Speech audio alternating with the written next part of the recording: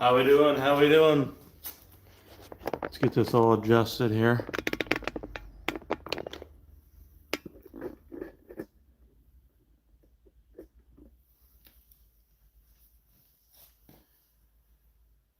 All right, that should be fine right there, I'd say.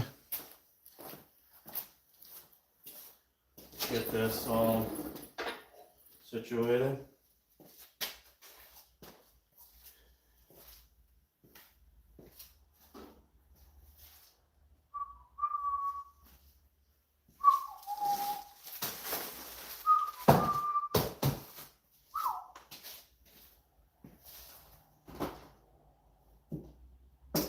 Good stuff, good stuff.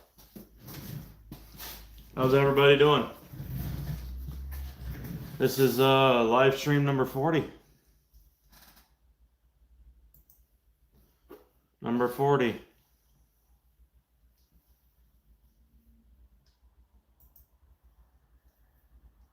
This is gonna be a great one.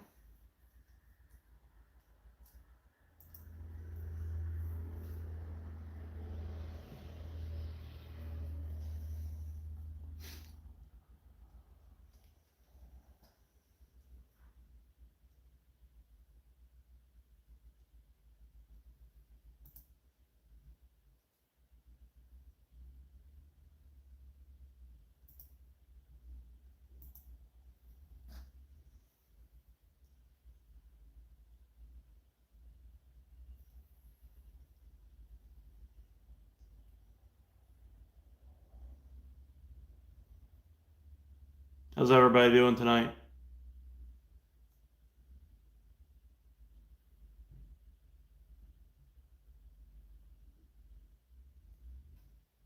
We'll let everyone roll in here, and I'll be right back. Just make sure everything's good here. First, that goes.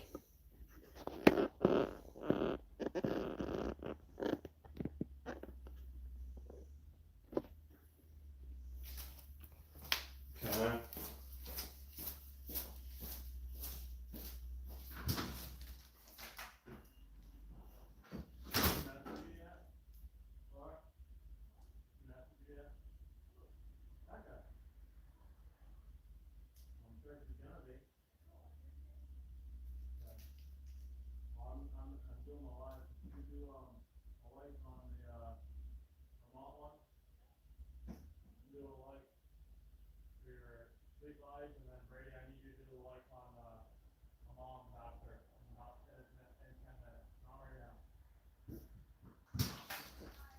Yep.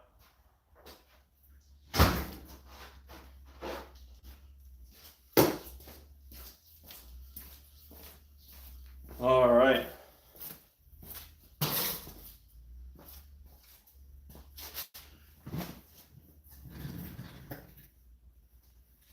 Yes, sir.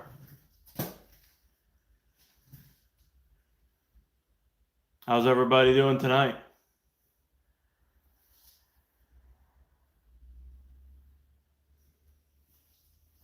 Tell you what, my God, I have freaking weird ass pain in the back of my hind end. Right on the right side, it's like I pulled a muscle or something. My lower back. I don't know what the hell's going on.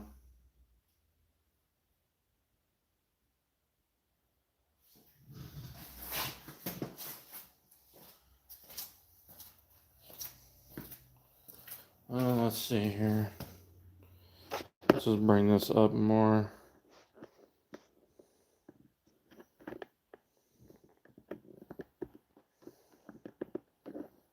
And then bring this down a bit, like so.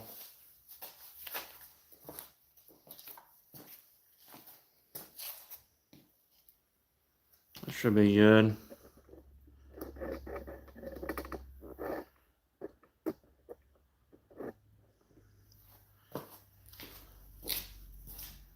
And then put the light up this a little bit more.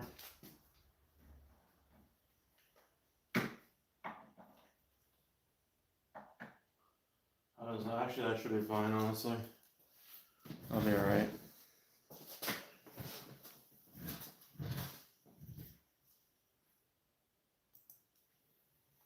That should be good.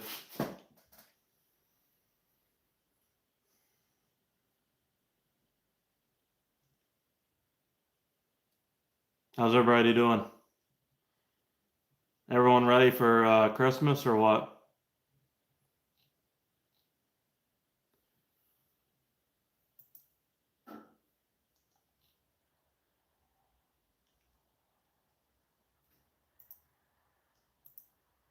If you guys can too, when you get in here, just make sure that you are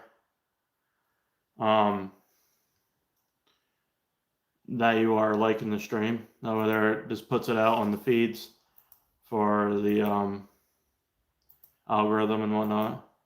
It just helps out, gets it out there and whatnot.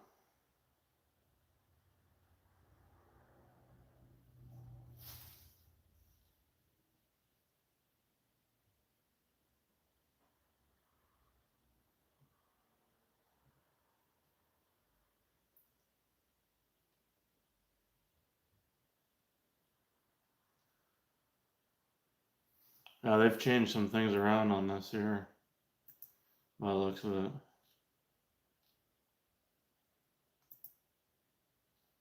Doesn't even show me my...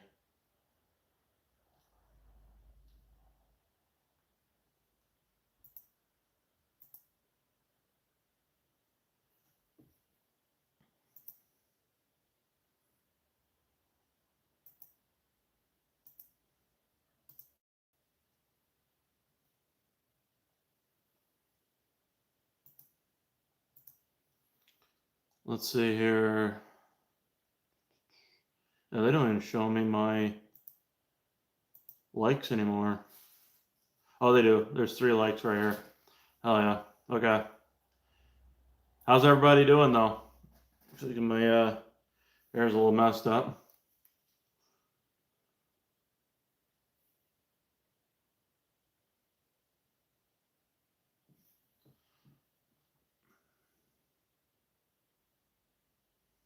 Is the lighting good? Is the audio good? I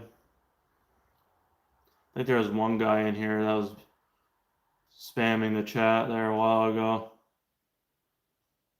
I don't see it anymore though.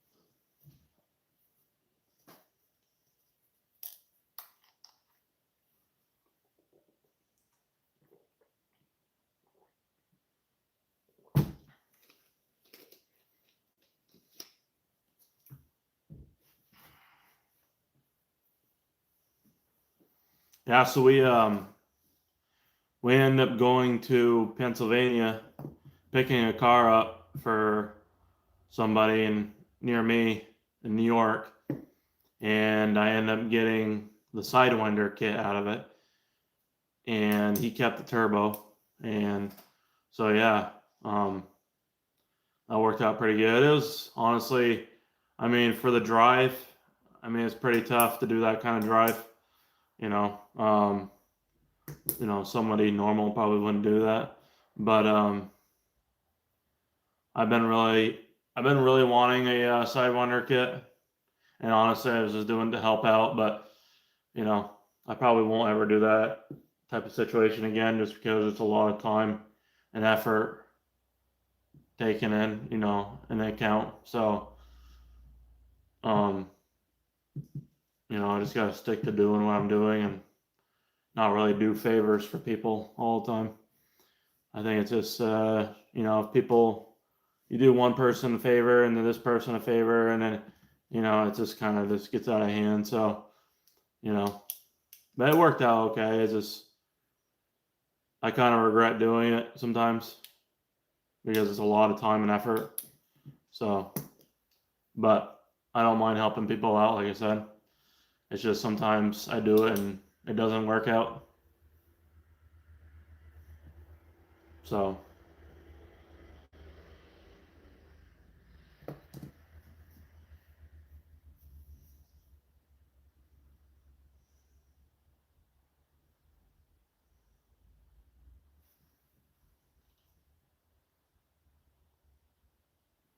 honestly think I probably should angle the camera down a little bit because it's kind of,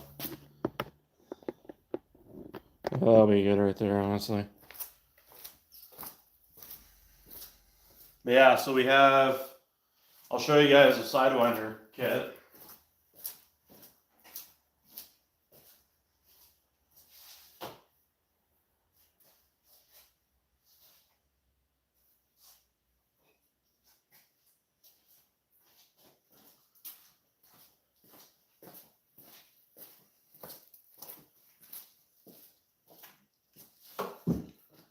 So,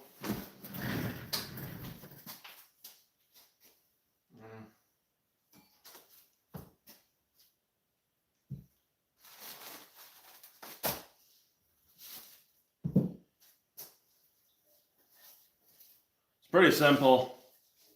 Something like this doesn't cost $3,000. It's all Schedule 40, heavy duty stainless steel, 304 wastegate dump out the hood. I'm gonna get this cut to have a RS manifold put on. But yeah, so it literally just goes on. I mean, it's so easy of a design. It literally goes on just like this. Right? So, but yeah. Hasn't even been really even used.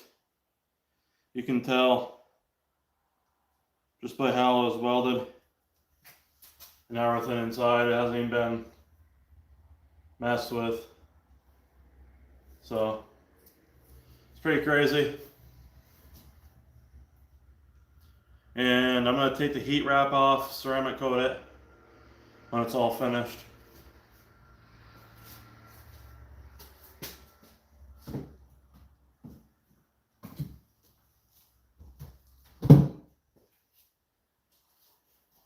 And then here is some makeshift hot charge pipe, which I'm going to redo for the design. I'm going to get some better pipes. It's actually going to get cut back some. It's going to be a better design than this. This doesn't work out for clamping as far as there's no lip here or nothing. So.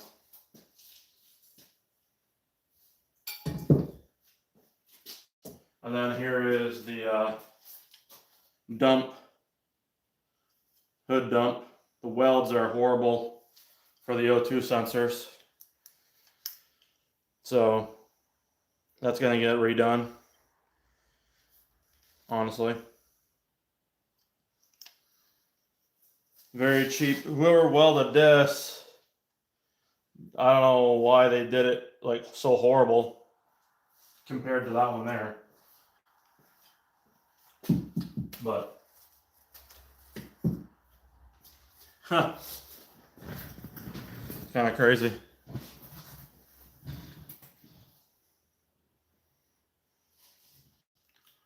How's it going, sweet boys?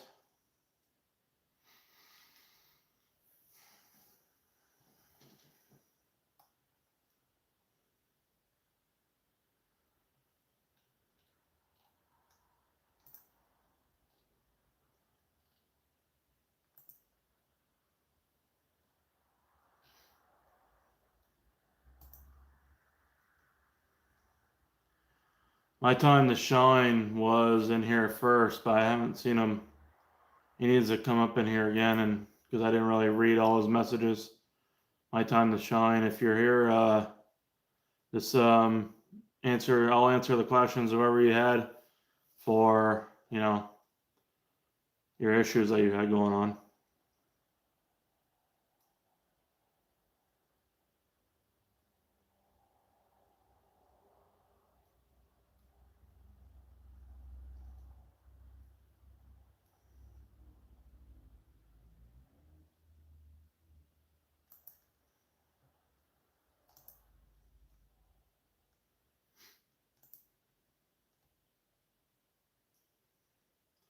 My time to shine. Good old my time to shine.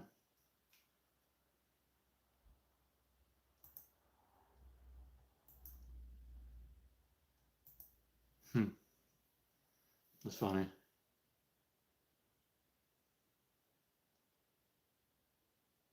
Yeah, it's because it was in a pre-stream chat.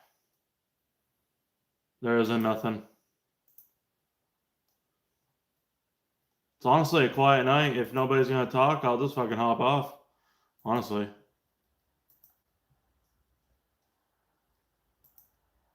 Oh hell yeah, dude. What the fuck? Hey man, I understand the feeling, but nothing to appreciate your time and energy. Oh dude, you don't have to do that. No, you're good. No, I was just like when I was saying that, like it's just like I was because I do take care of my mom and whatnot, and it's like I'm leaving her behind with my girlfriend, and it's unfortunate for that, you know.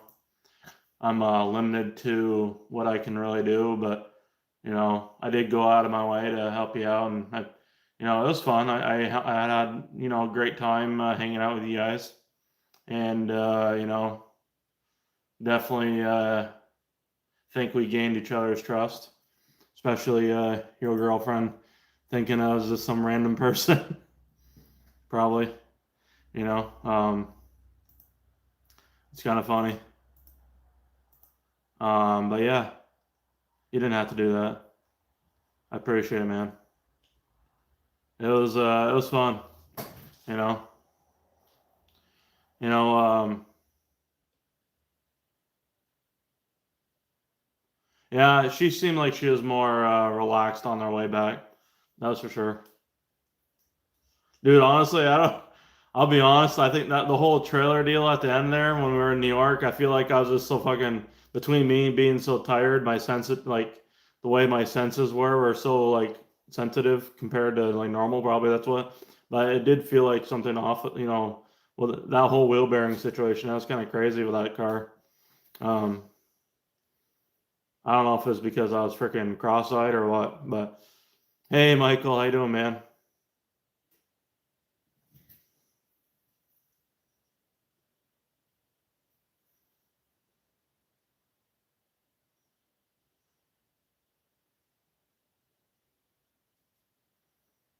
Yeah, me too. That's why I don't run spacers.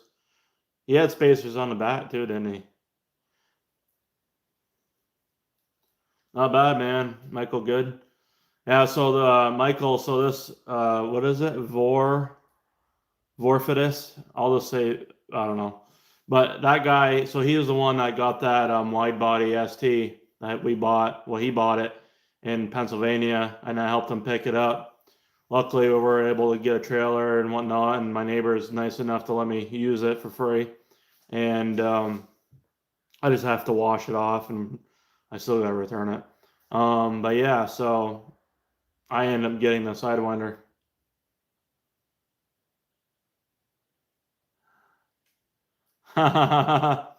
Just so you know, Vorfidus, so living in Vermont is my girlfriend slash fiance. So if you're wondering.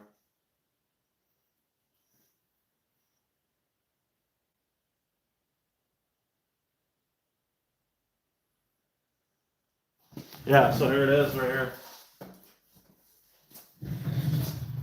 So it hooks on like that. I like how it's actually designed because it's angled upward instead of like to the side.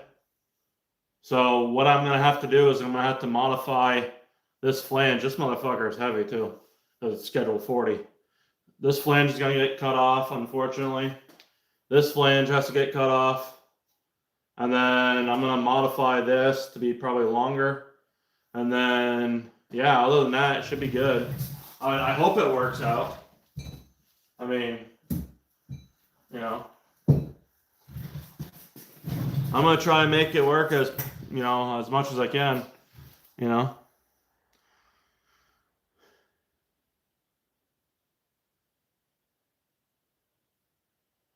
Yeah, that's funny shit.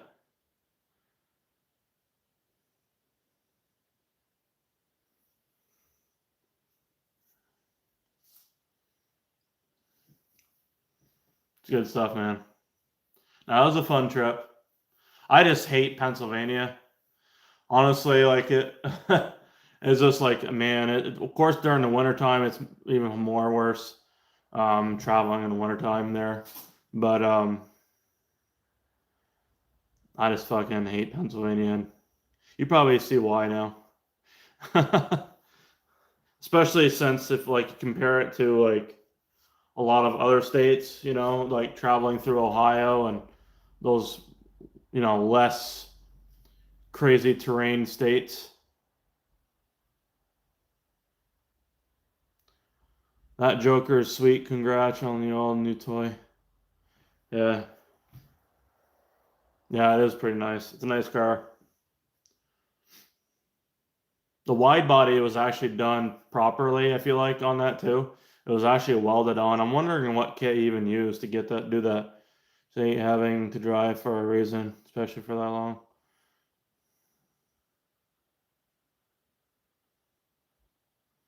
Yeah, it's a lot of work. You got to build in, anticipation and fucking. Yeah, it does look like a custom wide body, honestly. It does. The guy put some fucking money in it, and I'm surprised he just didn't pay it off.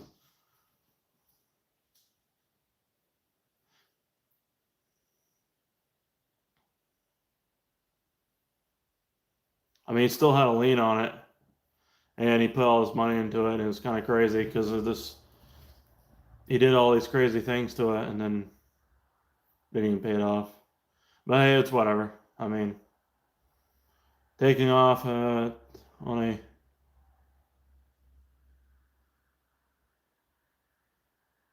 2,500 miles. Is that, yeah, round trip? Yeah. I mean, 1,200 miles. I mean, as long as it's running good and, you know, I wouldn't worry about it. I mean, if you're driving it in the snow and shit like that, I don't know how you feel about doing all that if there's snow out there, but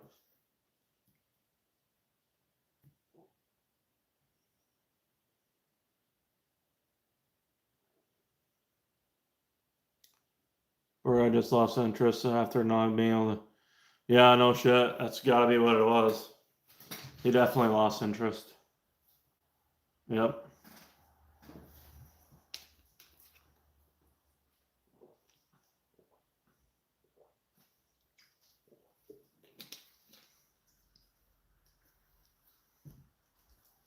Yep. Yeah, and I think so. We left. What was it? Sunday. So I was up from 10:30 Sunday morning until when we got back on Monday night. I got back home around 10. So I was up until like probably 11 Sunday night. So it was about 36, 37 hours total time being awake. And that doesn't make it easy. Like, it's a lot easier if you can just wake up and then, like, within that hour or two, take off. And then you're not up as long for the total time and coming back and, going there and coming back. That's what really was rough for me, was I didn't, you know what I'm saying? It wasn't like right off. I was able to do it, but it was there were some moments there where it's like I was gonna pull to the side of the road and just fucking sleep at a rest area for like 30 minutes, but I didn't want to hold you guys up. So I'm like, man, I just, you know, if it was just me, I probably would have, um, taking like a 30-minute nap just to relax my eyes. But it wasn't honestly too bad. I mean, having you guys with me probably helped me actually stay awake. So just be able to talk to people and have a conversation, and whatnot. But yeah, I just honestly, dude, I can't fall asleep with people driving, especially after Laura hitting a deer on the interstate coming back on trip in her F-150. I just can't sleep behind the wheel, like, we're in a vehicle. I just can't do it, So, yeah, it's just nothing against you or not.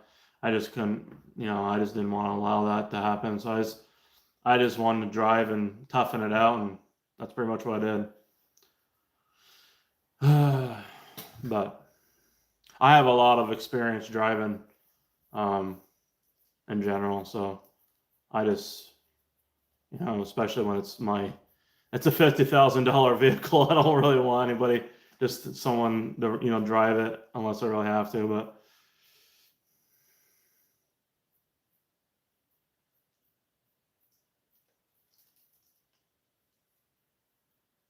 yeah, you're good, man.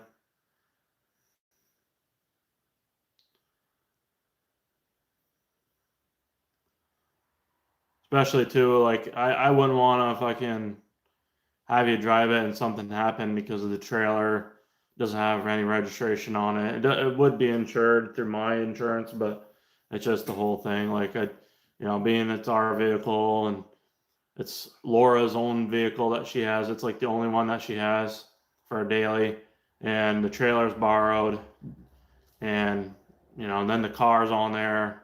So it's like I've fucking hauled 100,000-pound trailers, and 80,000-pound trailers with my CDL. So it's, it, it's pretty, it's different, but plus driving just the way I have a routine about doing it, so it's kind of hard to explain, but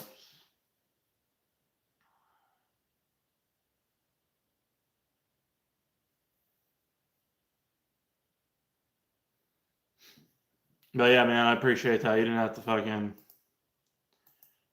donate anything. Honestly, that's just fucking appreciate you being up in here. Honestly, they have a whole different look for fucking this whole thing now. It's kind of crazy.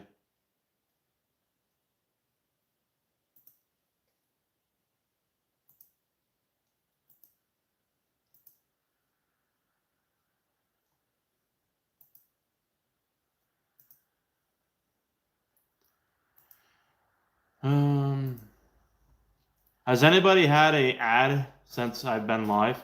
I'm just curious because I don't want to have too many ads.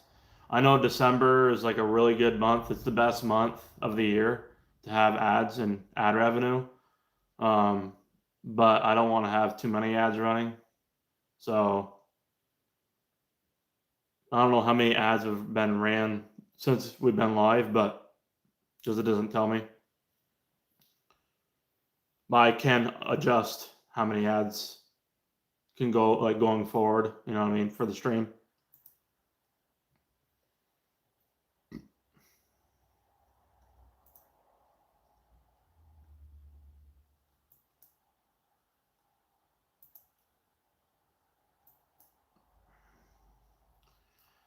Yeah, I had 2 cheeseburgers tonight for dinner. Man, I'm freaking all gassy and shit, man. Whew. Burping up a storm.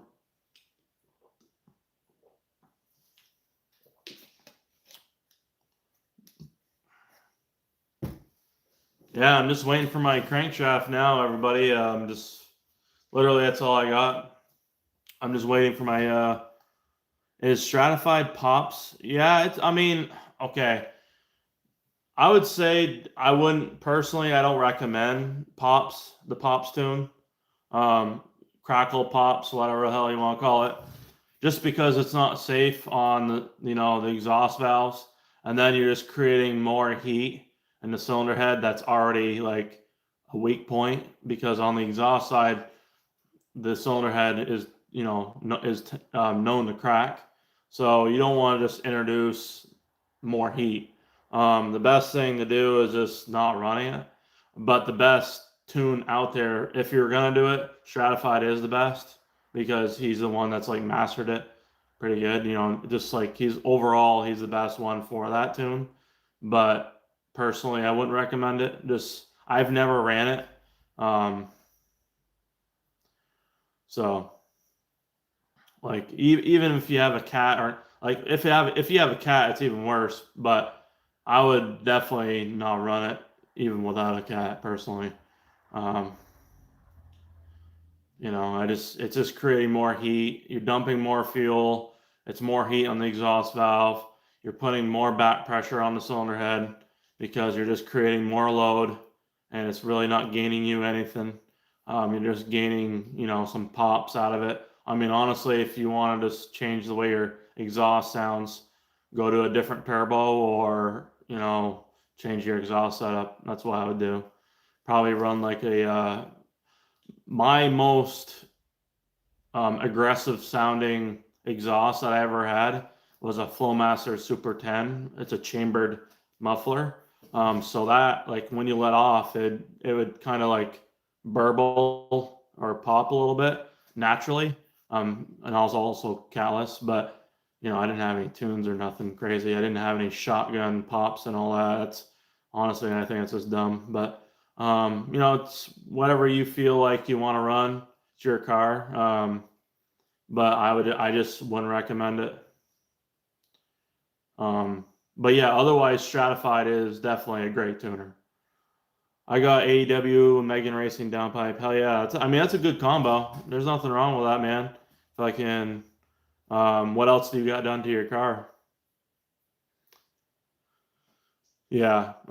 Stratified does have it mastered, and he does probably keep it safe if you want to go to like the mild version of it, but still, like, I just personally, I would just stay away from it, especially if it's a high mileage motor. With that cylinder head, I'm telling you, like, you're gonna regret it if you have any problems in the future. Um, yeah, so that's just my advice. Hopefully, you have a upgraded intercooler as well. If not, shop at cvfab.com and use my code. Anybody can use it. They got the best intercoolers, not just for the Focus ST, but for F-150s and a bunch of other vehicles as well that are EcoBoost. The only thing they don't have it for is the RS, which is surprising. What if it's a refined tune?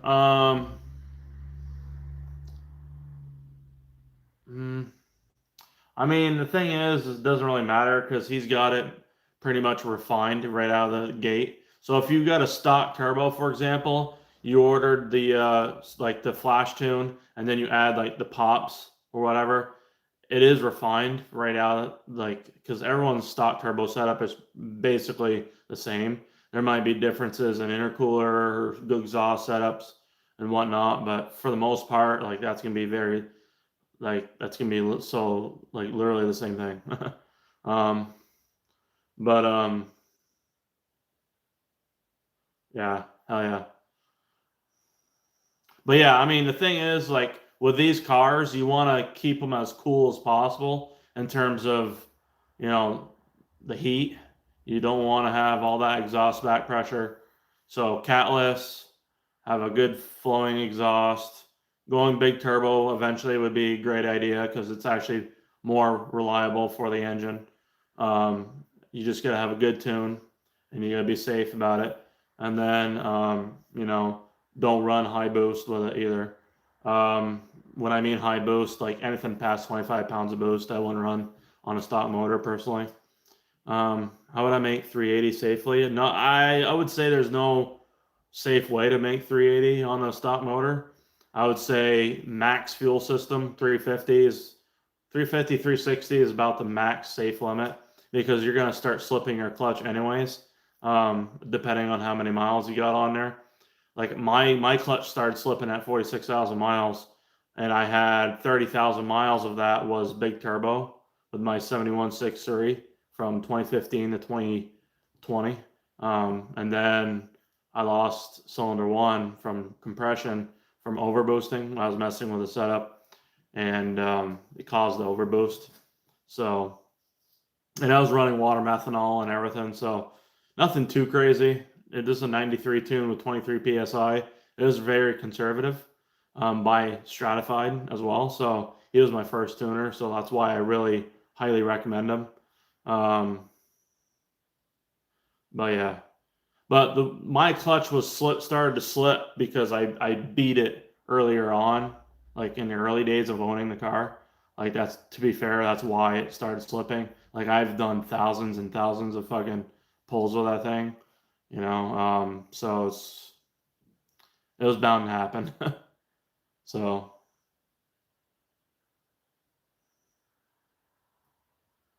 um, but yeah, yeah. I wouldn't say you would have zero issues. It would be better. It just would be safer to stay within OEM fuel limits. You know, 360 is like the max on 93 for the high pressure fuel pump. So if you can stay within those limits at sea level, you know, that's what it is. If you can stay within those limits, you're gonna be safe. You're gonna be safer. Um, Now that being said, you can still crack a cylinder head. You can still fucking have a ringland problem. It's just, what are you doing to prevent those things from happening is what's going to matter the most. So, okay, how would I do? So, you're not big turbo right now. I would say, honestly, man, like the best and cheapest way to do it, get a GTX 2867 Gen 2 from Elliott Specialized Performance. They're $1,900. It's the ATP kit. It goes right on there. It's internally wastegated, so it's a direct bolt-on. It'll match up to your charge pipes, your downpipe, and your intake will need, I think it comes with a elbow already for that kit, so actually you'd be fine. But it'll match up to your intake. You might have to modify something maybe, but I doubt it. But it'll come with all the lines and whatnot. It reuses your OEM return line on your stock turbo. And then, no, you don't need an external wastegate is for like the G series turbos. The most popular and best like overall sold turbo is the 2867 Gen 2. If you're looking to go with an external wastegate, if that's what you want, you're going to spend more money. You're going to spend on average probably another $1,000 because you got to get an external wastegate, which is like $400 probably, and then you need the dump tube and the dump style wastegate. You know, that's, or the manifold. So I mean, that's going to add up to $1,000 or more, and then you got the turbo that's going to be even more expensive. So the best bang for your buck for the money is going to be the Garrett 2867 Gen 2. And the reason why I say Garrett is because it's going to last longer than all these other knockoff brands. And it can handle 450 no problem. Get the 86 AR exhaust housing, so that way there has less back pressure. You can make like 430 at the wheels with the smaller exhaust housing, but it's just better to have less heat put on the exhaust side of the cylinder head. So the less heat that you can have and get rid of all that back pressure, the better. So yeah, and you can upgrade to the internally wastegated elbow that Arc Enemy makes, and that's whatever, $300-400. If you're gonna go with an external wastegate setup on the G series, I would do the CPE manifold. It's the best one out there. It's got a cast stainless steel design. It flows better, but for the internally wastegated, that's what I would do. It's just a lot better for bolting on. internally wastegated, so it mimics what your stock turbo is. It's just a better, higher flowing design. Personally, I think these cars should have had like here, I'll send you a link. Here, hold on a second. I'll give you a link. I'll give you a link right now. So ESP sells these turbos for the cheapest amount. This would be probably a good thing for you too. Fucking A. What the hell's your actual name again? I forgot your name. Vorfidus. What the fuck is your name again? I have you in my contacts too. I'm so bad with names. Okay. But it'd be probably a good idea if you want to check out turbos. These are the cheapest guys to check out. Here. I make content with my STM trying to learn more about the car. Yeah, that's cool. Just don't be promoting your content here because I just don't like when people want to promote their stuff on here unless they're like gonna super chat me or something, because I don't do that on other people's channels, and it's usually just highly disregarded for doing that. So, but yeah, I mean, kudos to you for doing that. Right here. So here is 2867 Gen 2. Here's the link.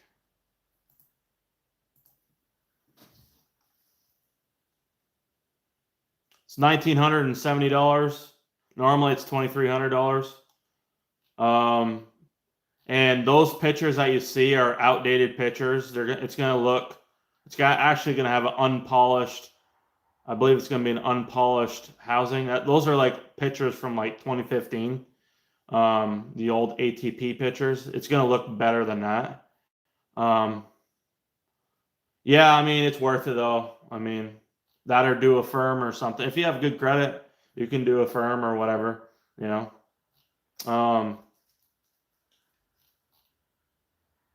But yeah, you can pick between the 64 or the 84. So I would pick the 84. The 86 AR is the tile housing. So if you want to go external, you have to go tile housing. And then if you do the tile housing, you would have to go with that G series downpipe, which you'll be waiting 6 months for. So it's definitely not worth it.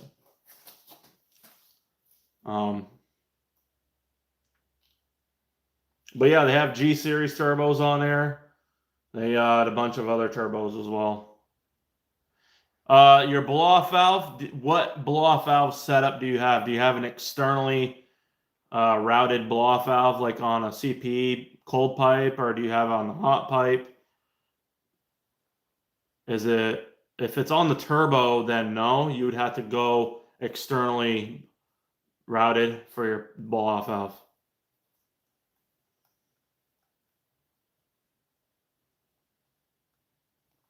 If that makes sense.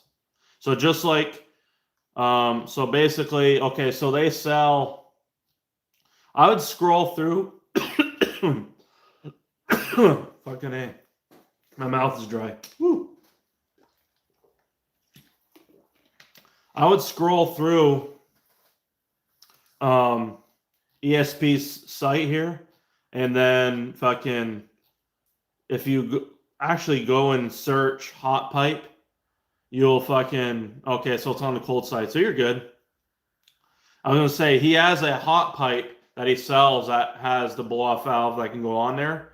I recommend that setup over the cold pipe because it's a lot easier to manage. But if you already have it, don't worry about it. You're good to go. You don't have to change nothing with that setup as well. The spring and everything is fine. No worries about that. So, yeah, you're good. I mean, you're good there. If it's on the cold side charge pipe, you're good. You're golden. You're good to go. Yeah, I mean, it is expensive to go big turbo, but I mean, the other turbo that's cheaper is going to be a B&R.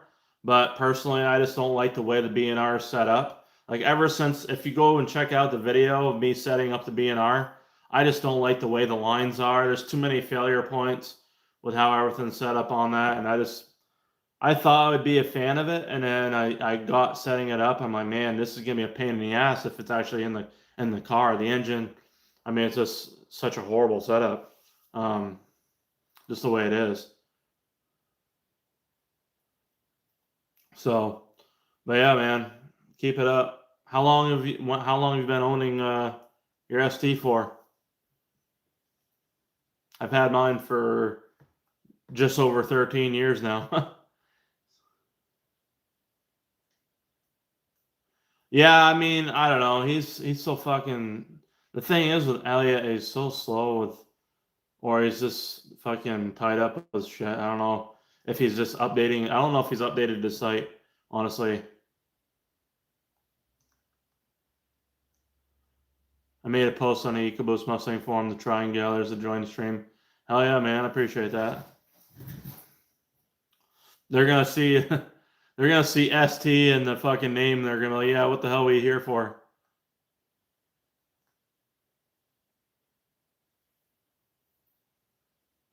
Yeah, the 3P one though, the 3P, I've had a hard time connecting that to. It would not work with my 770 or my G35 900 for whatever reason. I think it probably will work for some other turbos, like the older Garrett turbos, but it won't work with fucking. It didn't work with my G35 900 for whatever reason. It literally would not work. I had to reuse my OEM, actually my mount, or not my mount tune, my Mishimoto hot pipe that I modified, and then had a flange welded on it, and that's way better. And fucking literally, that works with my EFR setup, my G35 900. That's like the most universal setup ever made. It literally will work with stock turbo or my big turbos that I've had. So it won't work with the Sidewinder, obviously, but I'm gonna modify the Sidewinder setup to make it even better than it is. Now that being said, so I was talking to Alex at Stratified about coming out with a upgraded low pressure fuel pump. I don't know how many of you guys would be interested in a upgraded fuel pump that's in the tank. That would be, obviously. Now that being said, it's for people that are going to make past like 550, but even then, like I feel like a lot of you guys would probably buy it and upgrade to it because it can handle E85, and it'll just basically not take the wear and tear from that. So for me, that's probably what I'll end up doing. I hope he actually does end up selling them. So, oh, another thing, I want to kind of shout this out too. The controller. So let's see here.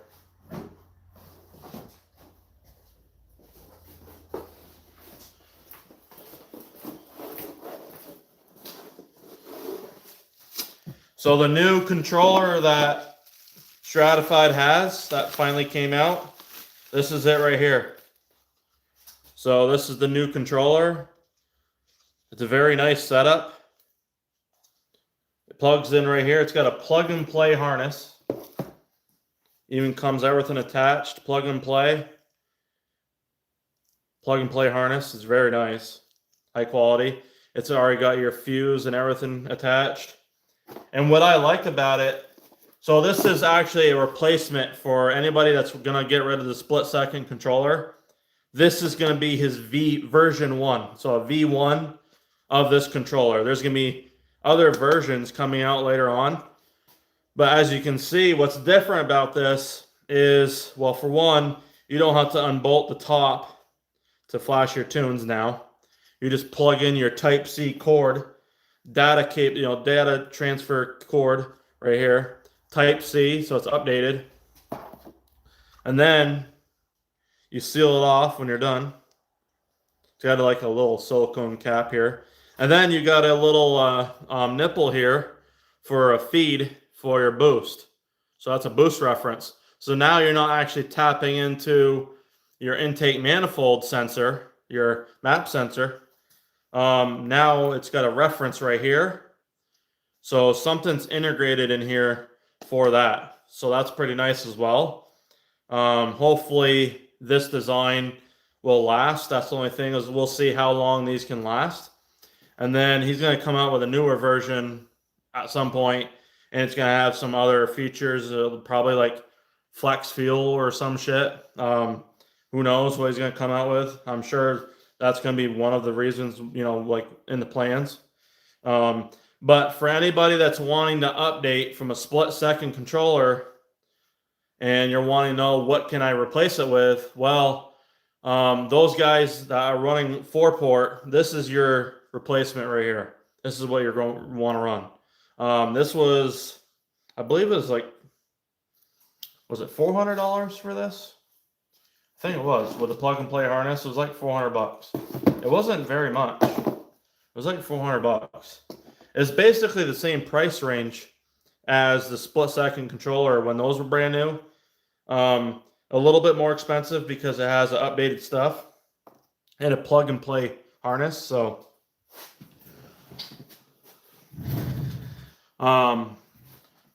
yeah, we just gotta get people interested in fucking like the fuel pump situation. I told them, like, if I buy one from you, I'll make a video and we'll draw some. It should draw some interest. I mean, you know, we just got to be able to get interest in doing it. But you know, how you doing, stuntman? But yeah, so this is the new controller with you know, all this good stuff here. So I'm pretty excited about this. It obviously uses a different software. The software, I believe, is free. There is a free version. It's like some sort of tuning or tuner studio or some shit. It's called Tuner Studio. So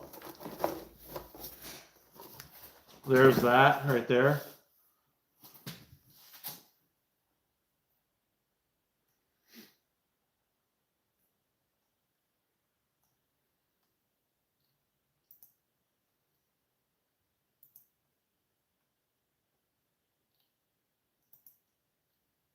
So yeah, if you guys, if you haven't already, just drop a thumbs up on the stream. That way, there it helps the algorithm. It'll get more people in the feeds and come and see that we're live, and it'll actually help engagement as well. So yeah, appreciate that very much. Hopefully, everybody's ready for Christmas. I'm usually late when it comes to shopping for Christmas, so. But yeah, I got some people, some things, and you know.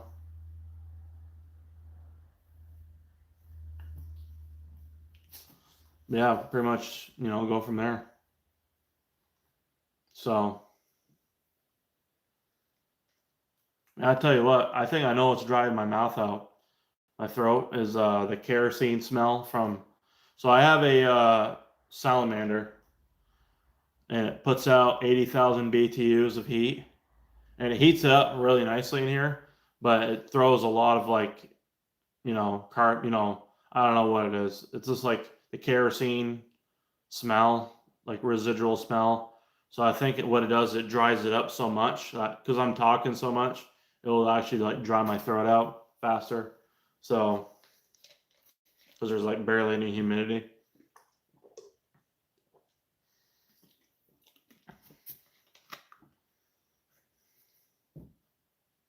But yeah.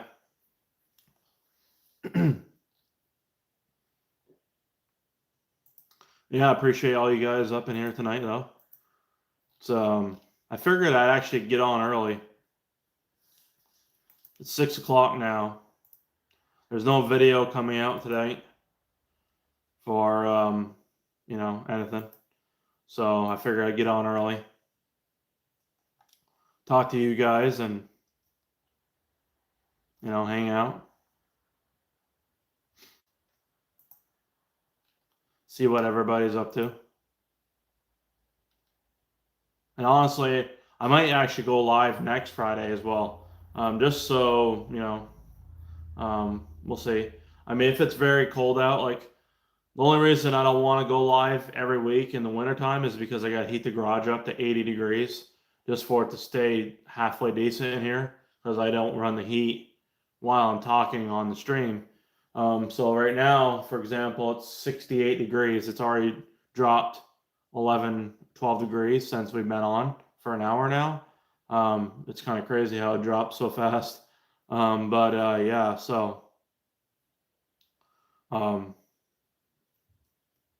eventually what I'd like to do is get a propane heater, so that way there would actually be probably cleaner. But we'll see. But yeah. There is also upgraded purge lines available. I have one in a package ready to go right here. So the December group buy batch is active. There's 4 of them available for December. So this is how it looks when it's packaged up. Professionally packaged, bubble wrapped, so it doesn't get any damage. And then you got the box. I mean, there's a box that the upgraded purge valve itself is in, and then like it just has the filter and all of that stuff in there. Fast shipping. It's using priority mail, so it takes usually about 3-4 days to get you those there. And they're $260 for the group buy cost, and it's the fastest turnaround time in terms of me shipping them out. I provide tracking proof, so that way there you don't have to worry about anything there. And then we use PayPal, Cash App, or even Facebook Pay if we have to. So, but yeah, so my email is whiteblurrst@gmail.com. It's actually pinned in the message at the top. If you look, it's highlighted, whiteblurrst@gmail.com. So it's spelled the same way. It's just all together. And then, yeah, so if anybody's interested in that, or even an upgraded high pressure fuel pump feed line, I also make those as well. Those are $100. So if anybody's interested in one of those, I make those as well. I only make them for the ST currently, because I don't know what the measurements are for the RS one. But yeah, so I have 2 in circulation currently for that high pressure, the high pressure fuel pump feed line. So that's the low pressure end coming from the metal line feeding it. So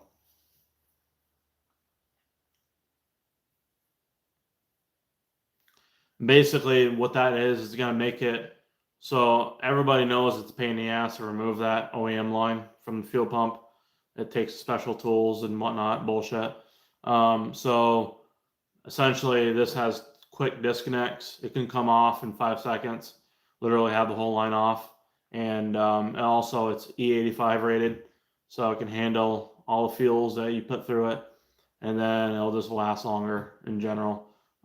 So if that's the case, if it lasts longer and it can handle E85 and whatnot, then you know, you save money. So, and it also looks great. So, and if you have the purge line and the fuel line, they actually complement each other, because they're literally made of like the same fittings in a way. So when they're next to each other like that, it actually looks pretty cool. It's kind of like if you got the radium, dual radium, you know, catch can kit. They kind of complement each other. You don't usually just get one of them; you get both of them. That's kind of how it is. So kind of the same way, except those are not as expensive. So yeah, but hell yeah.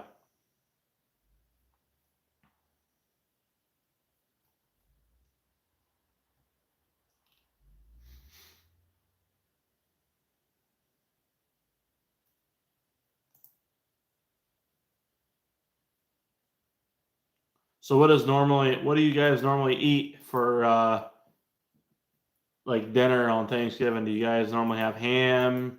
Do you have like prime rib? Do you guys do like something different?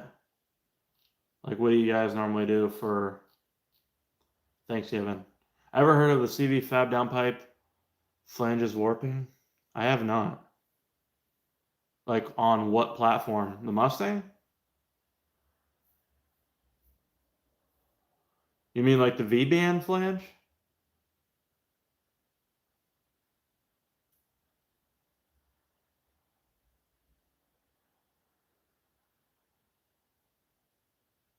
Huh. No, I've never heard of that. What is it, like a V-band? Well, if it's for the Mustang, don't you guys have a 2-bolt flange or something? Maybe if they do have warping issues, I wonder if it's because the flange is not thick enough, maybe. And if that's the case, then somebody needs to obviously mention that they're warping and they probably should go thicker. But I've never heard of it, honestly. I'll be honest, I never heard of that. I don't know. Maybe it's somebody that has a tune. Maybe these guys are running like pops tunes and crackle pops, and it's putting extra heat on the flange and making it warp like that. Like I wonder what's going on to make it like actually warp. That's just kind of crazy. There has to be a lot of heat to go through there like that, just to make it warp, intentionally like that. You know what I'm saying? Like why would it just warp? You know, something's off there if it was just, you know what I mean?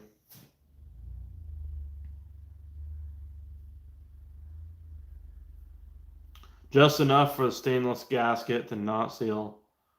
Oh, okay. Yeah.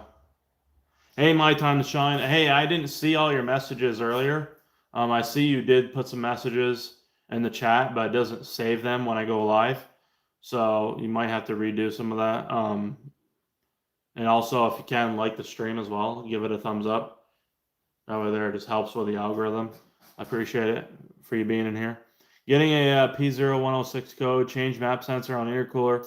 Any else companies have 2 map sensors. So what is the symptoms? Is this that or what?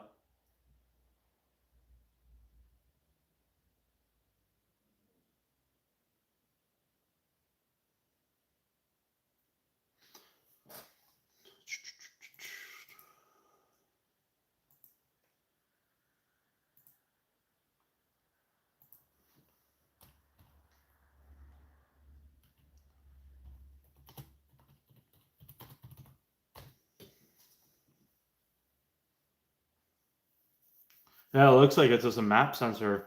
So change the map sensor on your cooler. I would say change the one. Okay, so the primary map sensor is actually on the intake manifold. The one that's on the intercooler isn't like your primary manifold sensor. That's actually like a more or less like actual fucking temp sensor.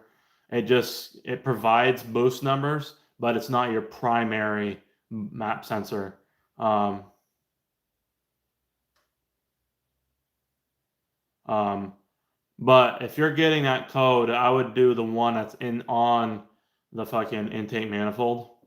Or if you want to save money, try actually getting some like I don't know where you're located again, but try get some MAF airflow sensor cleaner and spraying the intake manifold sensor off, and then resetting your ECU or whatever you're on your cob or whatever you're doing for a programmer, and then see if the code comes back.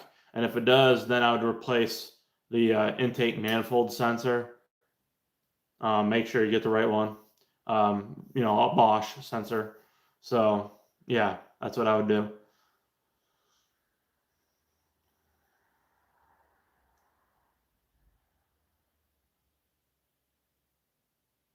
I mean, what symptoms are you getting other than the fact that you got a code? Because to me, that's the intake manifold sensor. That code is for that. Um,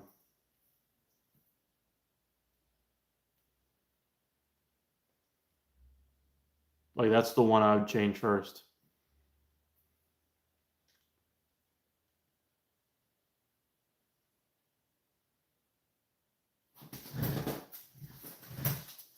But appreciate you being up in here and my time to shine. My time will shine, sorry, not my time to shine.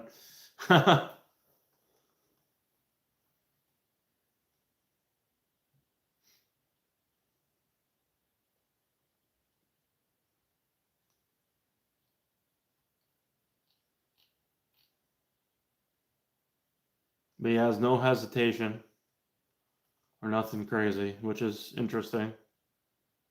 So that's interesting. No hesitation.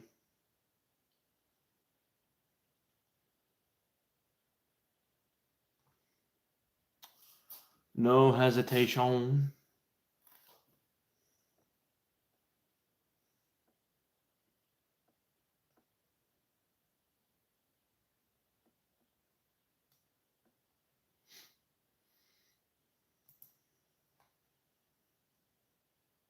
But yeah, if anybody's interested in the stratified updated fucking thing here, let me see where it is.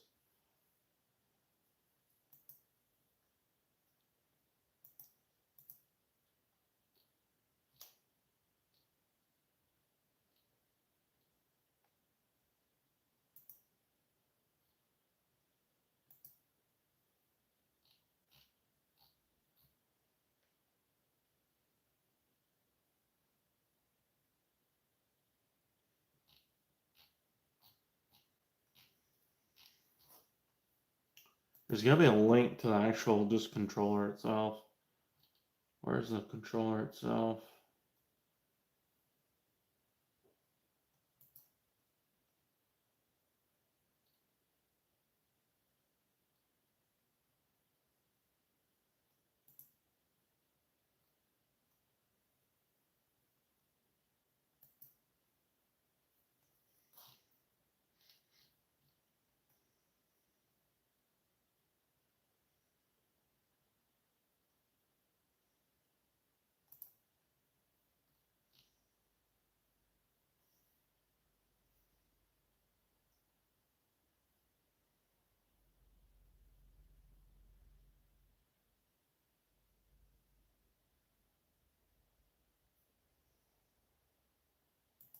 What is this?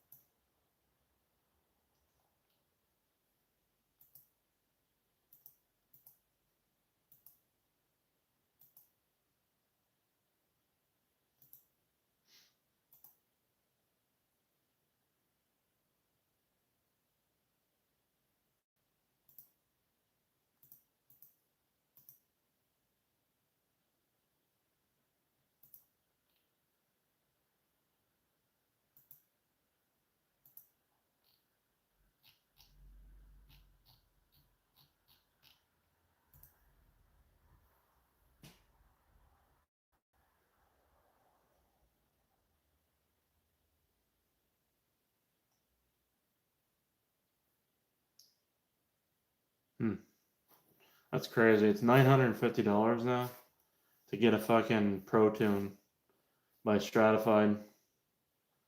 For what I want, it's gonna be $950. I hope he gives me a discount, honestly. Just because I've been buying some shit from him. $950. That's fucking nuts. It's crazy. Oh. I'd pay $950 if his remote tuning. Yeah, I mean it's okay. So it's a non-stock turbo, which means upgraded turbo. It's $125 add-on. Upgraded cams with a stroker kit is another $250. Additional fuel types, one additional fuel, that's 125. Port injection, that's literally $100 add-on. So you add all that up, it's $950. I can't look at any messages right now because my phone is the one that's capturing the video for this.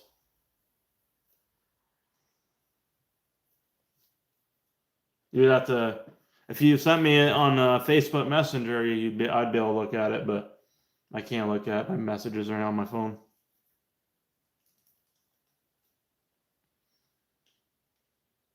That's crazy. It was $850 last year, or in 2024 it was. I mean, he might do a discount for me because I've literally been a customer since 2015. But otherwise, he won't do discounts. Not for like normal people. I mean, we can find out. I can ask him. He'll provide discounts sometimes to like subscribers of mine if I mention it. But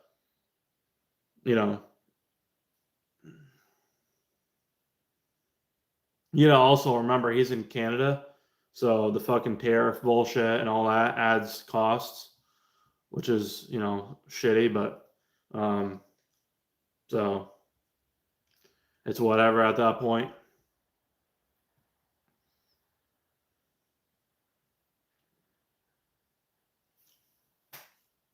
But yeah, I'm sure he'd give you like 5% off or something. 5% off on 2100.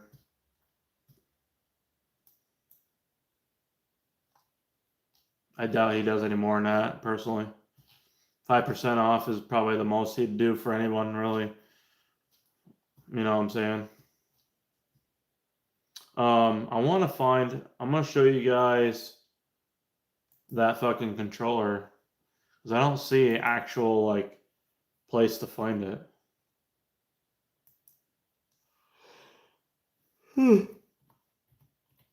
Fucking tired.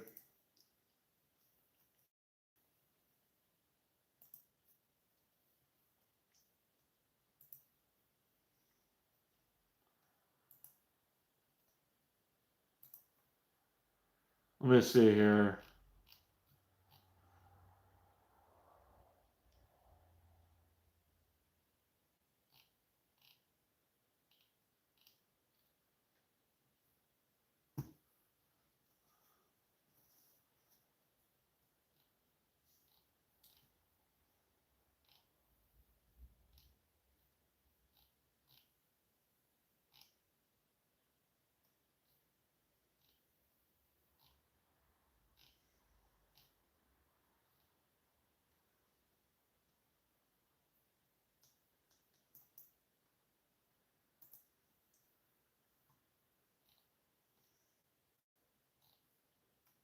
Right here. Here's the...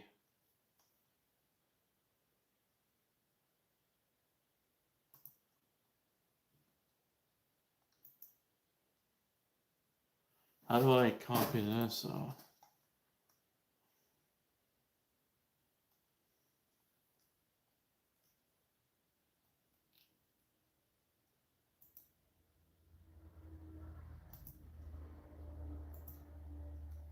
Oh, it's actually $450. Not $350, it's $450 for the controller. Plug and play harness controller. I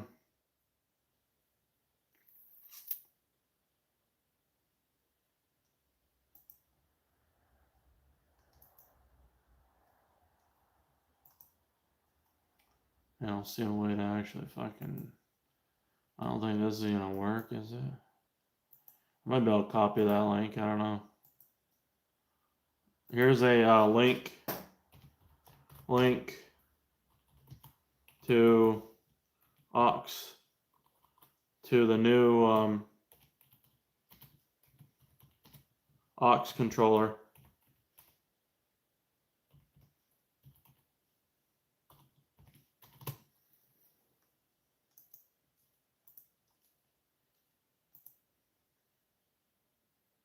I should take you there.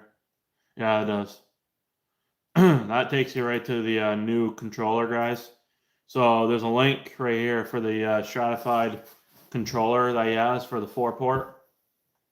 And it's basically to replace the split-second controller. So if you're looking for anything, you know, for that, there you go right there, $450. So, you know,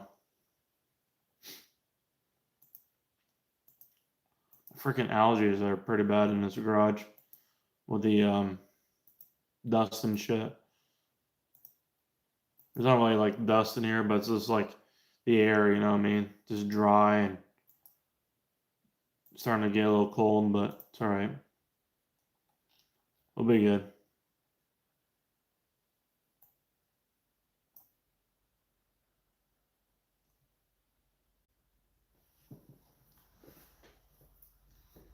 Drink some good old water and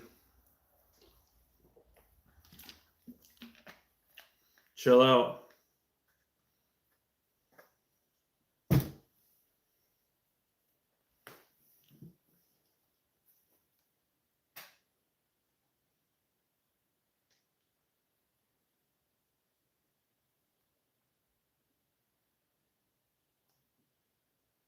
If anybody's interested, I have a spare set of 95-pound Bosch injectors. So if anybody's interested in a set of 95, they're brand new, 95-pound injectors, let me know. Just email me or whatever, and I'm gonna sell them because I don't need them. So.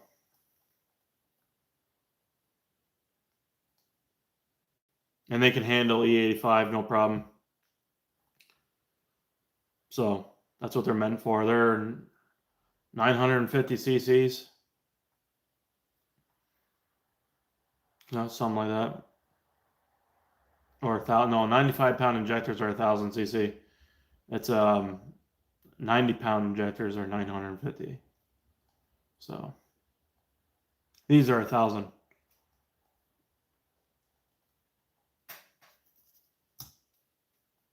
Well, the baseline comes with 65-pound injectors.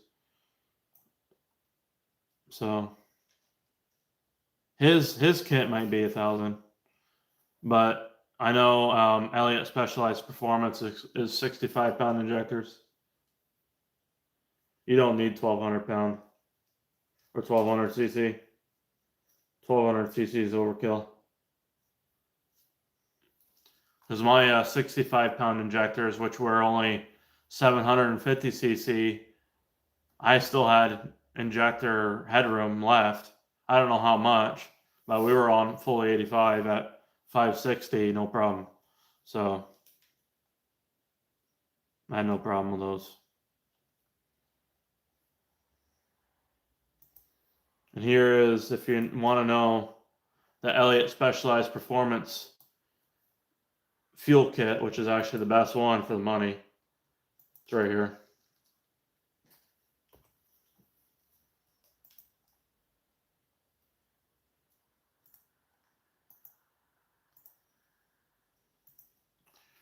ESP, this is the one I have. I did run this one. Fuel 4-port kit. It's the best one for the money. Just don't get the obviously, I don't know what he's gonna do with the controller. It might come with a split-second controller. I don't know. If it does, there's nothing wrong with the split-second controller. Okay, just so you guys know, there's like nothing wrong with those. Just because they're stopped making them doesn't mean they're a bad controller. So there's nothing wrong with them.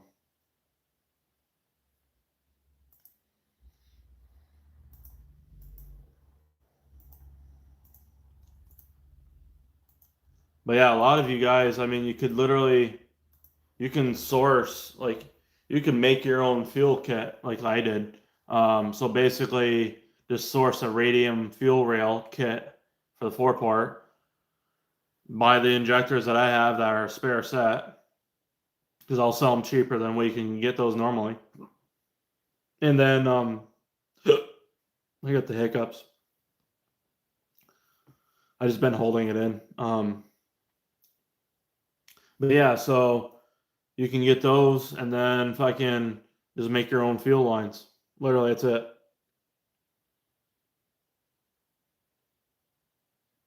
And then you need a control. Obviously, you got to get, get the stratified controller or whatever you're gonna run. But yeah, that's what I would do. That's what I did, anyways, this time around. And let's see, it's about $360. It's $360 for the 4-port fuel rail kit, and then it's another $380 for the injectors, the 95-pound injectors. And then if you're gonna go source them yourself, the fuel line fittings and all that is probably gonna be another $100 roughly, give or take. And then another controller, depending on what you want to get. The stratified one is $450. So yeah.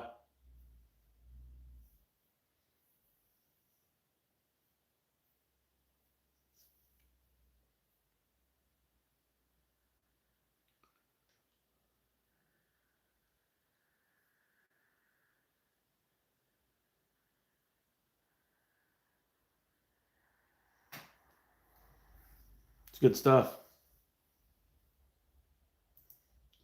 Good stuff.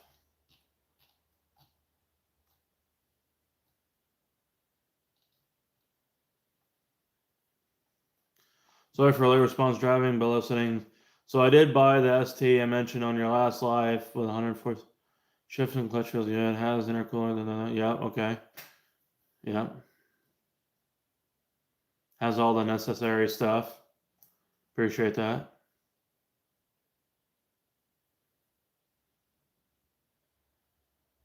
Yep.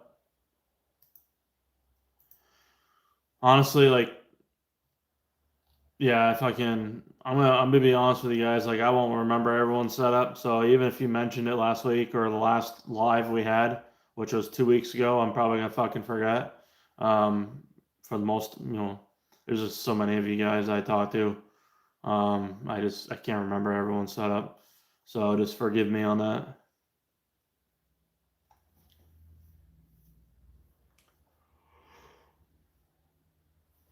Oh shit! Can't see the turbo to see if it's upgraded.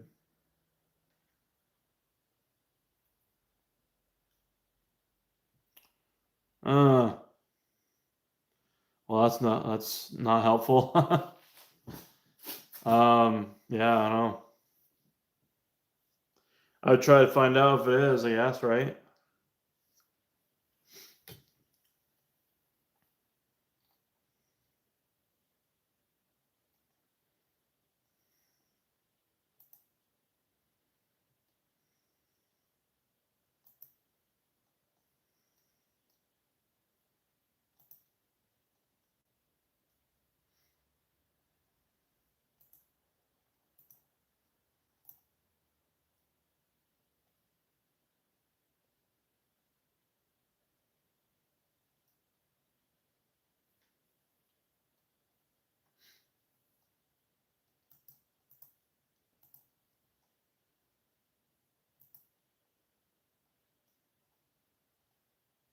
But weren't you having some other issues?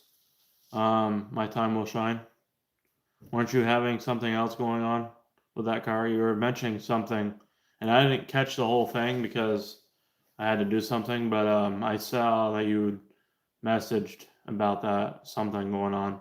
Um, I thought you had some issue or whatever. But yeah, if you want to let me know, over there we can see what it is.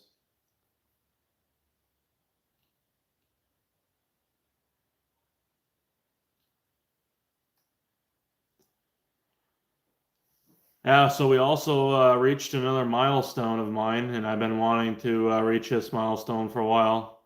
It is 13,000 subscribers. So we hit that. And yeah, I'm just freaking blown away by the support from you guys, honestly, and it's pretty crazy. I didn't expect to get here this quickly. Been awesome, you know. Basically, I mean, it's kind of undoubtedly like the fucking like. I mean, I hate to say this, but it's true. I mean, there's nobody else that's on YouTube that I feel is doing Focus ST content that has grown as fast as I have, especially in the past year, honestly. I mean, it's just, I'm blown away by your guys' support and, you know, um, helping you guys out, save money, and, just provide the absolute best information that I can possibly. And just, also, just do the best I can and do the lives and answer your guys' questions and engage with you guys. That's like another thing that we do that's different than anybody else is we do live streams. There's nobody else doing that for this community. And, I'm grateful that you guys all come in here and, there's probably only, obviously there's only a few of you, but, I mean, people are doing other shit on Friday night, so I get it. I mean, not everybody's gonna be in here fucking watching, or listening to me, but having a good engagement and answering questions or just talking about cars and what's next for the car and this and that is pretty awesome. And so, I appreciate that stuff, man. I really means a lot, and people like you and like everybody else that's in here, and you know, you basically keep the train rolling, man. You just keep the train rolling. You know, the train will. It just doesn't stop. So it's it's an honor to help you guys out. You know what I'm saying? Like to have you guys, being here and being able to get to know you all and if I can just talk cars and just like chilling out with the boys. That's pretty much what it is.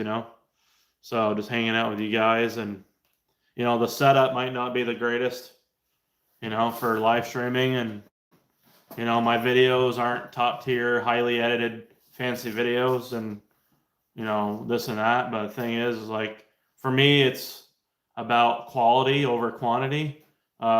So, just in terms of like, how much quality information I can provide over how, everything else is. So, car out of Cobb, not sure if there's a tune. My question is if I buy a Cobb, will it rate? No, it won't. Because if it's not, if the previous, so if I had a Cobb programmer and it was not unmarried, then you're going to have an issue. You'd have to contact Cobb and figure that out. I think Ford might have to do something with that. I don't know what the whole situation is in terms of getting another Cobb programmer and trying to marry it. Do you know if they unmarried it, like the Cobb that was on it before? That's what you need to find out. That way there, you don't have to worry about it.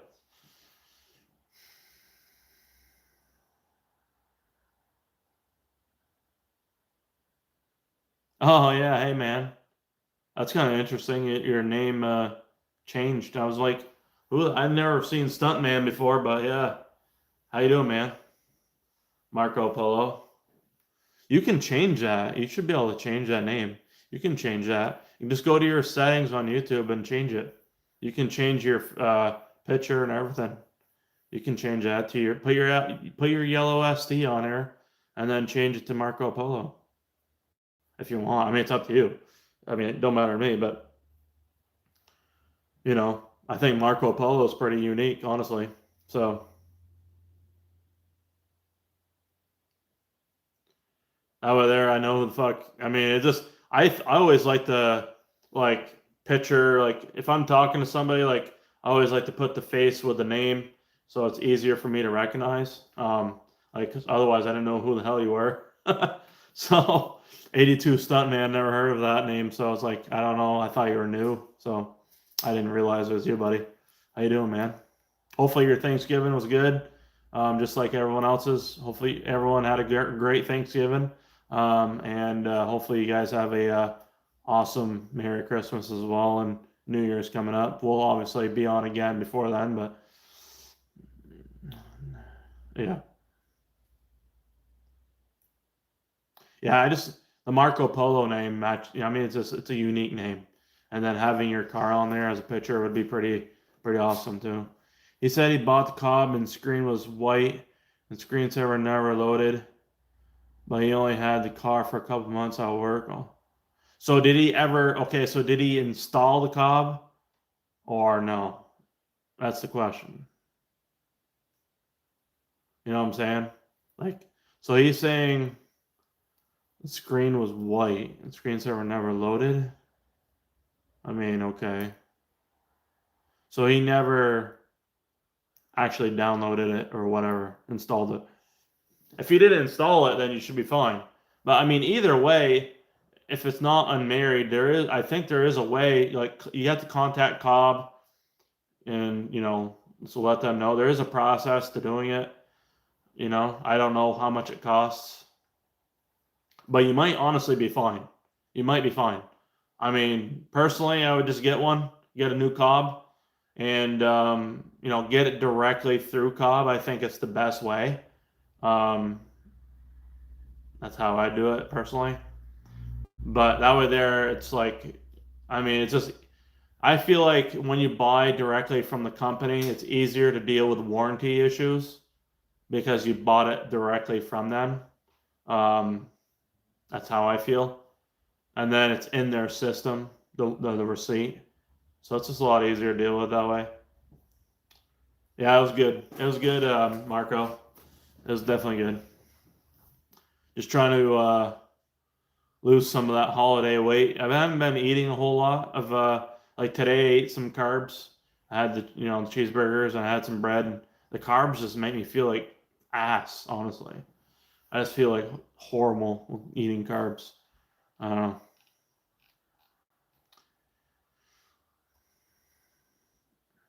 But yeah. Other than that, it's been good.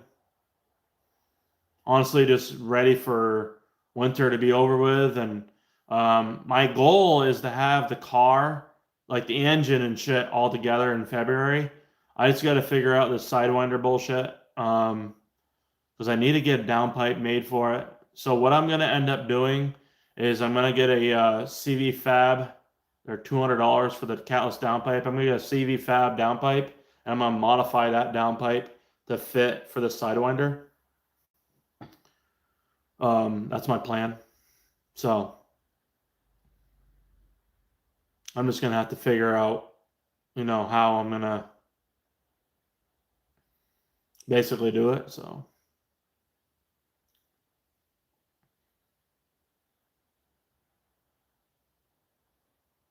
but I'm gonna have to probably.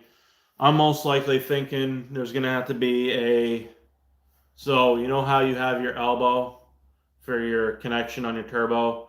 So that's gonna have to be probably flipped around the other way, and then we cut off that V-band, or we just cut that off entirely, and then just put a new long radius 90 on there, so it has a little bit more of a radius to it, and then have a V-band on that, and then connect another section from that V-band to the turbo itself.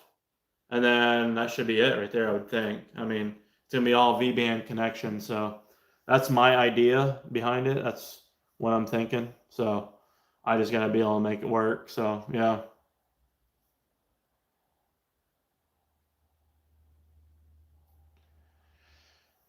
Put the battery back there too. Putting the battery back there is definitely not hard. The video that I have is very informative, and it makes it very easy in terms of how to do it. I actually haven't made a video about how much footage you need for, it's 12 feet. You need 12 feet of the double gauge wire. I know that for a fact. and it actually ends up being, I think, I'll have to look at my receipt. I think it's 12 feet, but I end up having like a foot left, so it was really only 11. But in terms of the fuse box itself or the fuse, like that would be nice to relocate, but I just don't know how, like, that's a lot of fucking wiring to deal with. So I don't really want to mess around too much with that stuff. Um,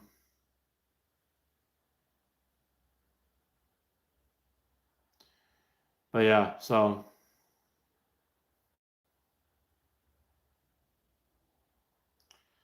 yeah, harness. I mean, that'd be freaking honestly pretty nice. If there's a way to just have like quick connectors, so you disconnect every single one, and then, but the thing is, I don't know if this is true or not, but I think, don't those wires have to be a certain length and the size once you start extending them for so long? Like, you know what I'm saying? Like, if you go too far with it, it might draw too much or lose a certain amount of power. I don't know if that's really going to be the case for those or not, um, but you don't need to remove that fuse box. I mean, honestly, if you're worried about heat, just wrap your exhaust, ceramic coat it with some like Cerakote or whatever, high temperature ceramic paint, then wrap it with titanium heat wrap, and then fucking put a turbo blanket on the turbo. I mean, that'll be plenty enough right there. You know what I'm saying? And then if you really want to, fucking get some hood vents, and then I have hood extractors. I call them, they're actually hood extractors. They're not really hood vents. They're hood extractors. But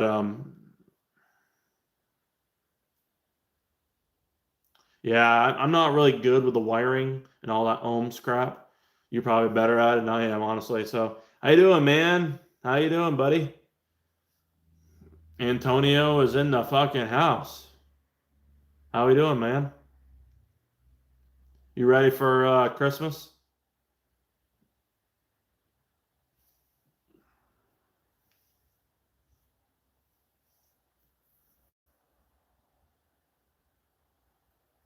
My skin is like all fucking dry from the air in here, man. It's crazy. I feel like there's like fiberglass fucking scratching my face right now. It's kind of crazy. Everything's good. Yeah, hell yeah. That's awesome. I have the plastic vents in the panel there.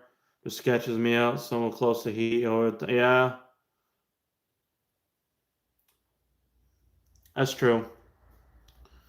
I think like the way I have mine set up with the vents, and if you delete your cowl section, like where your, I don't know if you run your hood wipers or not, but removing your wipers, all your blades and stuff like that, and remove the cowl, that'll actually allow some airflow as well, and heat will escape from there. Um, like I can tell you right now, ever since I've put in those hood vents in and having no cowl, my valve cover is like fucking, it doesn't get hot. Yeah, those I can tell you where I got those from. Those hood vents. They're Varus. Focus SD Varus vents.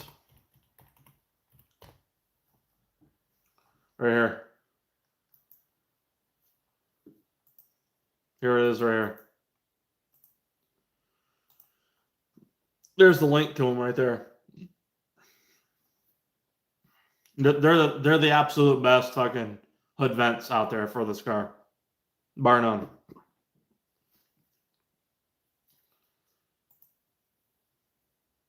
So, damn, fucking a. I'm all fucked up tonight, boys.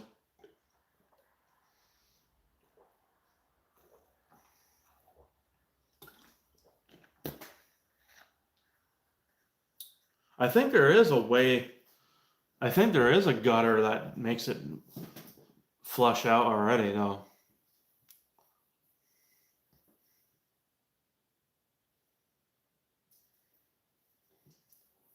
I think there's got to be a way to the water escapes already, because where those wiper motors go, water would go in there already. I think there's already a drain somewhere for that. There has to be somewhere.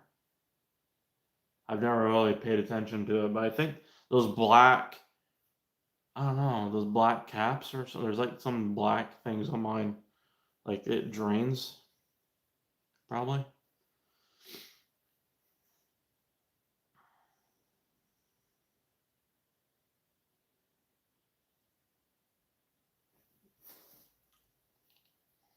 I don't know.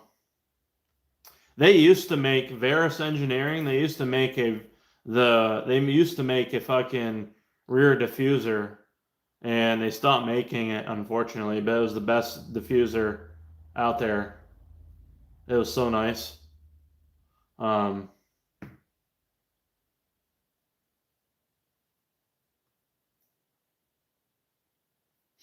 but yeah.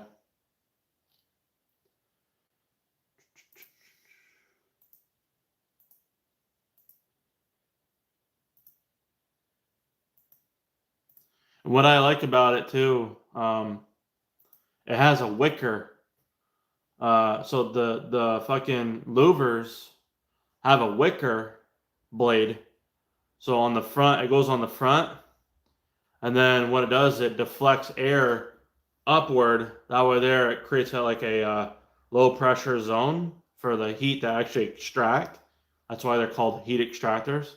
The heat extracts out of the louvers, and then the air that's incoming goes over, so it allows that area to not be a high pressure zone. So it's pretty interesting how that works. They have a whole like fucking CFD fucking wind tunnel thing on it. Shows it. Yeah, it shows right here. Like there's actual science behind it. If you guys go and check it out, there's a whole wind tunnel science thing behind it, the whole thing. I mean, that's why I did it. I literally have fucking like I did the heat hood extractors, and then I did the cowl induction. I did the cowl intake, the 3.5 inch one I made, and that's actually a high pressure zone because you got the air going over the hood, the louvers, and then it's coming and rushing, and it's pressurizing all that. So the heat is again escaping, and all that fresh air that's coming in is going. A lot of it is going into the intake, the intake in the cowl, the cowl intake, and then that high pressure zone is pressurizing in the fucking cowl area, so it just basically forces air in there and through. It's pretty crazy, like how I had that thought of doing all that, but also heat does escape, especially like when you're sitting still and whatnot. But a lot of the heat is going to escape out of the vents. Yep. It's very nice design.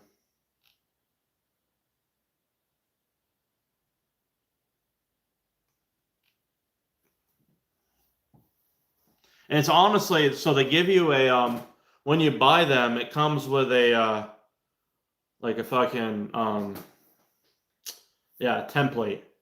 So it comes with a template, so you can cut. You just get a fucking cutting blade, and just fucking cut in that area, and you got to mark your hood. So you got to measure. Use like tape to measure one end to the other and kind of even it out, and then fucking literally just cut your hood. I mean, it sounds crazy, but once you start doing it, it's actually really easy. And you just fucking drill your holes, and yeah, it's honestly not that bad. So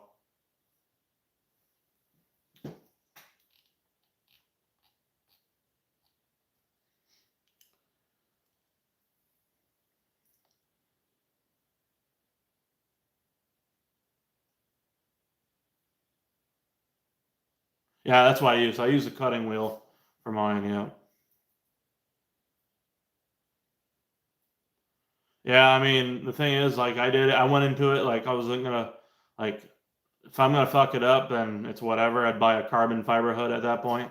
But I figured fucking why not? So, I mean, to be fair, I'm pretty decent with my hands. Like I used to draw in high school and shit like that. So I mean, I wasn't the greatest at it, but I'm pretty decent with my hands staying still. So I mean, I guess I had pretty good confidence going in that I could do it, and it came out pretty good.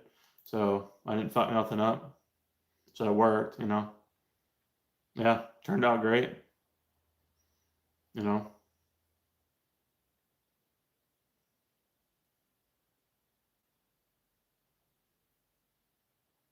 Yeah, that's crazy.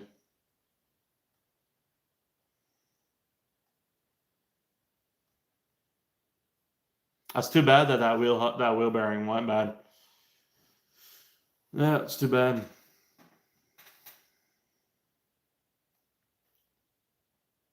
But it's bound to happen. I mean, all four of those wheel bearings are gonna have to be replaced by the looks of it, just because of the fact that I had fucking hubs on it. You know,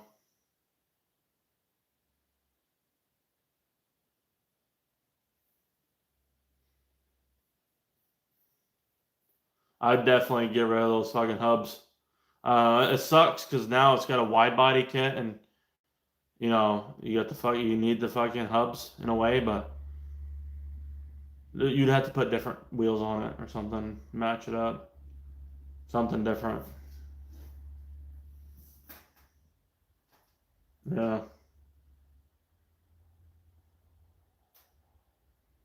I don't know. I think, well, you know what could also hurt the wheel bearing is having the hubs on there with the amount of camber that the car had. I'm sure that didn't help either.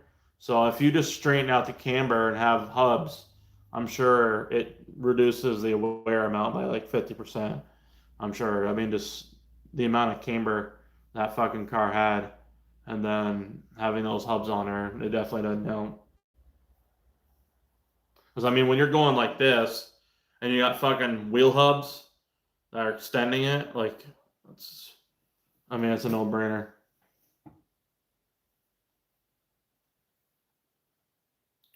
Hey, Matthew, how you doing, buddy? How you doing, man? We're good. We're good. Just chilling out.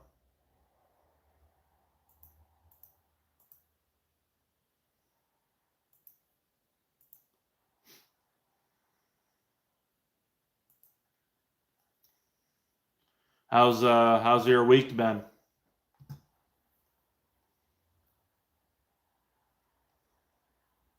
So, has anybody got any plans for their cars this winter time?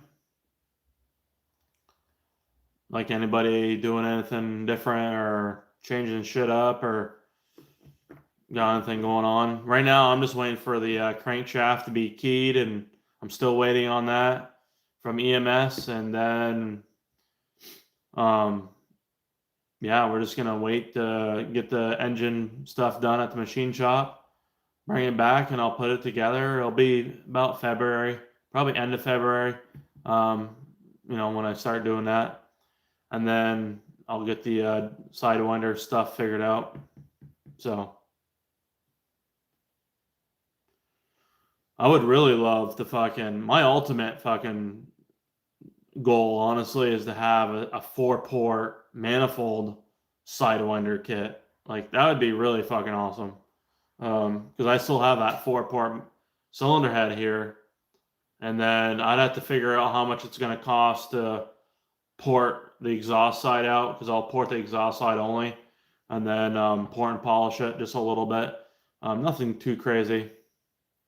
Um,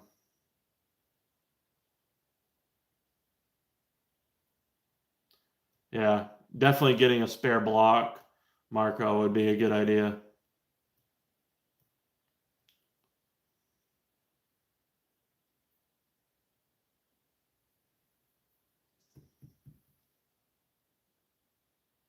been a good week. Hell yeah, it's been a good week. It's been an awesome fucking week for everybody by the looks of it. I mean, hell yeah. We got 11 likes in here. Keep the likes up, boys. Drop a like on the stream if you haven't already. Juice us up.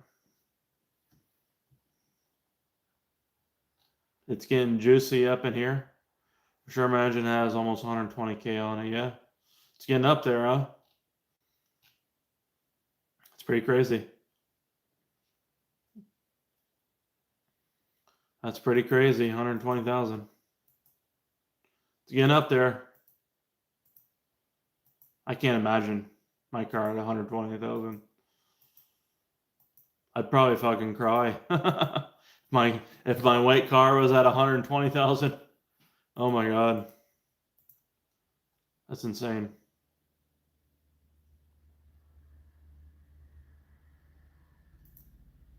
I don't even know if my car will ever see 100,000. Be honest with you, I don't think my car will ever see. I don't think it'll see 100,000 miles. I don't know. I don't think it'll ever see it. It's kind of crazy. It sound like think that way, but I don't think it'll ever see 100,000.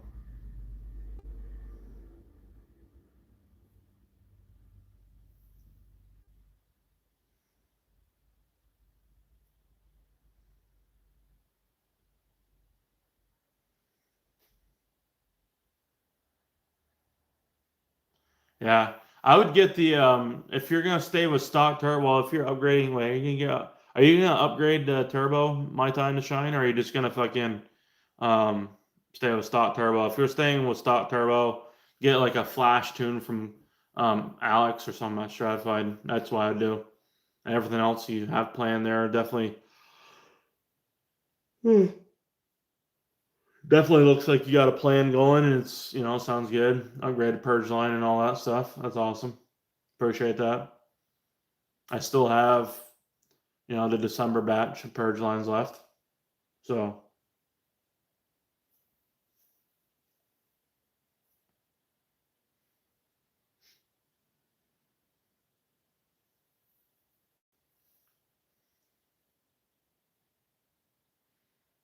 yeah, yeah. If anybody wants it's a 25. So it's a Pulsar 25 660. If anybody's interested in a brand new one, yeah.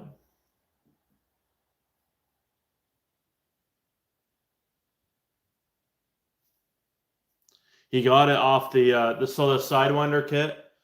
He got the Pulsar off. It's brand new. It literally hasn't been ran, and he's not going to use the turbo. So if anybody wants a Pulsar 25 660, yeah.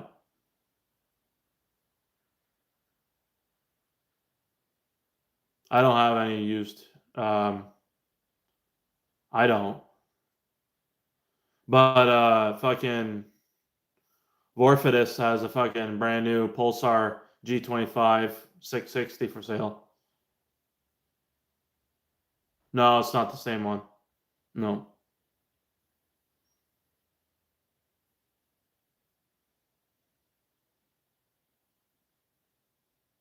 Yeah, 40,000 miles in New York is definitely equal to like probably 200,000 miles somewhere else down south. I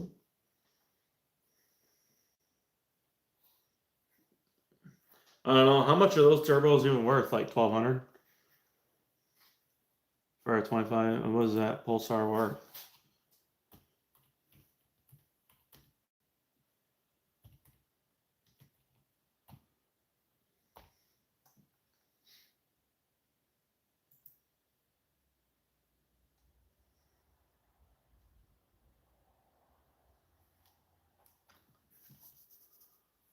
Yeah, he's keeping his BNR. He's got a BNR turbo, so he's just gonna stick with that. That's why he's selling it. Hey Romans, how you doing, buddy?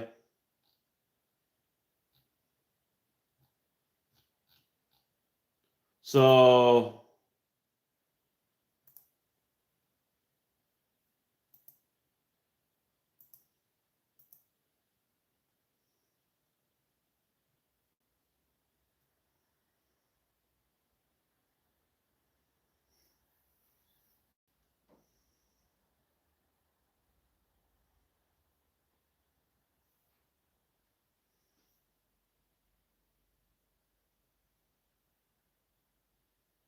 Okay, hold on a minute.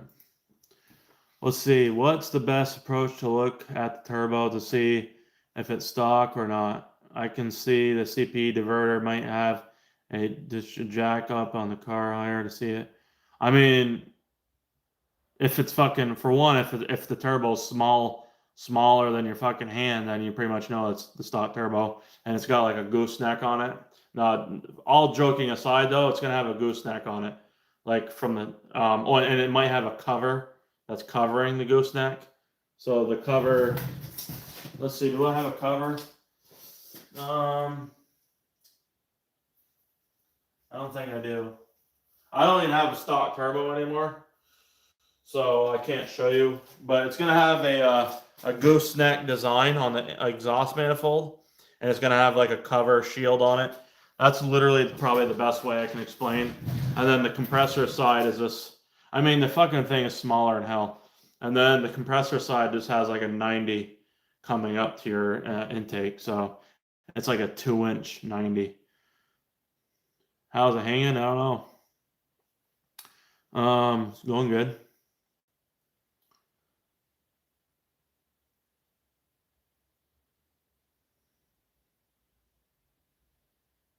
Yeah. I mean, fucking, I don't know, Vorfidus, how much would you even sell the turbo for? I mean, $1,000 probably, or what? $1,000. I'd say $1,000 would be pretty good, you know, for that turbo. You know, I'd say it looks like they go for like $1,200, but I'd say $1,000 would say, make some money back on your fucking, and then that's a pretty good deal for a purchase, I think, for a turbo. But especially of that caliber. It's a pulsar, so it's nothing like high end, but that one.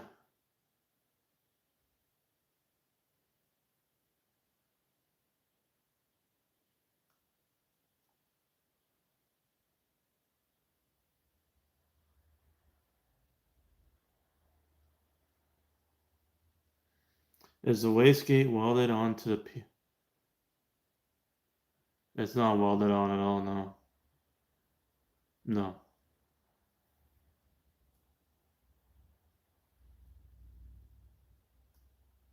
That's all V-band connections. There's no you have the pulsar itself. There's nothing I have that's pulsar. So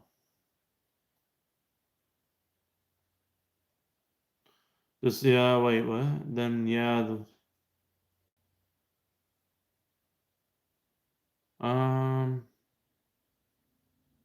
yeah, that's not included. Well, you just got turbo body.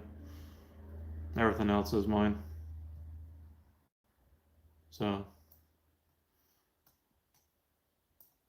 lots of custom fittings, depends on the turbo. Why you want aluminum charge pipe, da da da da. Sucks ass work, clocking, connections, mounting. Yeah, it's crazy.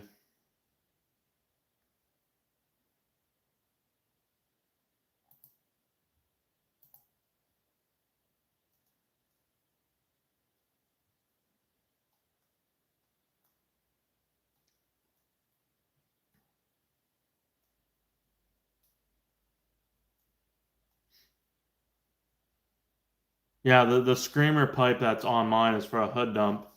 It wouldn't work for anything else. So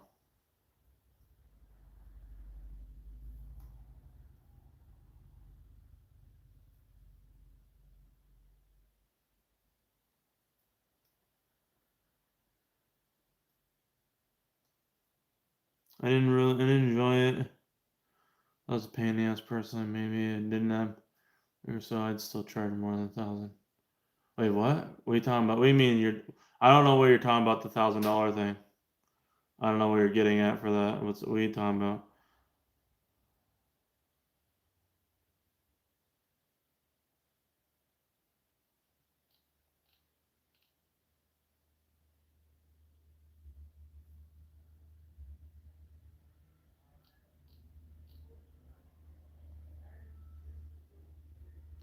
Personally, if there was someone around me that I would have done that, and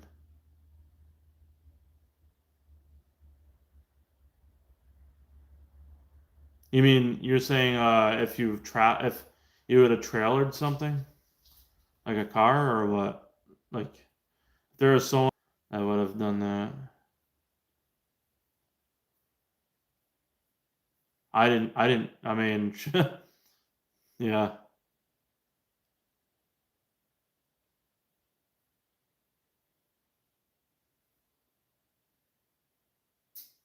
I don't know.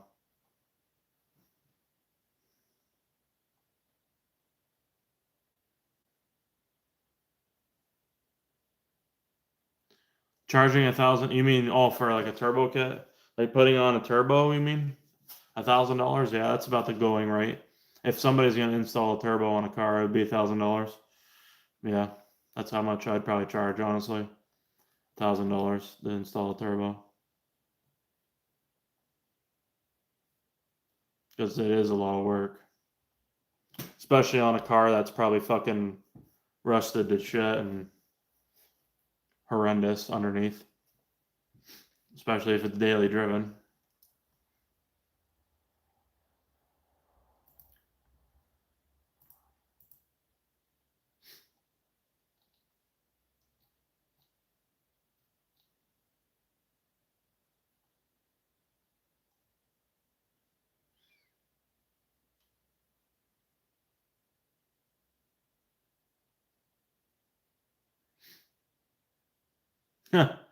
Yeah.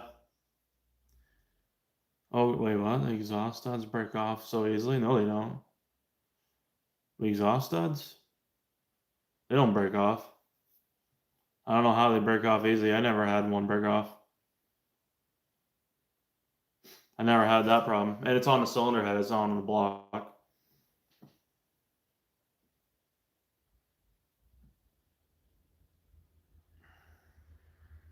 Yeah, you have to take them out, and then you have to use like I use oil on mine. On my threads, I just put oil on it. It never seizes up. But if you put like never seize or something, like high temperature never seize or something, like for you, because you drive yours daily, you got more heat cycles going on and whatnot. You're starting it all the time, cold starts. Obviously, it's gonna seize up probably. But yeah, I've never had one break or nothing.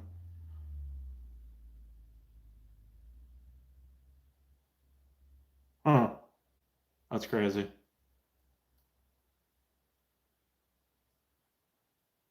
That's insane.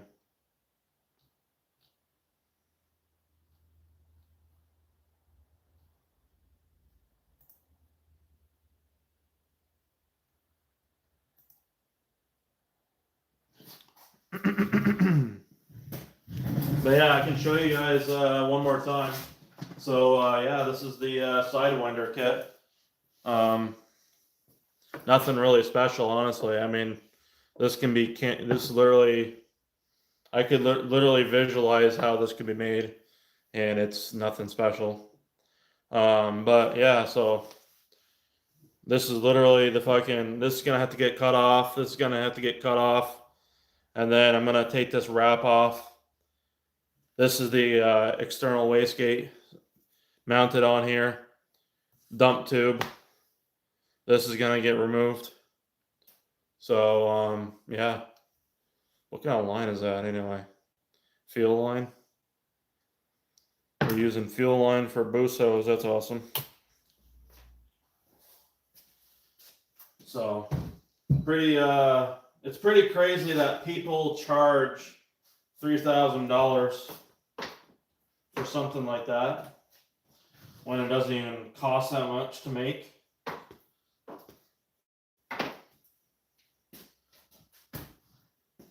So yeah. This fucking trashy ass thing. That's crazy. We're running fuel hose for a boost line. That's kind of crazy. I mean, I guess it works because it is braided inside and whatnot, but I don't know. I'm just not a fan of it, personally. 3/16.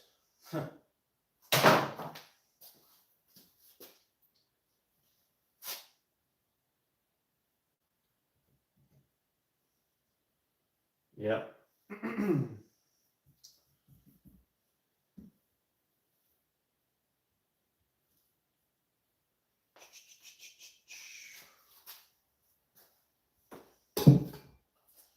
Yeah. Yeah, that's overkill. That's probably what the person had on hand. $500 for this. Well, I mean, the thing is, though, is you gotta think too. I mean, that little bit of piping that the is the J unit's design is literally like fucking.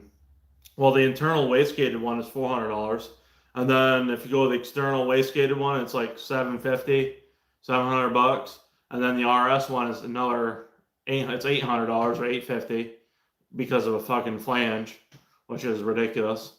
I know the flange costs more, but it's not $100 more. And it literally doesn't cost any more to weld it because it's literally the same 2-inch design. So there's no extra welding. But other than that, yeah, it's fucking literally like this pipe here doesn't cost nothing because, as you can see, this is like literally a cheap exhaust. This is like literally fucking cheap stainless on this one here. Because, well, and all of that, it's welded fucking bad. They goobered up the welds on here. But yeah, so. But yeah, I mean, I think a proper, like, I think $1,000 is honestly a pretty good price point for a Sidewinder kit. $1,000, if it's done right, and then add another $200. Okay, so $1,000 for a hood dump, $1,200 for a regular downpipe design. Like, you know what I'm saying? Or, well, so that's the thing. It might have to be $1,500 for a downpipe if you're including the whole downpipe extended on to, like, your downpipe. Yeah, I mean, if you don't bring your own downpipe, I mean, I'd say $1,500 for the fucking regular downpipe, because a downpipe is normally $200-300 just for the callus. Then you got to extend it. So I mean, that, I mean, I'd say $1,500 probably for that. I think that'd be a pretty decent deal. Not fucking $3,000. I'm sure there is, absolutely.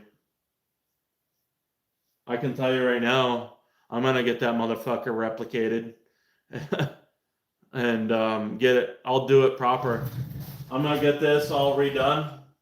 I'm gonna have this all redone, and because for the most part, mostly everyone that has the intercoolers has it where it's sticking out, and then it has the fucking pipe, or you'd have just a silicone. So what I'm planning on doing is keep this measurement the same, and then I'm gonna have to shorten this up, and I'm gonna put a let me see here. I'm thinking of honestly getting a silicone elbow that extends from the intercooler. I don't know. I mean, this is an idea. I don't have to do it that way. Or just get a straight silicone piece that's longer, like 6 inches long. Cut some of this off, have a flare on the end because this doesn't have that. And then keep this length here. And then this is a Mishimoto connection. So this is a 2-inch to 2.5. Just drop it off at the shop and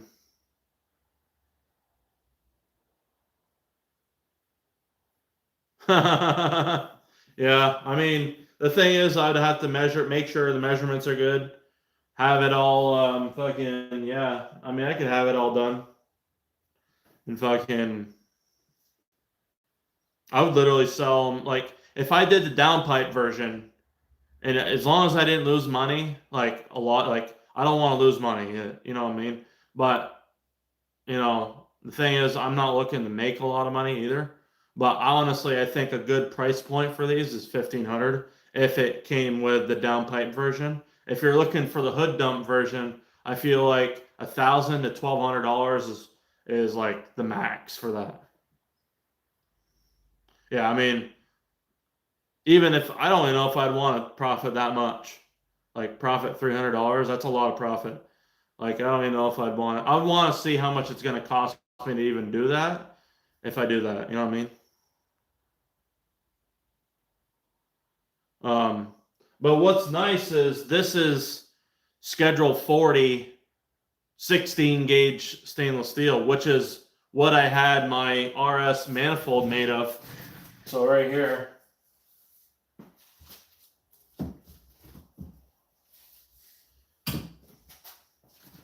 So I had my EFR. This is the only one in the world like it. It's made to work with my ST and RS downpipe for the kit. This is a RS Schedule 40 pipe right here for my 71.6 And so what's nice about that Sidewinder kit, this Sidewinder kit uses Scheduled 40.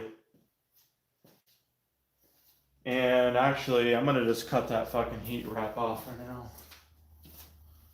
I want to see the piping.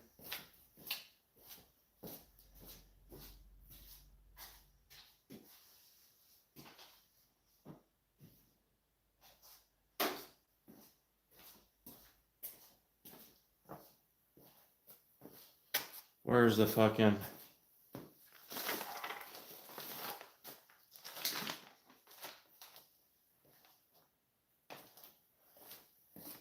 But anyways, yeah, so this is literally, here, let's bring this over. Let's bring this over here. So let's bring this over here. And then drop this down.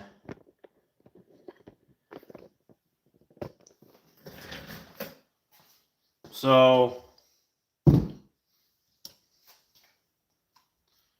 this is Schedule 40 16 gauge stainless, which is heavier duty than like what the fucking you know, other Sidewinder kits that are out there are made of. I believe they use Schedule 10 8 gauge, I think it is. Schedule 10. So it's not as strong, it's gonna crack easier. This is really fucking heavy. So that being said, I'm gonna take this fucking trashy heat wrap off.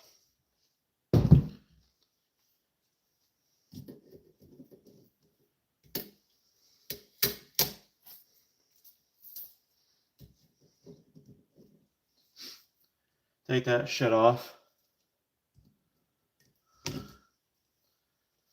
And get rid of it. And I'll just buy new. I'll buy new when I go to do it. But for now, this is gonna have to do. There. And then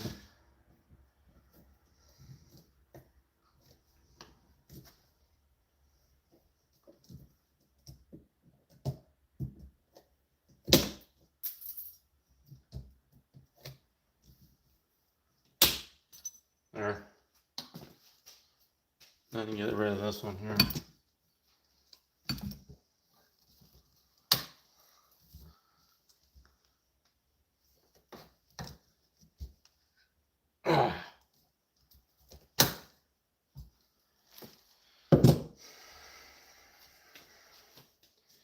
The welds actually aren't bad on this kit.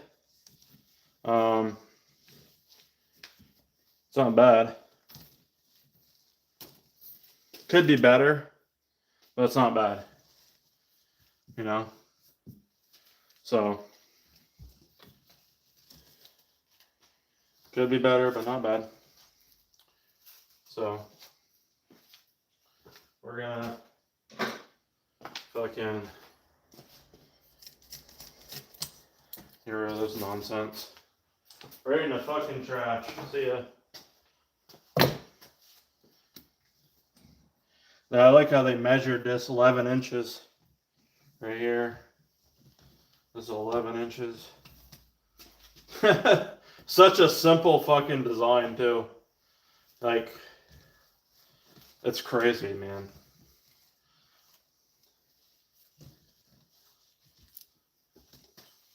It's honestly pretty crazy.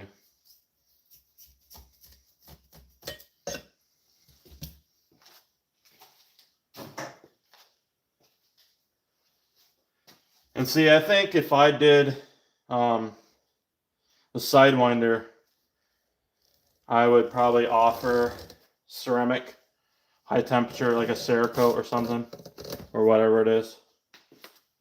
But honestly, I might not even get involved in that and just let whoever buys it. Like if somebody wanted to buy these, they can literally fucking do whatever the fuck they want. So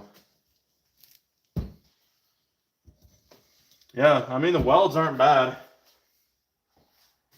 It's not bad. They're not great, but they're not bad. They're not like, I would trust it for sure. Who knows if the welds on this are, I don't know why the hell did they do such a bad job on this? That is gonna be bad. Look at that. This here they didn't do bad on, like right here. The little rust that you see, that's because of the fucking heat wrap. But it's also been sitting. But this here, I don't know what the fuck. Somebody else had to weld that. That's pretty bad right there.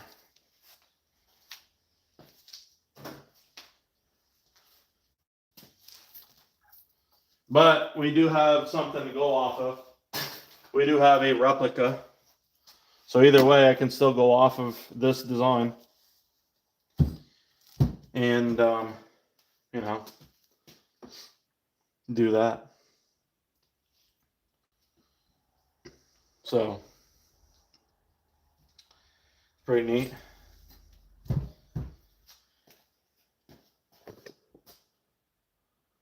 Yep.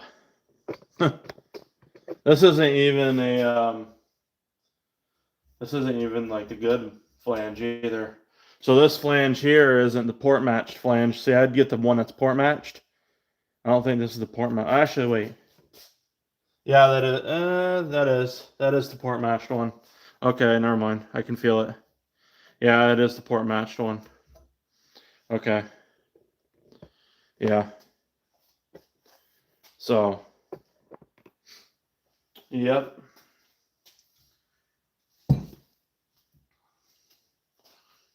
Let me see what we got going on in the chat here. Wait a minute. Let's see here.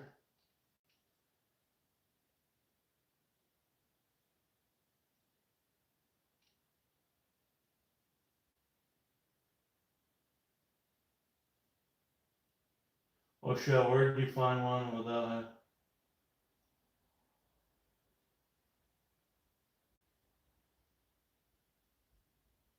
What?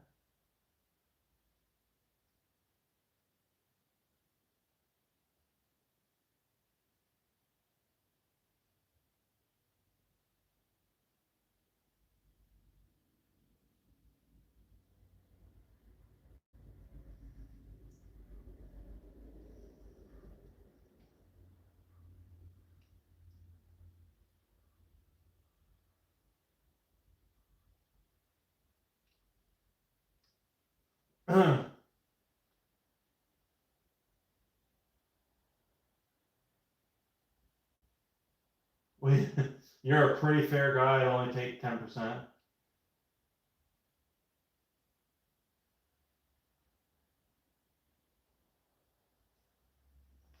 Yeah. Bought brand new Garrett G30 660 twin scroll external RS manifold, the German cast one. Oh yeah, Turbo Smart 45, custom intake pipe, custom done.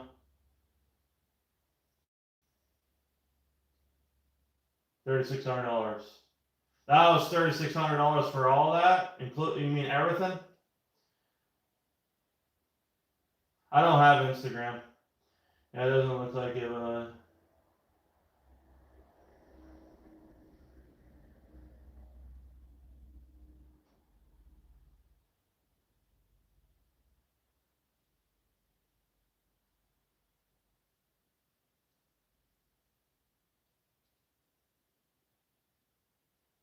Yeah, I do. I do have the 4-port cylinder head.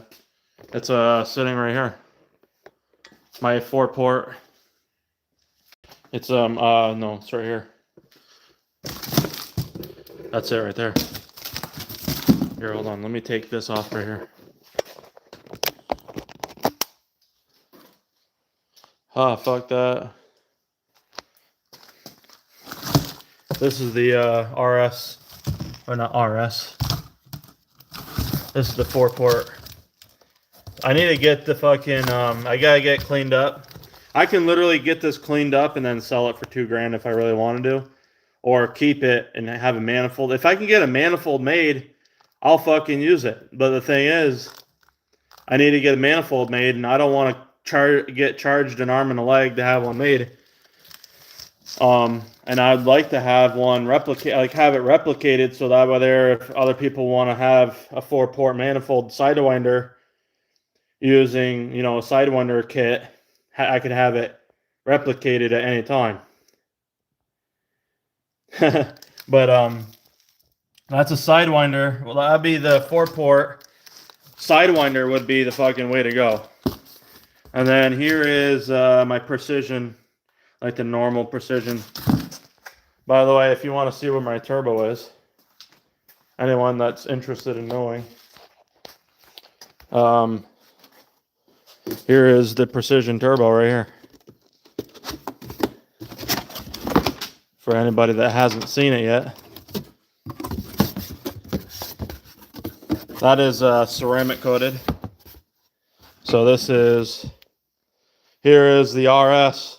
So just in case we can't get the Sidewinder to work for some whatever stupid reason, this is my RS manifold. So there is that right there. But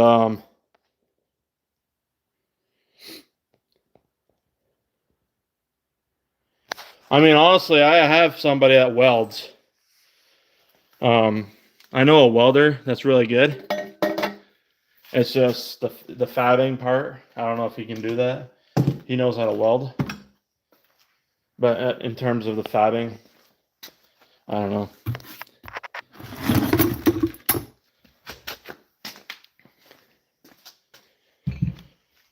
So here's the turbo right here. So yeah. Let me see here. This fucking thing is insane. So I had it ceramic coated so it won't rust. So this is a high quality ceramic coating right here. And then this is ceramic coated. This is the exhaust. This is actually a stainless steel exhaust housing. It's a 105 AR exhaust housing, by the way. That's a 105 AR. Doesn't look like it, but it is. And then, yeah, here's the intake side right here. So, yeah. I don't know why there was like oil or some shit right there. I don't know what the hell that was from. Some sort of liquid right there. I don't know what the hell that is. Must be some moisture or something. The coating, it was $90 for the CHRA. The CHRA was $90 for that from Precision. So what they have to do, this turbo was custom ordered. So when you order the CHRA to get coated, they have to literally build the whole thing for you specifically. So, but yeah, so it was literally just coated, and then they build the turbo. This right here was coated by accident. I actually didn't order this coated, and they fucked up because I ordered just the CHRA coated. And so yeah, fucking, because the stainless steel wasn't gonna rust, so I ended up getting the coating for this for free. Otherwise, I think this would be like $150, I think. And then this is $90. But I didn't pay for the coating on this one because they fucked up. But what's nice about the Precision turbos, this is a 5662 next gen with a 105 AR. Says it right there. If you actually look, it says 105 AR on it right there. See that? But what's nice about these Precisions is they use a 2.5 inch outlet so they can flow more air automatically. Like even my G35 900 had a 2-inch compressor outlet, so it's like literally just restrictive just on that. When you have this that's able to flow as much as it does, and then it just fucking has a 2.5 inch outlet, you know, you're matching it up. So obviously I'm gonna have to clock this properly to fit for the Sidewinder kit, but yeah, otherwise we're gonna be fucking pretty golden. What's crazy is this turbo isn't much bigger than the fucking G25 660. Like in terms of size, especially the turbine side. The turbine, and I'm not talking about the internals. I'm not talking about the wheel and the compressor wheel. I'm talking about like the visual outside dimensions. These are very compact turbos. So, and it's very light. It's like a 22-pound turbo. So it's going to be nice. But yeah, it flows a lot of fucking air. I mean, this thing, it's insane. So it's awesome. And what will this do? So that big freaking you know, outlet for the oil basically. And then what I did get also, because I got a special let me see here. Yeah, this right here. So this is because I'm gonna make a custom oil return line. So this right here goes on. This is from Precision. See, there's a gasket. This is a -10. See that right there? So that's gonna go. It's got a built-in gasket and it's port matched. So you can actually see. Here, hold on. Let me see. I can show you guys this.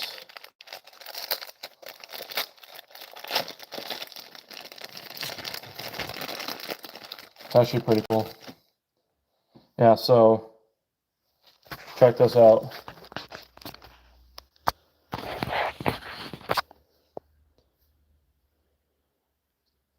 See, it's port matched. Oh, it's hard to see it. Yeah, right there. See it? It's port matched to the turbo. So this is specifically from Precision. And it matches up to this right here. So it's going to look good. It's going to be a nice setup. Got your little bolts right there. This alone was like $35 fucking just for that. So but yeah, this turbo was what was the turbo? $2,100. $2,200 for the turbo. I do have it paid off. I paid the turbo off finally. I did a like a bread loan on it. And then yeah, so then I got some clamps in here for it. Some extra fucking clamps that are in there for it and whatnot. So Pretty neat though. And then let's see here. Fucking yeah, this won't fit. Highly doubt it. Is that literally the same fucking, wait a minute, that ain't the flange. That ain't gonna be the same flange, is it? Nah, they look very similar.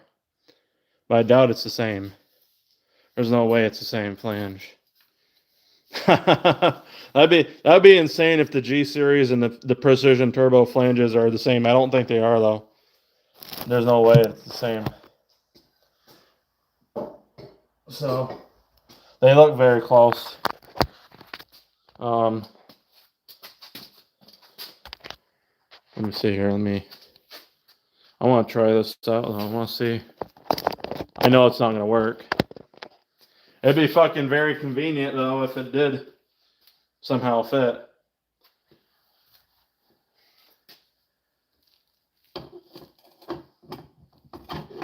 Yeah, that doesn't fit that. Nope. That does not fit that at all on that side. And then this here, let's see. Highly doubt that's going to work. Nah. Doesn't even interlock at all. Nope. Nope, that doesn't work. I figured that wouldn't work anyways, but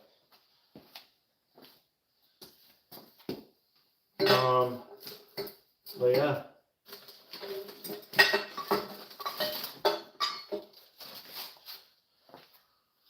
So that's the freaking turbo that we're using. And then worst case scenario, we're going to be using the regular downpipe with this right here. But either way, I mean, the thing is, even if I have to go and run this right off, that's not too bad because the Sidewinder I can develop and fucking perfect it and then just put it on. I won't need to retune it. I won't need a new tune because nothing will change. It's just literally just different mounting positioning. That's all it is. So yeah, that's the nice thing about that. I won't have to worry about that. So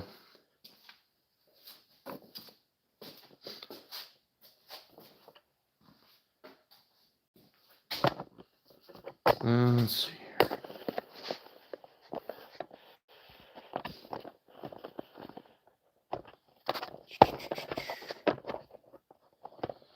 But yeah, hey, if you guys, anyone that's new up in here, I'm gonna catch up on the chat. If you guys can, I'd appreciate it if you smash the thumbs up button. It helps with the YouTube algorithm in getting people notified that we're live, and so their feeds will show a notification showing that there's like Focus ST content and we're live, and they'll come up in here and let us know what their setup is and whatnot. So yeah, I mean, that'd be greatly appreciated. If you guys could do that, over there we get new people in here as well. So there. But yeah, so that's that for now. We kind of did a little run through and sneak peek of the turbo and all that. Let me catch up on the chat because I haven't read it. Well, that's pretty awesome there, Predator. That's awesome that you had that done. How much does it have the coating done? I don't know. Any shot? My chassis mods are done on my car. Is the ISC coilovers. I have the JBR front and rear sway bars, the TB rear end links that are anti-binding. I do have the TB front and rear traction bars. And then I have all the braces underneath as well for the TB Performance. I have the front TB Performance crash bar, which isn't a chassis mod really, but it is kind of part of the body. So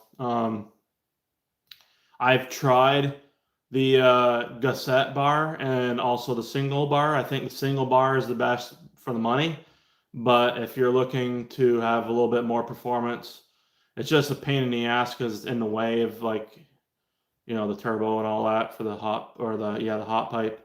The gusset bar is in the way, but it's a very nice piece. So definitely something, if you're planning on tracking your car and you want the maximum amount of you know, traction and, you know, all that good shit, then the gusset bar is definitely something you're going to want to go for. It looks good to me. I'm excited to see it. I really want to fucking, like, my ultimate goal is running the 4-port EcoBoost cylinder head with a Sidewinder kit and develop something with that. But I feel like that's not going to be able to happen this spring because of, like, this money involvement with it, and you know, all that, because I don't know how much it's even going to cost to, like, get this freaking cylinder head ported out. I gotta have it refreshed, you know. So I don't know. I just want to make sure, I want to do a good setup that's going to provide good content for you guys, but also be very reliable and also make sense. So I'll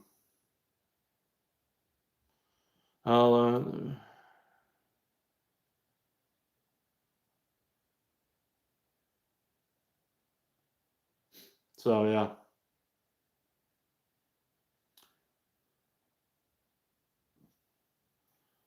Why do I want to do a Sidewinder kit? It's because I want to be able to have access to the turbo and just be able to work on it if I need to. It's just easier access. That's why. It's not so much like aesthetics, because I really don't give a shit about how my car looks. I have a dent on the door I've had there since 2014 on my driver's door. And honestly, I just like the way the Sidewinder makes it where the turbo is right there. And I can just literally fucking fix any problem with the turbo right there in front of me. I don't have to jack up my car, put it on ramps, fucking, you know, take apart shit. And also, you got less piping with the hot pipe. There's less you know, length. So basically, there's less lag in a way, or whatever. There's, you know, there's just less piping in that sense. But in terms of, like, the piping that goes to the exhaust side, that extra piping doesn't create lag, believe it or not. And from what I've seen and heard, that actually doesn't. There's been a lot of misinformation saying, oh, it creates a lot of lag or whatever, or there's a, you know, down drop, you know, like negative effects from it. It's like it actually hasn't been proven to be that case.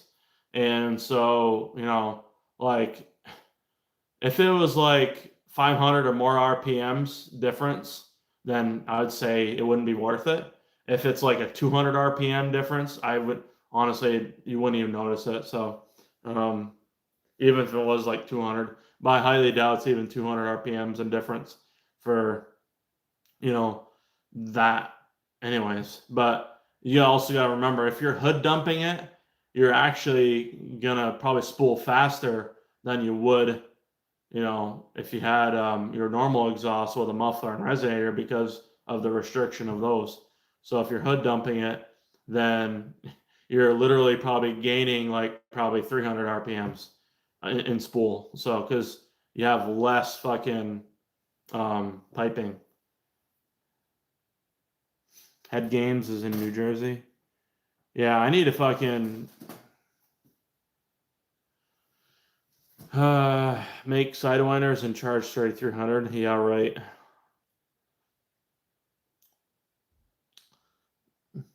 You know what's crazy is Arc Enemy Scooter. He literally wants to. So you know his kit is like $3,000. He literally wants to fucking patent pending his kit, so that way there nobody else can fucking make one and sell one to the public. Which is the most hilarious fucking thing ever.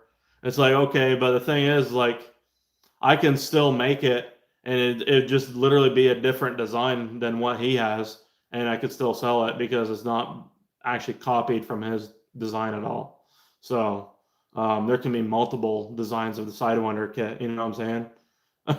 Like it's fucking hilarious. What do you think will look the curve?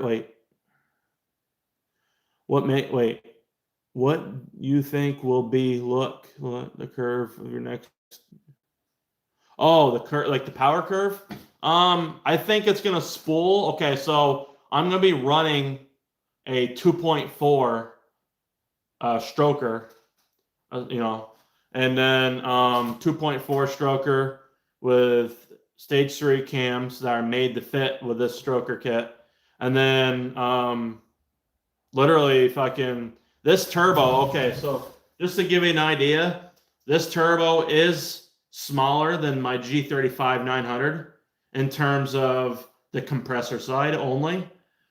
So that being said, so here's the difference. I don't know what the spool difference is going to be. I think it's going to be, if I had to guess, I'm probably going to spool about 500 RPMs quicker than I did with my 2.3 stroker kit with my G35 900. I feel like that's a pretty good, observation or guesstimate. I call it a guesstimate. So, and this is why.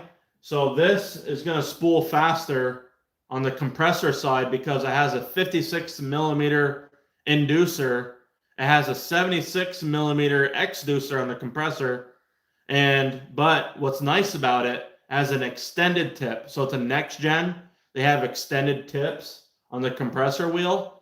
So it actually has an 80.5 extended tip on the compressor, which is going to provide that top end flow. And it's probably going to be even a little bit more. So it's going to spool quicker, but it's going to actually have better or equal top end as a G35 900. But on paper, it doesn't produce as much power as a G35 900. This turbo doesn't. But that being said, it does have the same specs as the turbine side wheel. So the turbine wheel is, I think it's 62 on the inducer, and then exducer is like 75 or 76 or some shit like that. And then, but what's nice is this is a 105 AR exhaust housing, which it really doesn't even look like one. It does, because it's so compact for precision. It doesn't look like a 105, but it is. So it's going to maximize the flow benefits of that turbo with a 105 AR.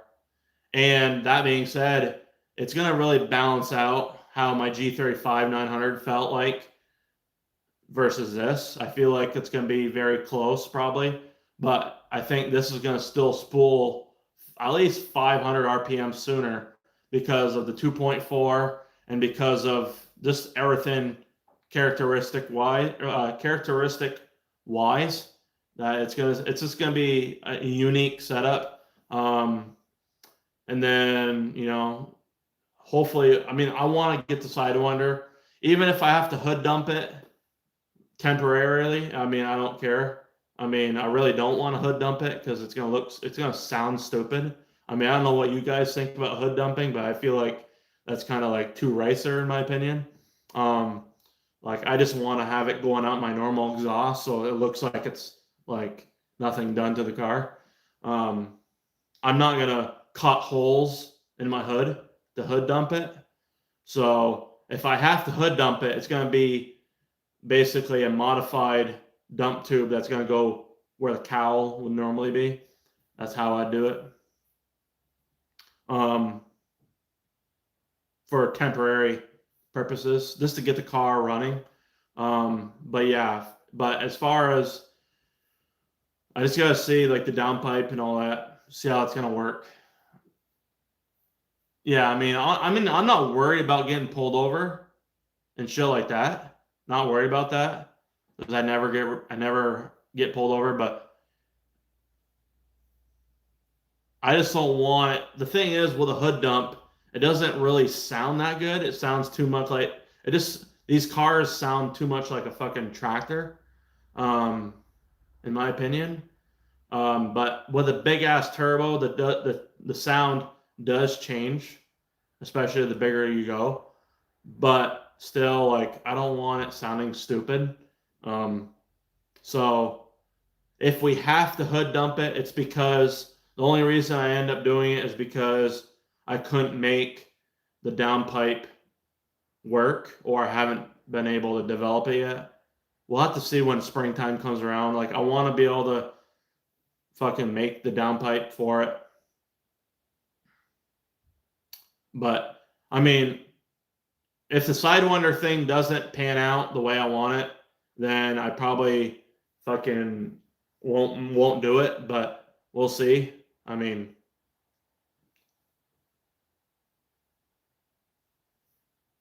I feel like it's definitely going to have enough room for a downpipe, though. I can definitely see where it could have enough room. So I'm not worried about it. It's just what I need to make it work. You know what I'm saying? And I can almost picture it in my head. I don't need some fucking person going in there, and being like a fucking architect, engineer, and be like, oh, it needs to be this angle, that angle. Like, once I have my car all together and I can get the turbo mounted on that pipe, then I'll be able to visualize, okay, what do I need? Do I need a 90 here and then something here? I'll be able to figure it out. It's just, there's not a lot of fab shops that are actually fucking worth a shit around here. I have a good welder, but he doesn't really fabricate. That's the problem.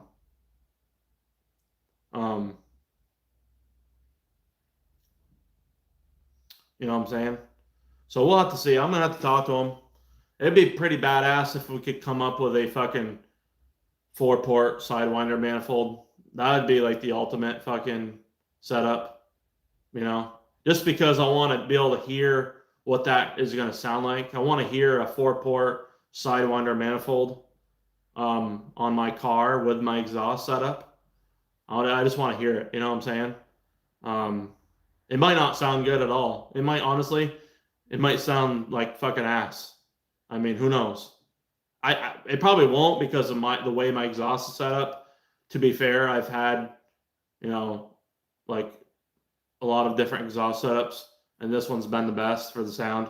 So I feel like it's definitely not going to sound like a normal 4-cylinder with the vibrant muffler and resonator, but still, like, having a 4-port manifold is the ultimate setup. But is it going to sound too much like a Mazda Speed 3 at that point, or what is it going to sound like? You know what I'm saying? Like, what is it going to really sound like? I don't know. It might sound fucking cool. I don't know. I don't know. But yeah. We'll have to figure it out, guys. I mean, I don't know anymore. I don't know any more about it than you guys do.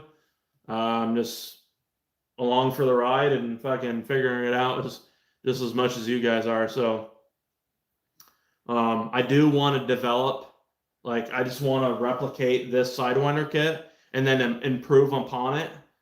And if people want some Sidewinder kits that are not going to charge, an arm and a leg for, and then I'd gladly provide it. You know what I'm saying? But yeah, for sure. And that's the thing too, like the runner length and all that. Like, you want to equal it out as much as possible. And that's the hard part of doing it, is like, how am I gonna get it where I can have the cylinder head installed and then have someone fucking weld a manifold for me with that all together like that? I mean, it's gonna take a lot of developing to do that. I'm 100% sure it'll be 50% cheaper to order from a welder from Greece and ship to US than do the job there. What head runs the 4-port? Well, this cylinder head right here. It's called the well, it's either the Ford Performance cylinder head, or it's the the cylinder head that literally well, it's off the what is it, the Jaguar XF or some shit, Evoque and all that bullshit, Land Rover Evoque. Here, let me take this off. Let me take this off here. This cylinder head right here. This is a direct bolt-on the ST. See this? See a 4-port manifold? So, or it's 4-port, and there's no manifold here, but this is a 4-port cylinder head. Yeah, this is literally a bolt-on. It's literally the replica of the Ford Performance 4-port cylinder head that they made, and they stopped making them. So this is off a. It literally says it right here. So if you look, so this is the part number. That's the Ford part number. Hold on. See the bottom? So wait. This is off a, I believe a Jaguar. Look at that Ford Motor Company. See that? So this is a direct bolt-on. Look at that. What's nice though is this doesn't have like a divider in it on the coolant side. And the list.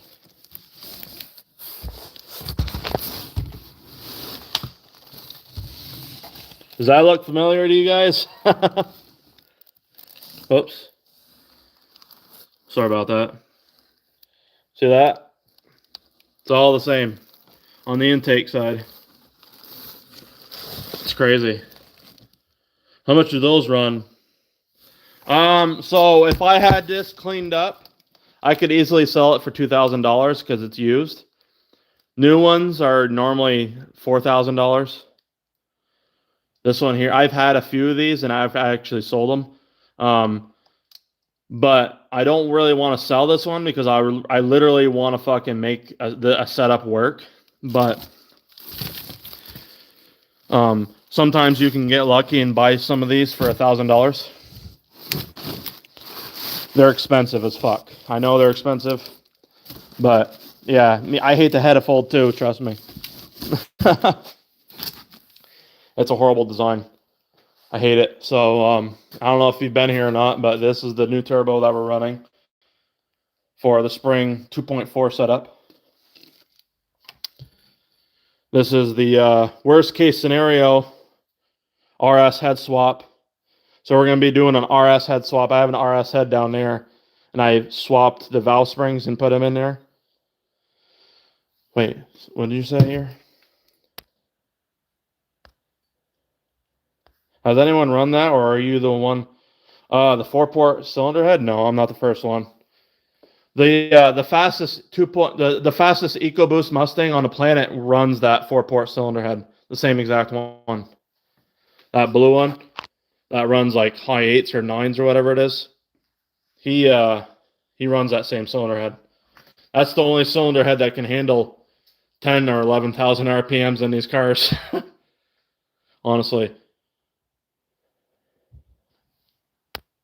Wait, what is that? What is from what I'm looking for? Say that again. What do you mean? Oh, it's from the Jaguar. Okay, so it's the Land Rover Evoque or the Jaguar XF 2.0. It was literally, so in Europe, they ran these 4-port cylinder heads. And it was this exact same turbo, but with a 4-port manifold built into the KO3. And then for some reason they ran a 2-bolt flange, or no, they ran a V-band on theirs. But yeah, for some reason though, you know, so that's a European EcoBoost 2.0 head. That's literally what it is. And the Ford Performance, they had like probably an abundance of them, so they sold them as a performance option. And then when they stopped selling them is because they stopped making them. And so now there's leftover ones that are like for $4,000. So yeah, it's pretty crazy. It's gonna be harder and harder to find them each year that passes. So, let's see here. Would you completely get rid of the head crack? Would that? Yeah, absolutely. Yeah, I definitely would. Oops, it's fucking. But if you really want to get, I mean, swapping to the RS cylinder head isn't a bad option. The RS cylinder head swap, that's my other option.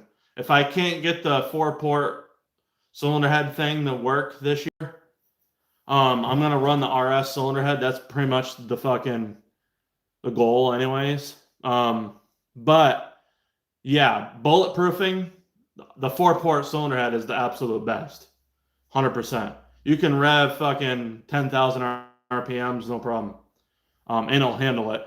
But you have to port it out. The flow, it can't really flow that great on the exhaust side. How's it going, Javin? How you doing, buddy? It doesn't flow that great, so you want to port out the exhaust side, and then now there it can, get rid of everything, the back pressure wise. Just found one in Vokehead in Greece from where I brought my. Hell yeah, yeah. €490 is like $1,000 though. If we convert that, so does the RS have the 4-port? No, it doesn't. The RS has 3 ports, so it's 1, 2, and then one big one on the bottom.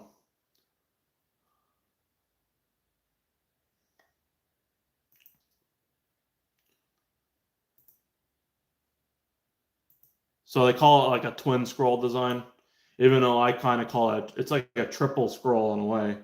But I mean, it's twin scroll because it's divided.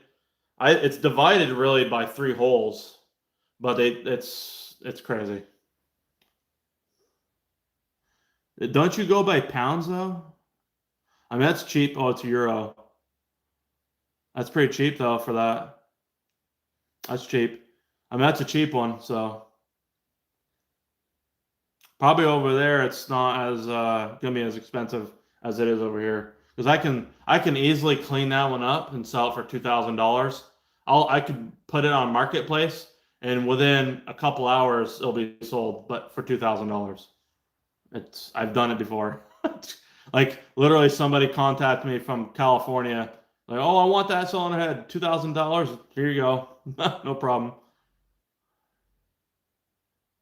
The RS cylinder head is it's more straightforward because, for one, I've made videos on how to do it, so it's made it a lot easier to do it for people. But also, it is more straightforward because it costs less to do it because of the fucking manifold design, literally.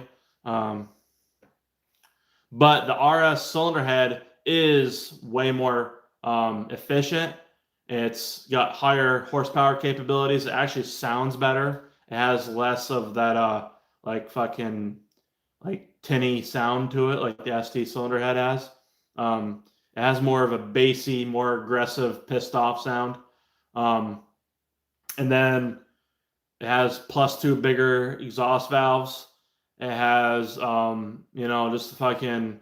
It actually doesn't crack either as much. Like it can still crack the cylinder head, but it's not as often because of the improvements that Ford did when they realized they had a problem with the ST cylinder head, which I'm surprised, honestly, they never had a recall on it. But the RS was improved. They have that return coolant line that goes from the cylinder head to the side. So you have to source those parts, and I have a whole new updated parts list on that. There's a coolant line, and then I use the fucking RS high pressure fuel pump housing with a roller follower because it's better than the flat bucket follower that the ST uses.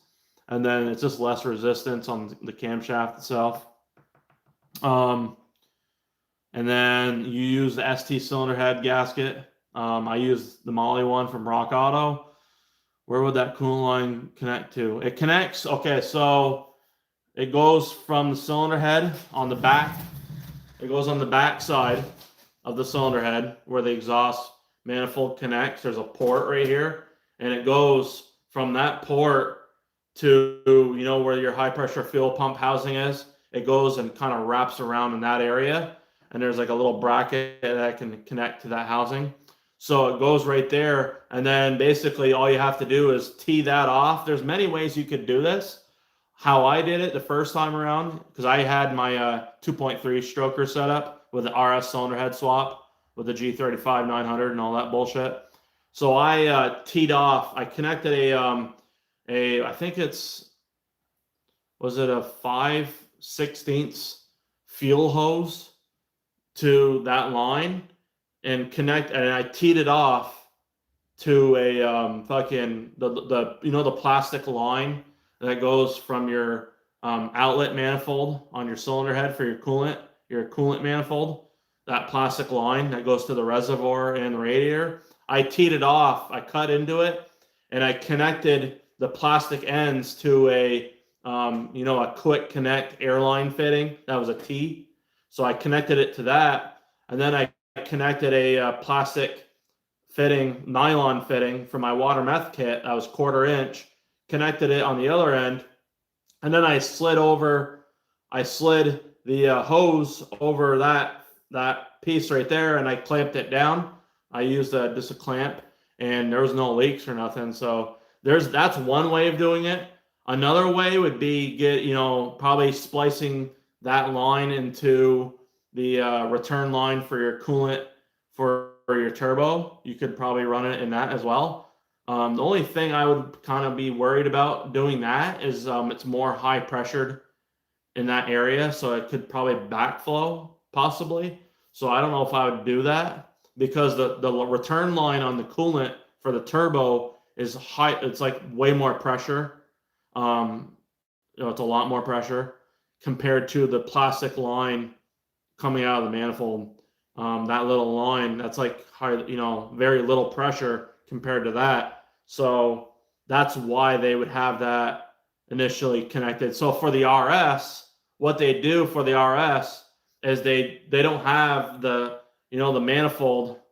They don't have that piece that connects to that manifold over. They just have it connecting from the cylinder head to the reservoir and the fucking radiator. That's it. They don't have the return coming from the fucking manifold on the cylinder head for the coolant, where all the coolant stuff is. So that's how the ST does it. The RS, they get rid of that because it returns from the cylinder head instead. So that makes sense. And that's actually how I'm going to plan on doing it. So what I end up doing is I went and got the upgraded fucking Damon housing. So I got this right here.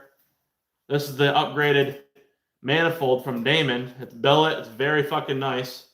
And you can literally customize this thing. I capped this off right here. So for the RS, this right here would be capped off. Because normally for the ST, this is where you connect your plastic line. Well, for the RS, you don't run that. It returns from the cylinder head instead. So that's what I'm going to probably end up doing, is doing it like that to simplify the setup. Is that little plastic line, the return line on the, exactly.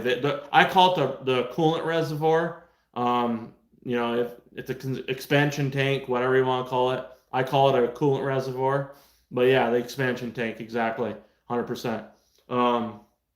So yeah, and it also comes with fittings for if you want to do, like any coolant sensors and all that bullshit. So it's very nice. I honestly think this is one of the best mods that has released for the ST in the last 5 years. Honestly, like, I've been waiting for something like this for a long fucking time. Because this right here makes the RS cylinder head swap even easier, because now, and another thing too, is the plastic one is known to fucking fail, because you know how you have that line that goes right here? So this is your sensor.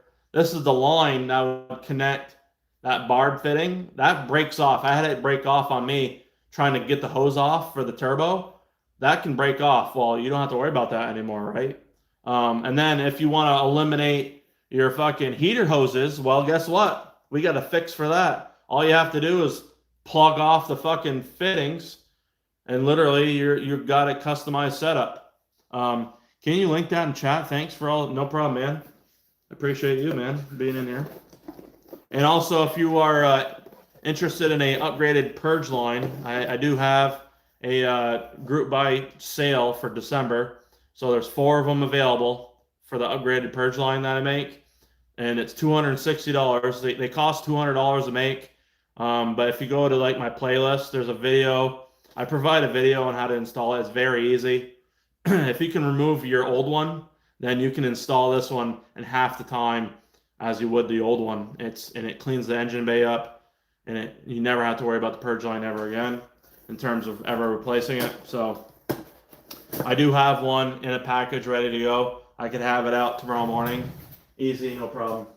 But yeah, I'll provide a link for that right there. Can you draw a diagram to see how you would run the RS head coolant line to that Damon adapter?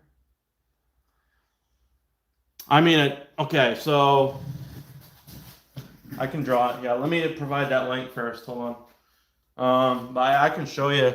Literally, all it would do is just be like a fucking. I could just run a line to it. Well, I wouldn't run it to the. I wouldn't run it to.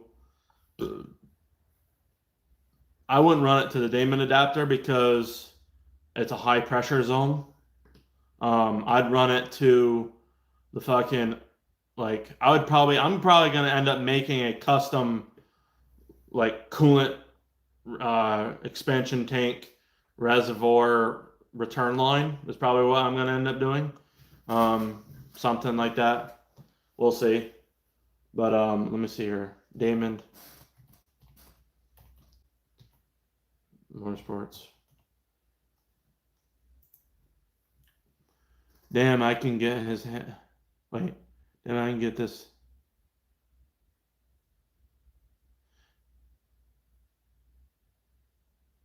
I mean, yeah, I don't see why not. What the cylinder head? I mean, yeah, get it if you want, but you're gonna have to get a manifold. I mean, if you get a manifold made, let me know.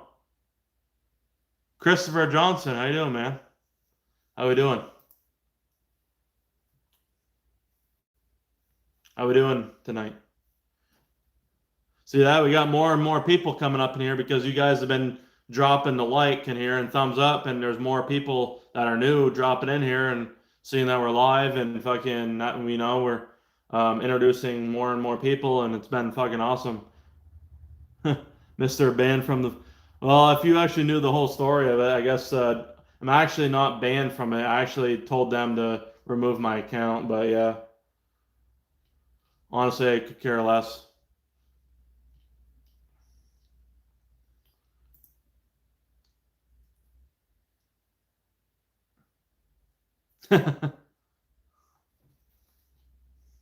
I mean, I used to really love that fucking... I used to love the Focus SD forum, but with these new people that think they, know so much when they really don't, they're fucking clueless. Oh shit, they're sold out. They've sold so many of them, they're sold out. That's crazy. So they've sold so many of those manifolds that they're literally sold out of them. That is insane.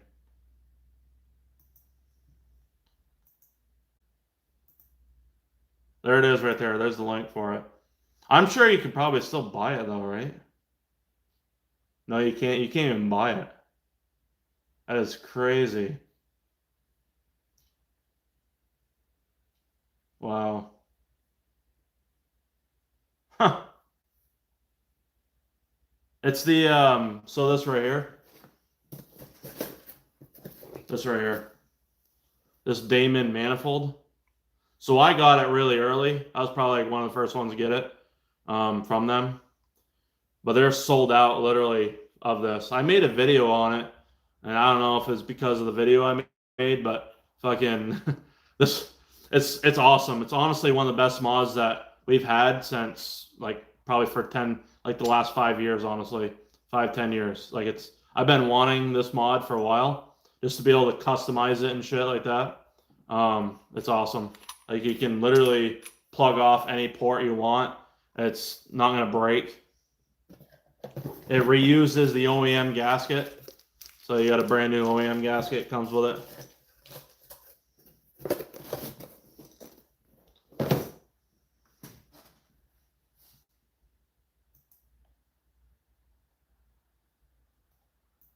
Let's see here.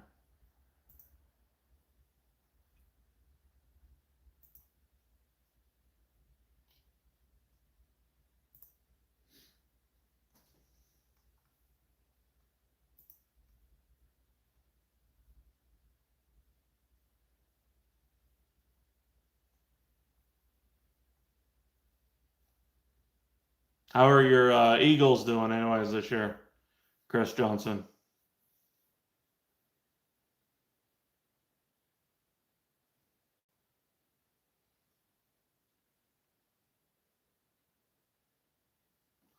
The valve train, yeah, I would swap over, yeah.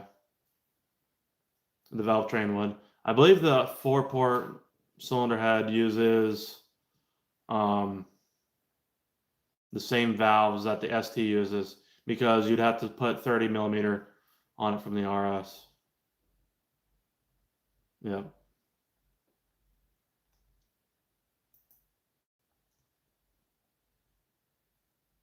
On the shit lately.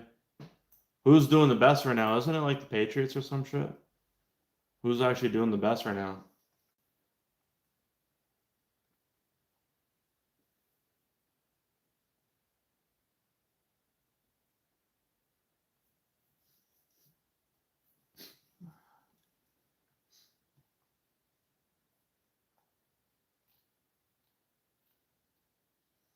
It's actually funny that people thought though I was banned from the fucking Focus ST forums when I literally told them, I told the moderator or whoever the head person was to delete my account because I didn't want to deal with fucking idiots anymore. Because everyone thought I copied a Purge line, which isn't copied at all. It's actually my own Purge line, but it's all good. Has anybody got a successful order from Uber Eats? No, I don't use Uber Eats, so I don't know. Quick question: ST Forge block. How much boost power can handle without sleeves? I would say an ST block can handle nothing past like 38 pounds of boost. I would say like anything past 38, you're kind of just you want to go sleeves for sure. Or if you're thinking horsepower level, like really anything 700 horsepower and up, I would say like 650 and up. If you really want to go past 650, I'd sleeve it. But boost wise, it's anything past 38. Is that why you aren't on the Facebook page? No, it's not. No, it has nothing to do with the Facebook. I mean, the Facebook pages are worse than the fucking forum itself. There's just too much fucking drama, dude. I mean, there's no reason for me to even be on the fucking Facebook pages because it's just a waste of time. I have my own. I mean, I do my live streams and I got my YouTube. Like, why do I have to waste my time trying to like? That's the thing is like I don't have to fucking. I could literally go on the Facebook pages and promote my channel and do this and that. It's like I don't have to do that. Like when I was on the forum, I was literally just posting videos that I was making because I was trying to help people out. It didn't help grow my channel one bit. So just there's that. What was your 2-point stroke you're making? I was making like 560. I didn't dyno it, but I know for a fact just based on the pounds of air I was pushing. So I was making fucking. It was almost 60 pounds of airflow off the turbo. So that equates to wheel horsepower. Just laugh when people argue over anyone. Yeah, I mean the thing is there's just too many people are just so dramatic, and I don't want to be involved in any drama. And like, I was literally given permission to make a post on the FocusST.org forum, the main one, and literally fucking as about my purge lines. I was gonna make a post about selling them, and then some fucking wise ass people come in and say, "Oh, you stole the design and this and that." It's like, oh really? That's why I run a different fucking hose length and a filter is different. And these fittings are different, but yeah, it's stolen. It's a stolen design. Yeah, okay. Okay, buddy. Like, get the fuck out of here. You're so stupid. People are so stupid.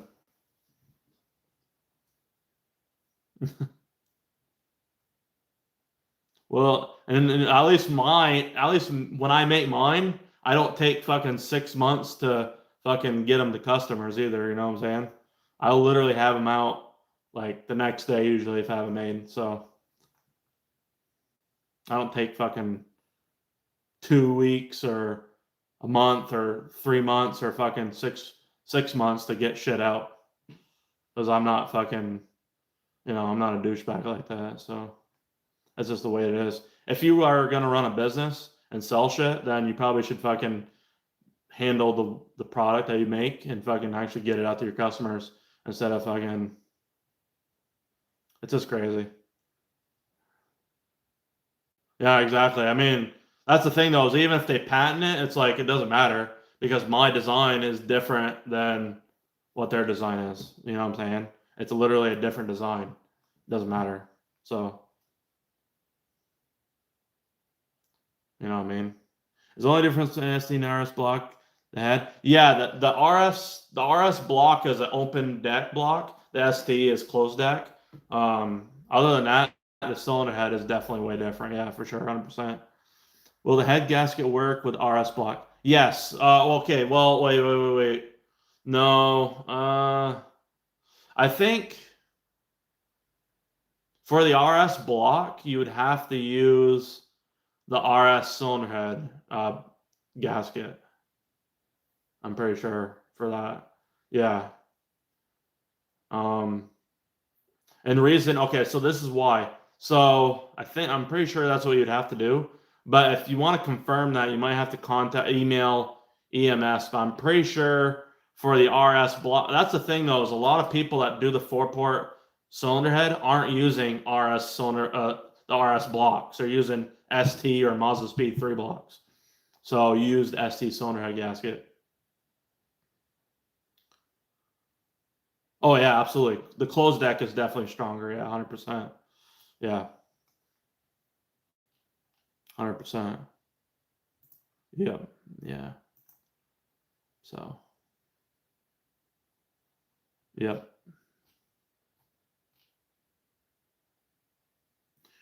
I use ST block RS head with OEM RS head gasket.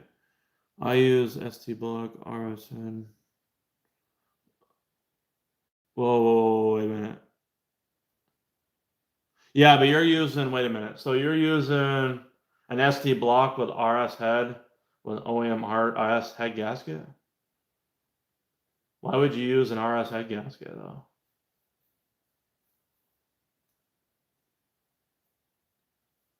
You're supposed to use the ST head gasket. That's what you're supposed to use.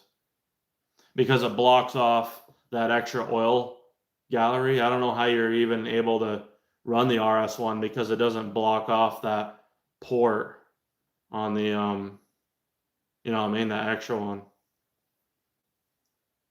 Because the RS head gasket doesn't have that extra fucking gallery, you know what I mean, that the oil galley doesn't have that extra one. So the ST one has it, but the RS head is blocked off. It deadheads it, so it seals it off at the block, but then it deadheads on the cylinder head. So with the RS cylinder head gasket, it's not possible to seal that off unless they fucking modified the block and did the old bullshit way of literally welding something in there and plugging it off, and then you're able to use the fucking RS head gasket at that point. Mazda Speed 3, but I didn't know to drive it. Yeah.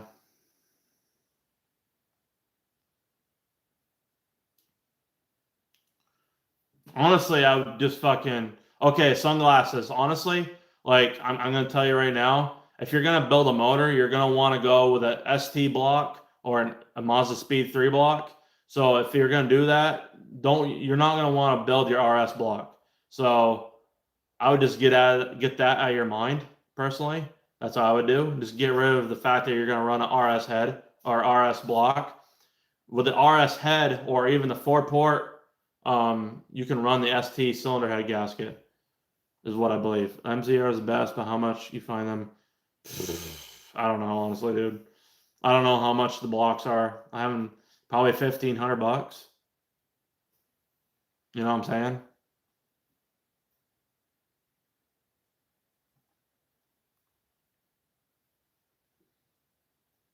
That Christopher Johnson guy is a fucking troll. I used to be friends with him on Facebook, but he's a fucking troll, so I just fucking blocked his ass. I don't want to have fucking people coming up in here and starting bullshit, so I don't need anyone in here like that. Someone that doesn't contribute to the fucking platform.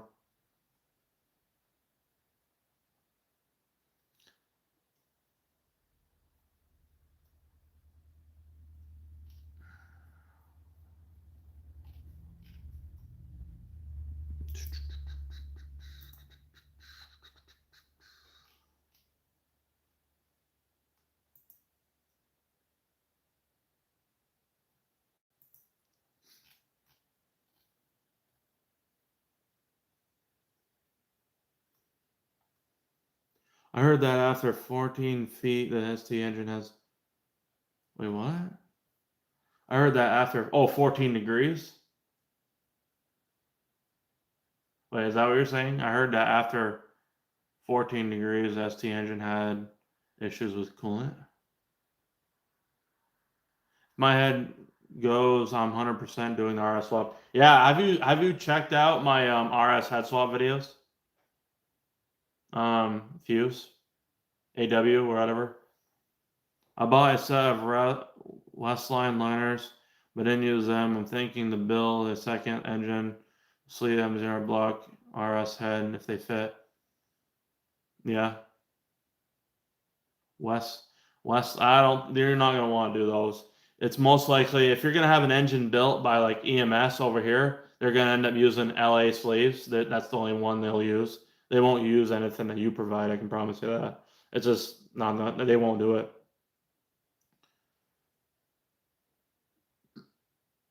Couldn't you just build a Jag motor? I mean, you could, but I don't know if the block is the same or not, and that's gonna be expensive to source that. I don't know what the block is on the Jag. You know what I mean? The XF 2.0.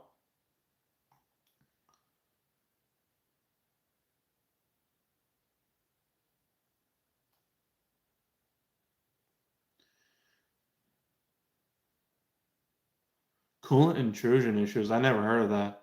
What's this coolant intrusion issue? What do you mean? Like, far as what? Because the coolant system hasn't changed. Like, the design of the coolant system hasn't changed. So I don't know what this coolant intrusion is. I've never heard of it either, man. I'm like, what the fuck you mean coolant intrusion? All the STs have the same coolant system though. Like the cylinder heads, like literally the coolant reservoir is the same, the radiator, like nothing's changed. I don't know. Yeah, I don't know what I don't know whoever. See, this is the thing is like no offense, but like when you guys like say you go read something up, misinformation bullshit off Facebook or fucking the forum, like you're gonna read this nonsense and it's not true one bit. It's just like people saying, "Oh, the RS cylinder head swap only works if you weld off the fucking port for that extra oil gallery thing on the block because otherwise you can't do it." Well, that's not true because you literally just have to run the ST cylinder head gasket. It seals around that oil gallery and it deadheads on the fucking cylinder head and it blocks it off right there for you. So it's like common sense right there, you know. Um, I mean, I used to love the fucking forum back in 10 years ago. It was a great place. And then the Facebook ones are just toxic as fuck. Um, they're just toxic. That's why I'm not part of them. You know what I'm saying? It's just crazy. There's good people on the forums. I'm not saying there's not good people. It's just there's a lot of misinformation and newbies that think they know a lot and they really don't. And that's why if you come here, you're not gonna find any bullshit like that. I can promise you that.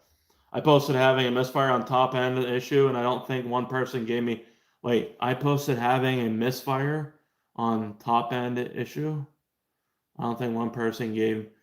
Yeah, that's fucking hilarious. What kind of spark plugs were you running?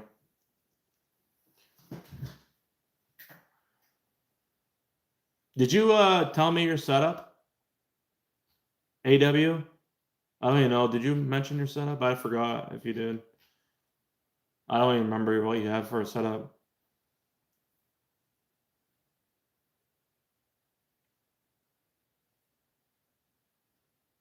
Around the brisk ones, that one. Oh yeah, yeah, 100%. Yeah. What are you making for horsepower?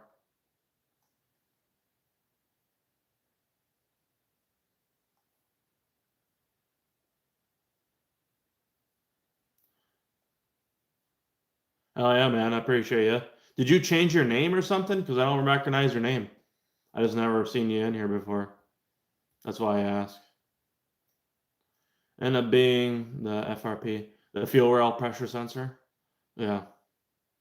Usually so when that goes bad, you usually end up having a code. I had a code on the black one for that. You should have had a code for it. And another thing too, if you want to help cold start misfires, just have your tuner idle, set your idle. So you know how it idles up when you cold start it right off in the morning or whatever. You cold start it and it'll rev up to like what 1200. Have it rev up.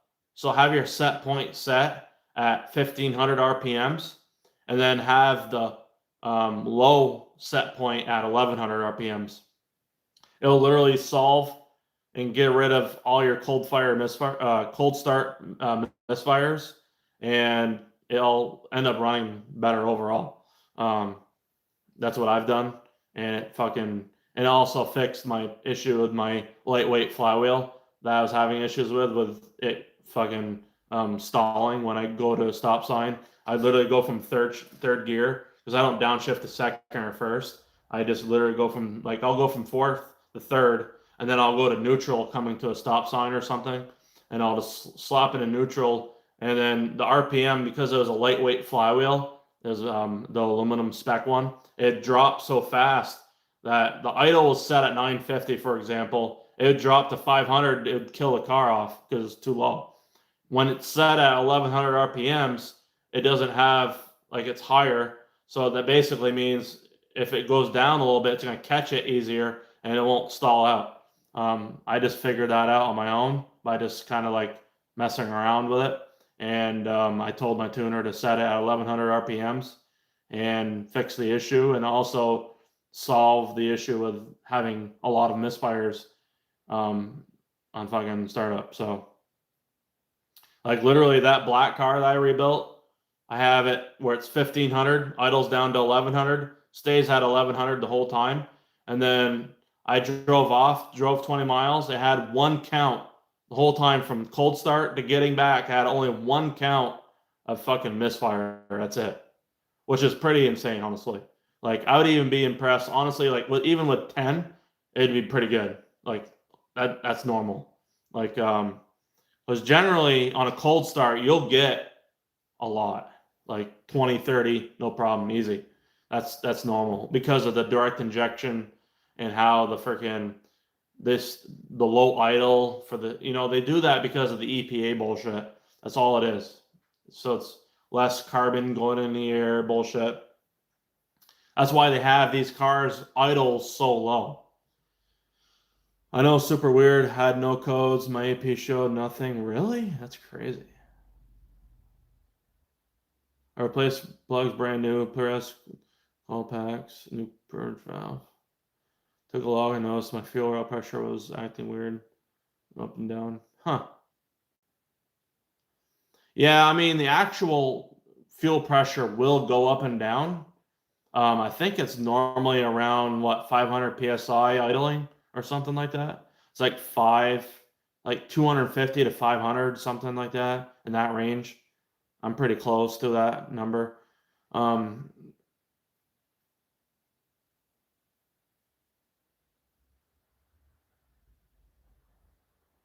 But that's oh yeah, but you're talking about that's not for the ST though, Roman.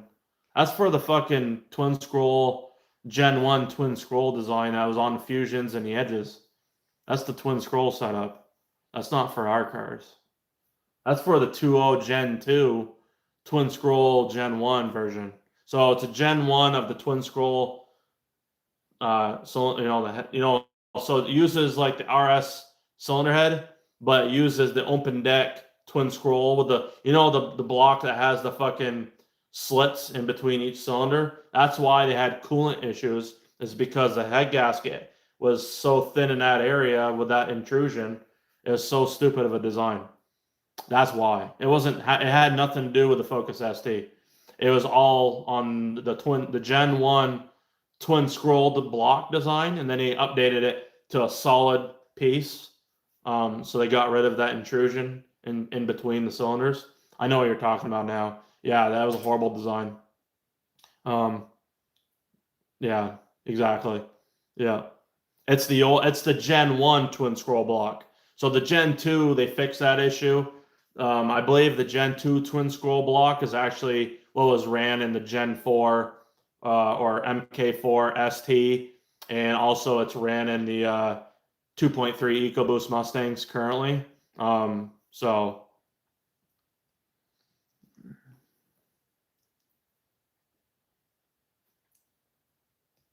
yeah, I mean, smart move on your part, figuring out this is the sensor. I'm actually surprised that you didn't have a code, because I've actually replaced that sensor on my white car once, and my white car only has a total of like 57,000 miles on it, which is kind of crazy that I've even had to replace that. But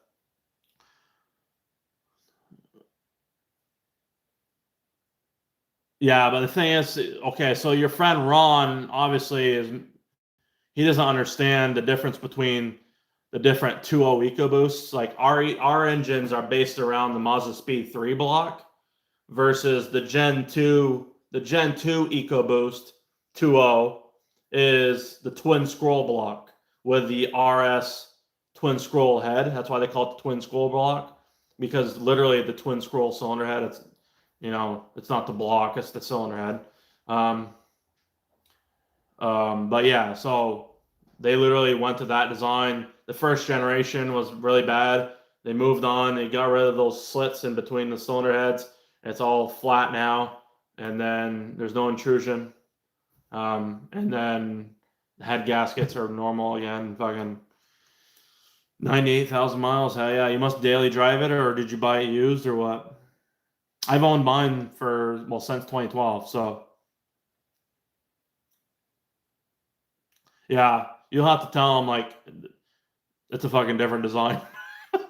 Like the newer 2.0s are not as good as what the ST. So 2013 to 2018, all the Focus ST blocks are the same. Same design, coolant, oil system, other than the oil pan. Like from 2015 to 2018, the oil pan, the facelift guys. So you guys have facelifts, you don't have baffles in your oil pan like the pre-facelift cars do, unfortunately.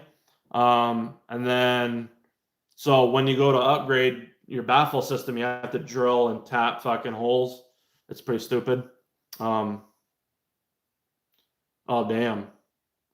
Well, he's listening in. So God bless him. Rest in peace.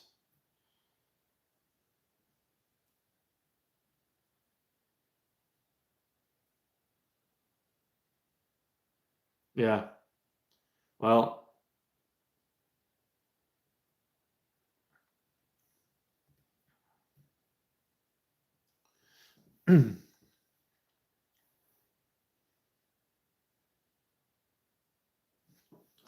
crazy stuff. It's been a hell of a stream tonight, guys. Started off a little slow, but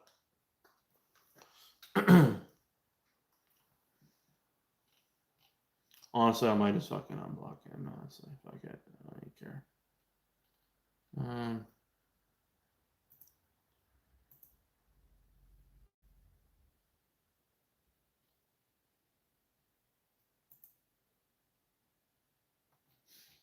Let's see here.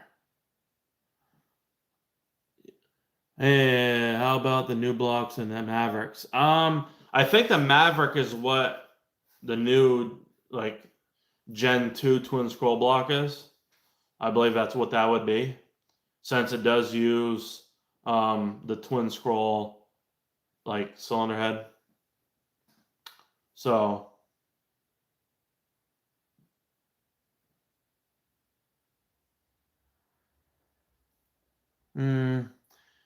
yeah, I bought it used with like 77,000, had no issues with honestly replacing a master cylinder soon. I'm not excited for that. Damn.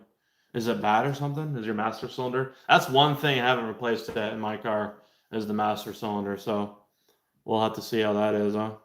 It's all good, but yeah, I was looking at these cars when I was like, oh fuck, those two.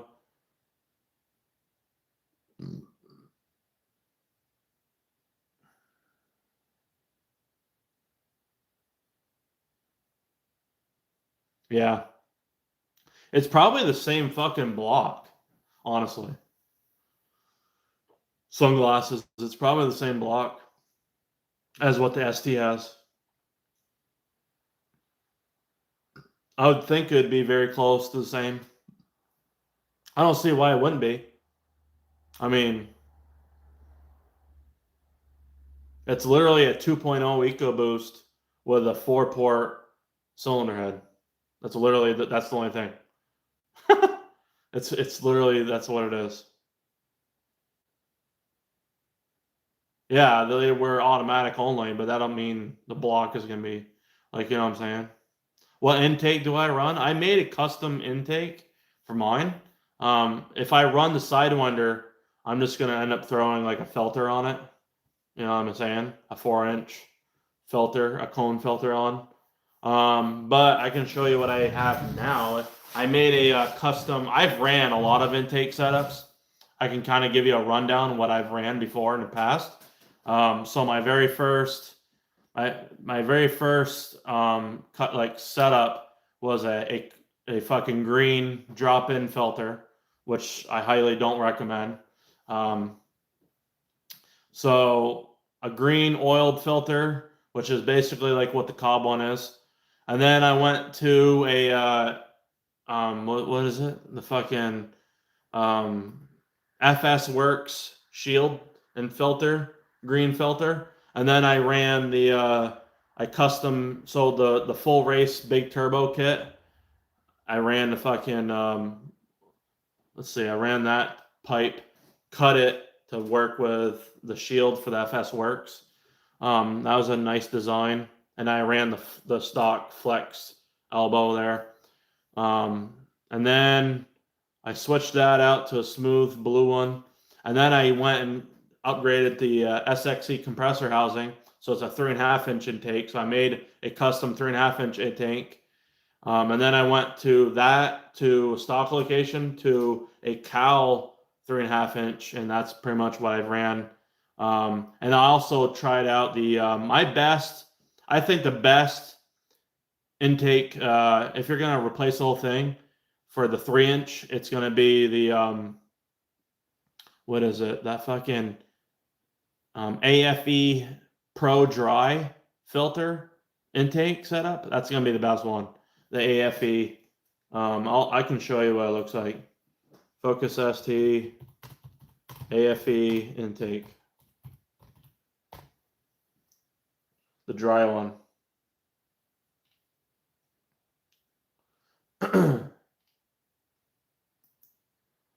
Here, I'll just that's too fucking long. Here. I think that the best looking one though is the AFE Takeda stage 2 cold air intake. I think that's the best one for the like OEM style. I can't, if you're sending me a link, I can't receive it, unfortunately. If you want to send it to my email at whiteblurrst@gmail.com, you can. It's actually, if you see the highlighted where it's like pinned at the top, that's my information right there for my email and whatnot, if you can find that. Let me make this into a smaller URL. Let me see here. What was this? Shorten. Copy. So AFE Takeda intake. This is definitely the best one, I think, for the money. Well, not really so much for the money, but for the looks of it, it's definitely way better than like CPE and LM. But and then there's a cover you can get that's separate. It's gonna be rare. I mean, if you're gonna get one, I'd get it now because they're probably gonna stop selling these at some point because the STs aren't for sale anymore.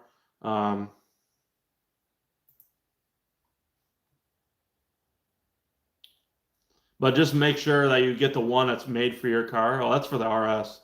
Oh, because that's going to be different anyways. Oh, but that's the idea of it. It looks kind of like that. That one says for the RS, so oops. But it literally looks like the same thing. But you'd have to just look up for the ST. But wait, was it? Did you know anyone to use Extreme Twin Blade? I did order it. I'm gonna. Oh, you use the ACT organic single mass flywheel. How'd you like your ACT? I actually ordered a ACT.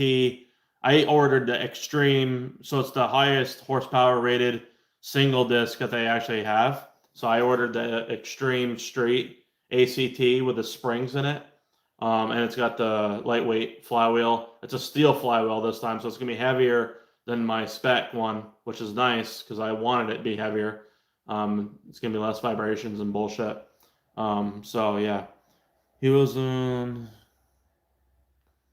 everything altitude, cares knowledge, but sometimes you know, yeah, hell yeah.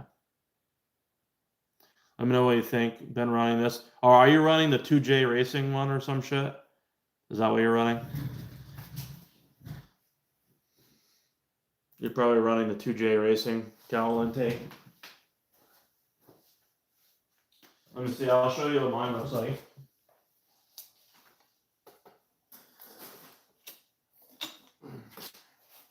So this is mine right here. So this is mine. So it's literally just a fucking 90-degree, 9 inches length of fucking aluminum pipe welded.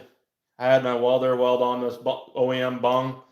I placed my MAF sensor in here, or whatever the fuck, the temperature sensor, not really a MAF sensor.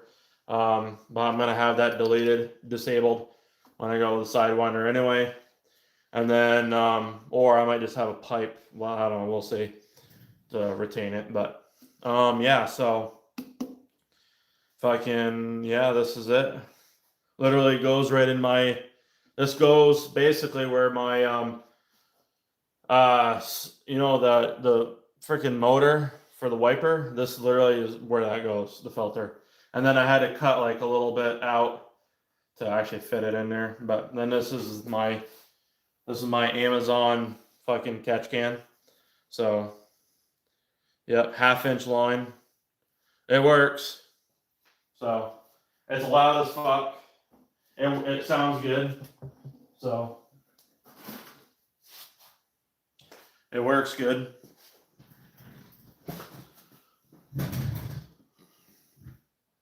Oh, you're good. I'll look at the link. It doesn't. I have no control of people sending the links. I can't see what link you sent me here on YouTube because YouTube doesn't allow people to send links or share links on the chat. So I think the only time that you could actually share a link is if you're like a moderator, probably. But even that, I don't know. How much noise and pedal? Yeah, I'm running the yeah, I'll be running the fucking sprung one. Let me look for my email. if you're also interested in anyone interested in a upgraded Purge line, we have one right here ready to go, and I got parts to make more. So here's one. We use PayPal, Cash App, or even Facebook Pay if we need to. If you're friends with me on Facebook, it's WhiteBlurrst on Facebook. So there's that. We use priority shipping. So shipping is free within the United States. It's $260 out the door. You never have to worry about replacing another Purge line. It comes with, I mean, if you've seen the videos, go check them out if you haven't. It's very easy to install, high quality. I mean, I wouldn't make it if it wasn't like something I'd put on my car. So just take that with a grain of salt. But like it's definitely, it's insane. I got your email here. Let's see here. I'll put that over there so I can look at the chat over here. And then it's getting fucking 58, was it 56 degrees in here now? I did buy a Purge line months ago, still in the box. If only, oh yeah, yeah. Oh, that's a nice setup right there.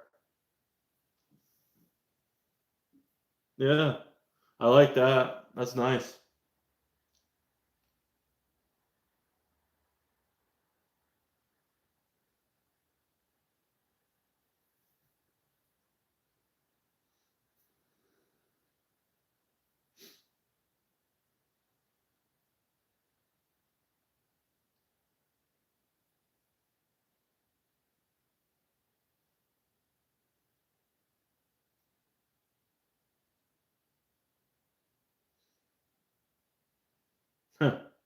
That's funny shit right there.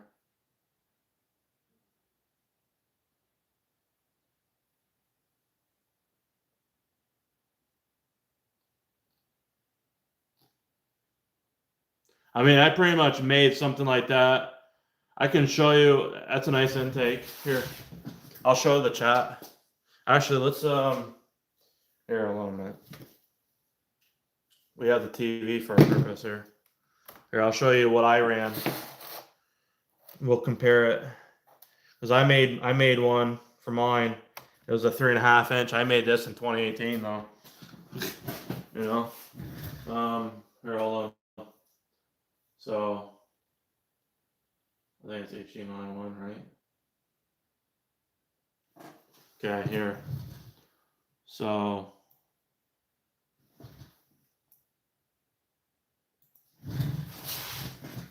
all right. So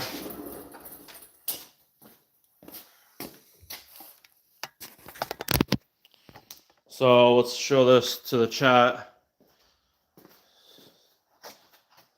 So that's this. I've never even seen this setup before, but it's pretty cool. I like it. I mean, would I get it? No, but I mean, it's nice. I mean, I do like it.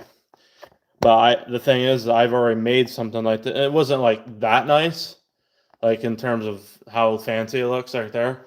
I think, personally, I think it'd look better if it was, you know, like the wrinkle black instead of the chrome look, personally. Just because this to me looks too much flashiness going on. I think like the wrinkle black would look better because then it would be more of an OEM. Like it just fit this engine bay better if it was, you know what I mean? This is more for show car. I understand it. I would probably make this black right here instead. I think the blue. Well, I mean, it does match up your car, I guess. Yeah, that's true. It does match. I just think this in black would stick out better, personally, or even or leave it blue because I do love this blue. This is actually my theme. I have this blue on my calipers and shit. But I think a black outline with this blue would look really good. Something to kind of make it stand out a little bit more because like right here, it's hard to actually understand it. I know what it says, but it is hard to understand it. Let's see here. Now, I can't read the chat now, so hold on a second. Oh yeah, I did that. The front end too is different. Yep. Yeah, interesting.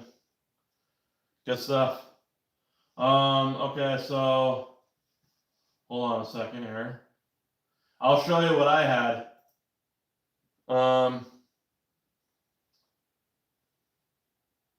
Here, hold on. I'll show you what I ran. So let me find mine.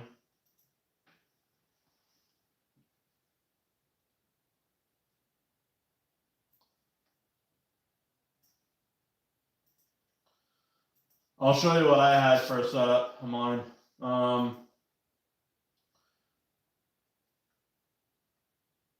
And it was pretty much just, you know, laying there. Oh shit.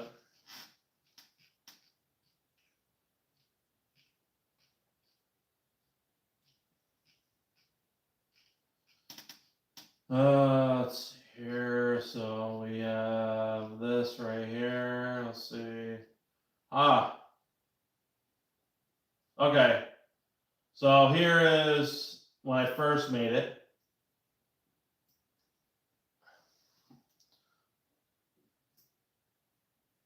So let's close out of that.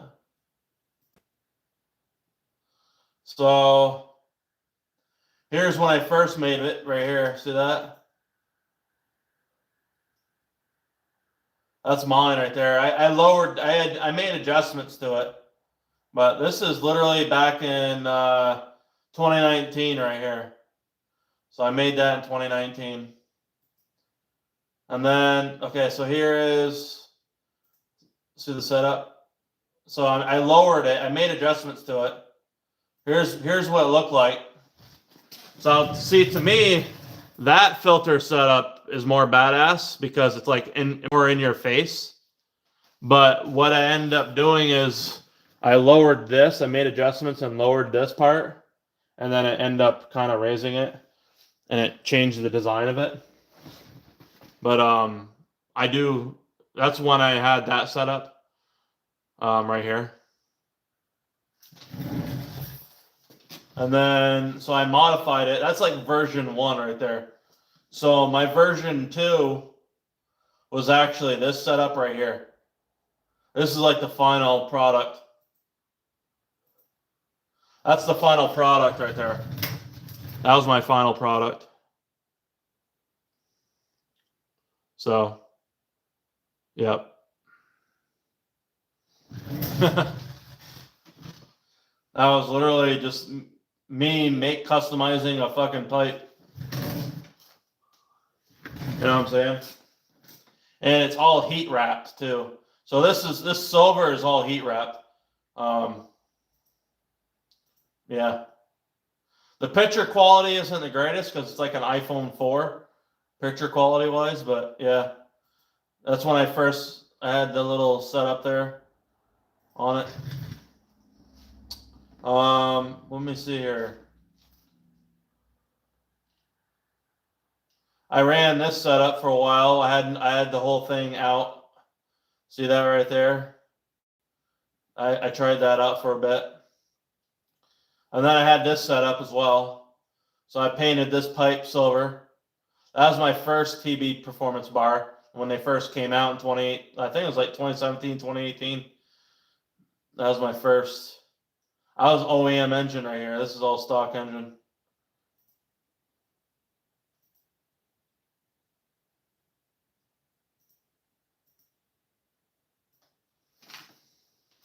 And then,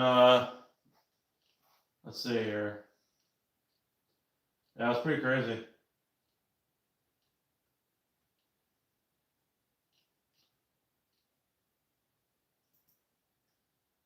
So I don't know if anybody remembers, but Full Race actually used this picture right here. This is from my car from 2015. I reposted it in 2017, but this is from 2015. They use this picture for their turbo kits to sell them on their site. It's pretty crazy. So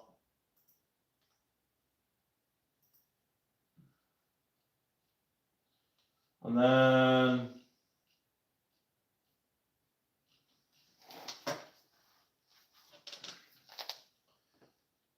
this was a unique setup. I did this in 2014 right here.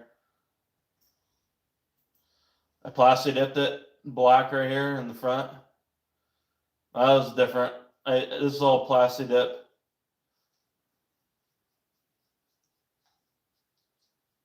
I did that for a little bit. Didn't last long. I only did it for that summer.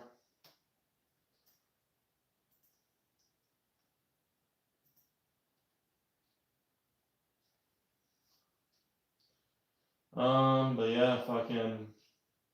Oh, you want to see what my 16 inches, my 16-inch wheels look like? Here. This is what the ST looks like with 16-inch wheels. So yeah, see that 16-inch slick tire. I wish I would have kept them motherfuckers, because those things those would have hooked up in third gear at 560 at the wheels. I can promise you that. Those were a nice tire. Those are a bias ply tire. That kind of tire is the tire that you use to set records at the drag strip. That tire right there I had. That tire compound. See that right there. I don't know if I could do that again. I don't know if it'd fit. That's the only thing. I don't know if it'd fit with my coilovers. That's when I fucking had my I had a little bit of oil leak and it fucking caught fire. My turbo blanket caught fire. So ever since, I never fucking ran the turbo blanket. That was one of my 16-inch tires right there. But anyways.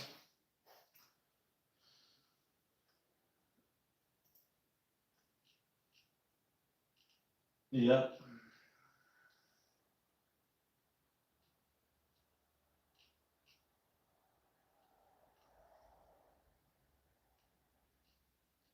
Let's see here.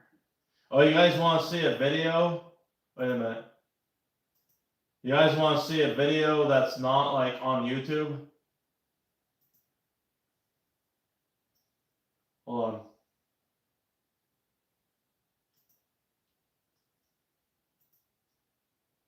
Videos. Do I have videos on here? Yeah, right.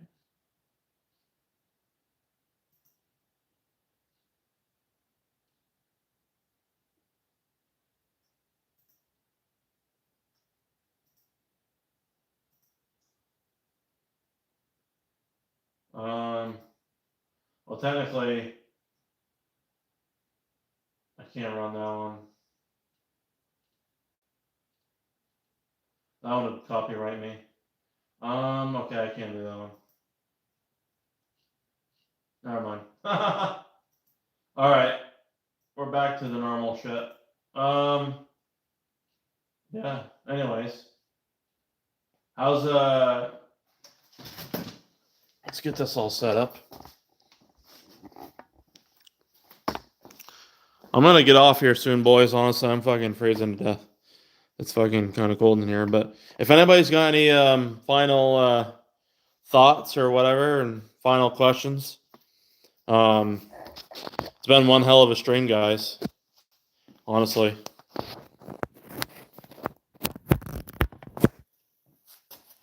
So it's been awesome. It's been an awesome stream. It had a slow start. Not gonna lie, the stream had a slow start, but you know, hell yeah! First fucking $2 super chat. Appreciate it, buddy. Thank you very much. Wilbur, hey man, how you doing? What term? Who was the engine builder at EMS? I think it's just literally like the owner that does it. Oh, you're good. Don't worry about it. I just don't want people coming up in here and, you know, trolling and shit, you know what I mean? That's the thing. I'm not gonna fucking I just want to keep positive here and whatnot. The guy from Ohio. No, you're good, buddy. Don't worry about it. Don't take it like the hard one. Don't take it like wrong or nothing. I just don't like fucking bullshit.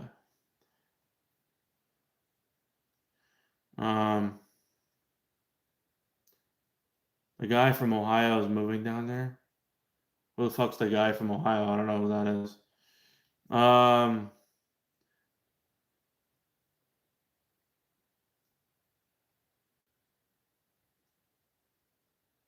Yeah, I mean, the thing is, though, it's only going to gain performance if your turbo is a 3.5 inch or higher. Because if it's a 3 inch, you're really not gaining nothing out of it.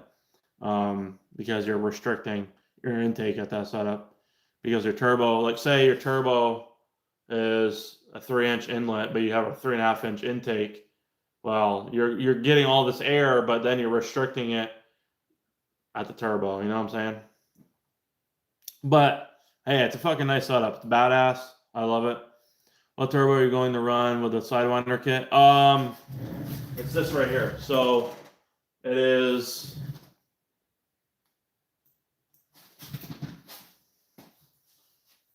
As long as I can make Sidewinder work, the kit work, I'll be fine.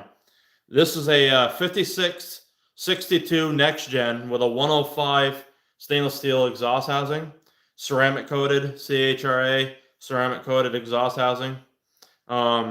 It's shinier than OJ Simpson's fucking wheels. So, other than that, you know, it's whatever. But yeah, it's pretty badass. So this is literally like, so you know the 5862. This is basically the newer version of that. It can flow more. This turbo can make 800 horsepower. So it's 100 horsepower less than a G35 900 supposedly. What I like about it though, it's a 105 AR. The reason why I went with a 105 AR exhaust housing is because I'm running a 2.4 stroker. So when you run a bigger displacement motor, well, you're going to have more back pressure. So you want to get rid of the back pressure by having the largest compressor or exhaust housing that you can run that makes sense. So I'm just going to do that. And I still believe this turbo will outspool my G35 900 setup on the 2.3, even with that big exhaust housing. Because I ran an 83 AR on that setup, and yeah, I was like literally full boost, 27 pounds. I mean, to be fair, we weren't like finalized on the tune because we just stopped all of a sudden because I was spinning in fourth gear. Ryan tuned me from EMS, but to hit 27 pounds of boost on E85, no blend, it was fucking about 4,800 RPMs, and it starts spooling around 2,500. It started spooling pretty good. It's just like, I mean, it doesn't feel it. Like on paper, it looks bad, but when you're actually driving it, it fucking hits fucking hard. And that's why it spun so easy in fourth gear even. It just hits so hard on the top end. It literally, like, it's not really gradual. It's like, bam, you know what I mean? It's just like my 7163 is more gradual and then it flat lines. You know what I'm saying?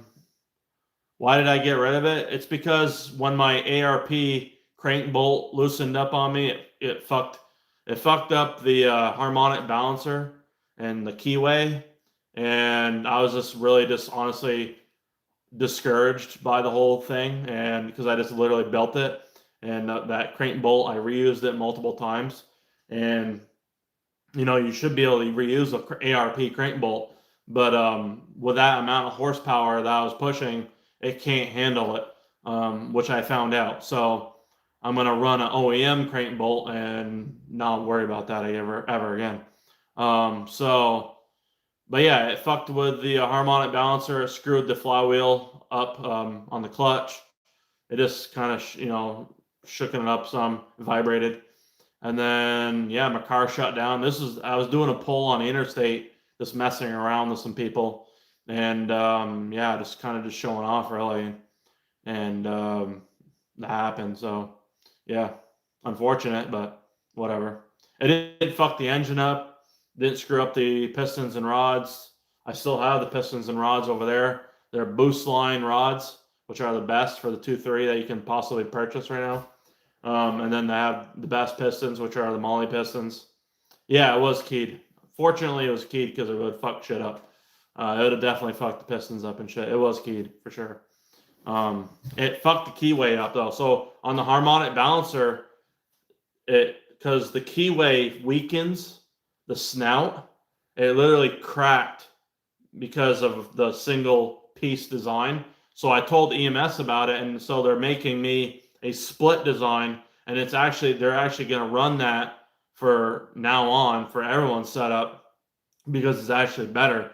So they're going to run a split key design. So now it's going to be one key way where it's going to be inside the timing cover, and then there's going to be another key that's on the harmonic balancer that's separate from that one. So they're split. So that way there, if it loosened up on the harmonic balancer, it's not going to fuck with the fucking key that's inside the timing cover. So it'll be cool. It's not going to mess with that. So because before it was just all one piece. So the Sidewinder kits allow you to run a bigger turbo. Well, okay, to be fair, we can run a 6870. I think that's the largest precision turbo we can run between the engine and the firewall. But a Sidewinder kit allows you to be more customizable, I feel like. And why I'm running it is because I just want to have a different setup, and I want to be able to just access my turbo easier and work on it if I have to. It's just way easier than jacking up the car, putting it on ramps, getting on your back, fucking dealing with all that bullshit and on the cold concrete floor. Like, I would rather just have it right there in my face, and I can just take it apart. You know what I'm saying? And I have the battery already relocated. I made a video about it. And I'm going to have a whole fucking series for the Sidewinder stuff when I get it all finalized. And it'll be literally showing, okay, this is a video on relocating the battery, which I already made. And then I'll have a video on, okay, this is how you could make your Sidewinder kit if you really wanted to get someone else to fabricate it. This is the formula. You know what I'm saying? I'm going to provide the formula, which nobody else has done. So it's not hard, no. I mean, literally, look at the piping. I mean,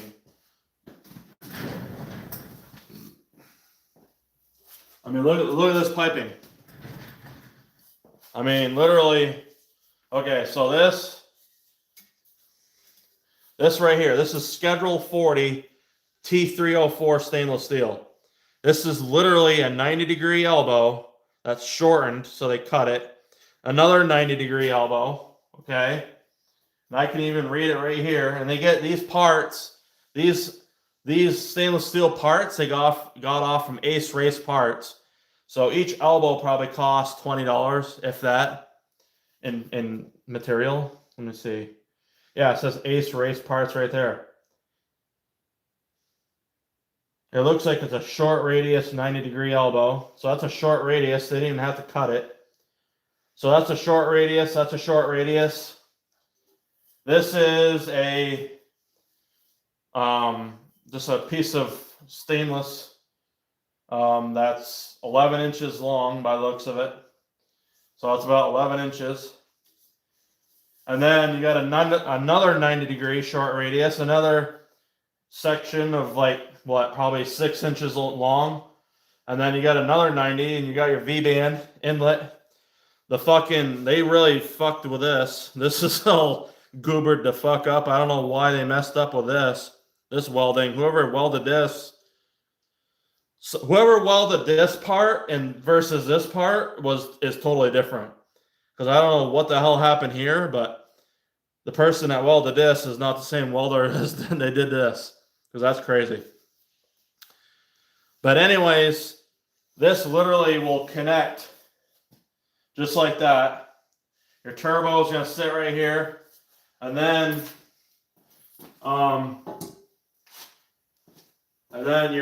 your hot pipe. So this connects to 90% of the turbos are 2-inch outlet. So this is a 2-inch to 2.5. You got your pipe. This is I think 13 or 14 inches long right here. You know, so basically as long as Big Bubba and the fucking Alcatraz prison there. And then you got your 90-degree elbow right here. And then this right here can actually be shortened, and you can run a, I'm going to do measurements on it, but I believe I wrote it down. Let me see what the dimensions are here.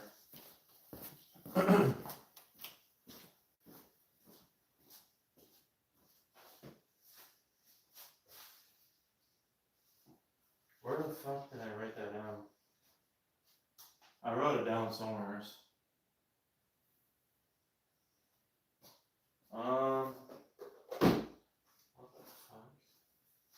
Well, anyway, I'll have to do it again, but either way, this gets shortened, and you just get a silicone straight piece off your hot pipe or your intercooler. But this right here is not the right piece you want to run because it doesn't have that flared tip right here. So they already fucked up with that. So I'm going to modify it to where it's better designed here. But otherwise, it's going to stay the same length here.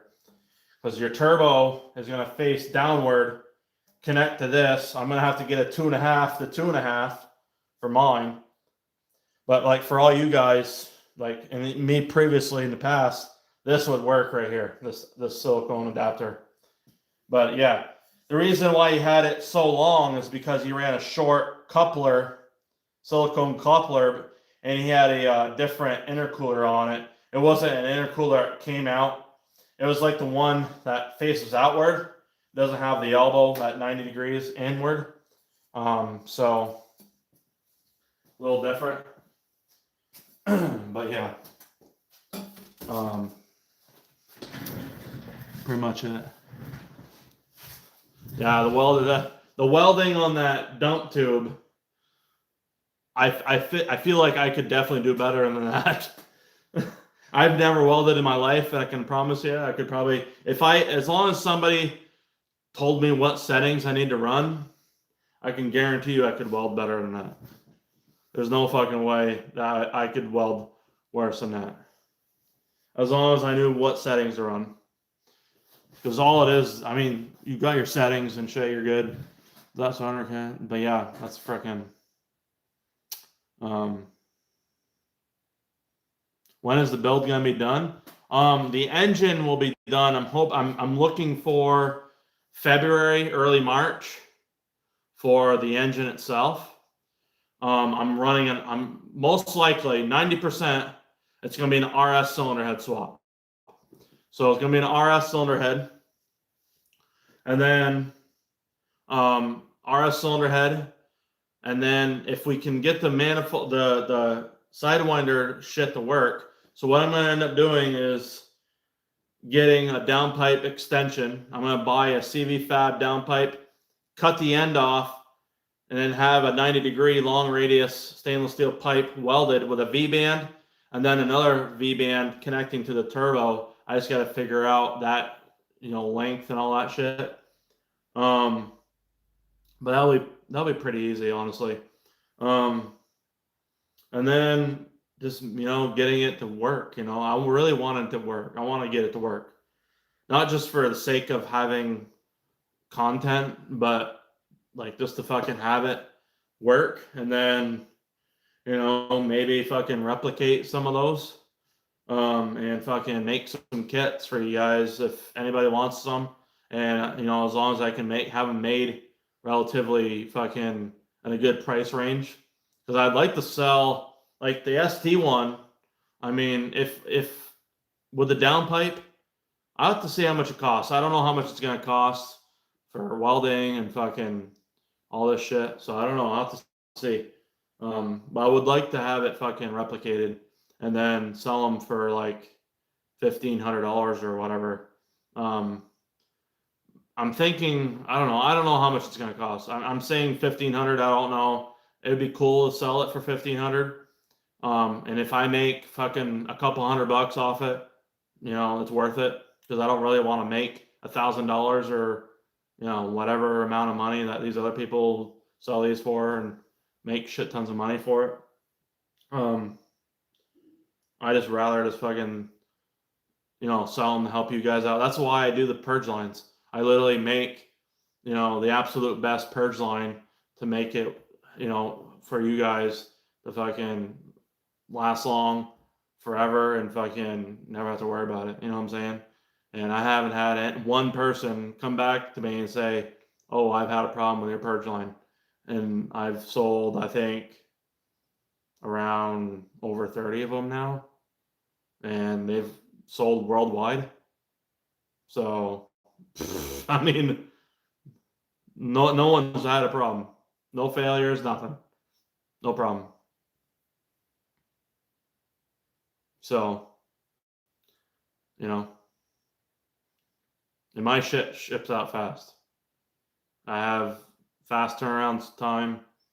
Like, that's the thing. Like, I look at it like, how would I want my product to be received? Like, I like to get the shit fast as possible. So I'm gonna treat it the same way. Like, if I'm gonna sell something, I want it shipped out as fast as possible, because I want you guys to experience the best customer service possible, or best experience possible, by getting something from me that you guys you support me just by watching videos and liking. By the way, you watch a video, make sure you like it, because it does help the algorithm as well, and just gets it out to more people. But also just, helps a lot, and that's the biggest reason why the subscriber count has gone up. We're past 13,000 now, which was a huge goal of mine. And one of the reasons was because I wanted to get past Valley Crew, or TBR. He stopped making videos, but that doesn't mean that people still would stop subscribing. It's unfortunate he stopped making videos. I don't know why he stopped. I don't know if he got rid of his car or whatever. Maybe somebody knows him, but it's unfortunate he stopped. But I've always wanted to get past him. That was kind of like a goal of mine, to get past them. So that's pretty awesome. I even passed Stratified as well. He's at like 12,000 or something like that. Twerk. Yeah. So, yeah, it's been awesome, guys. It's been great. Okay, wait. So the Sidewinder kit allows you to run a bigger turbo. Is there any other benefits to mounting the turbo up front? I pretty much just explained, like, easier access, just having the customizability of, like, the oil drain line, being able. Yeah, everything's extended.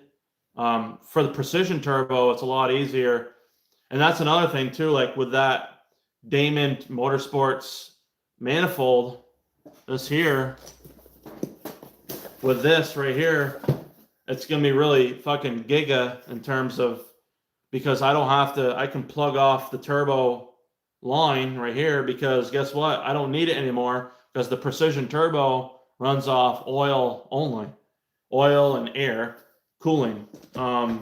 So I can block that off instead of running, or the other option would be just to run a line to the block and just have it recirculate. That's the other option. You can do that as well.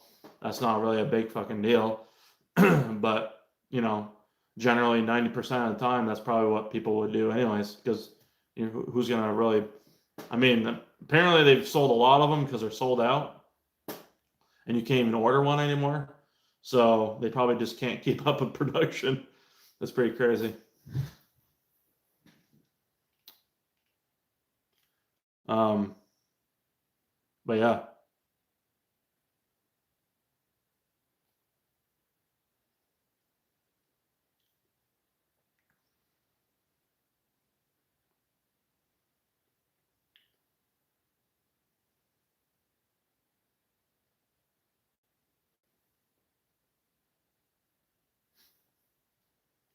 But yeah, let's see. How long have we been on here now? We've been on for...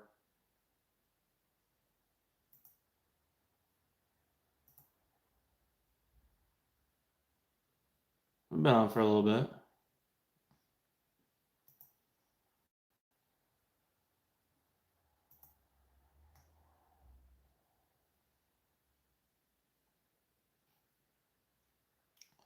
But anyways, guys, yeah, I'm gonna I just don't want to run a hood dump on that, and so that's why I'm gonna change it up. But yeah, I appreciate the super chat, Chris. You guys, everybody, hopefully you guys have a good night. I appreciate you all being up in here. It's been an awesome fucking stream. Let's see, how long we've been on for? They changed the settings in this bullshit, so everything's like all different now. But yeah, if we can get to 15 likes, that'd be badass. We got 14 likes right now. If we got one more like out of it, that'd be pretty awesome. That'd be pretty cool to end the stream on. Oh, it's right here. 4 hours and 22 minutes. We've been live for 4 hours and 22 minutes. But yeah, man, I mean, appreciate you all. Thank you very much. If there's any more questions, I'll stay on. I mean, I'll stay on for at least another 8 minutes. I'll end it at 4:30 if you guys want to. If there's anything else you guys want to talk about.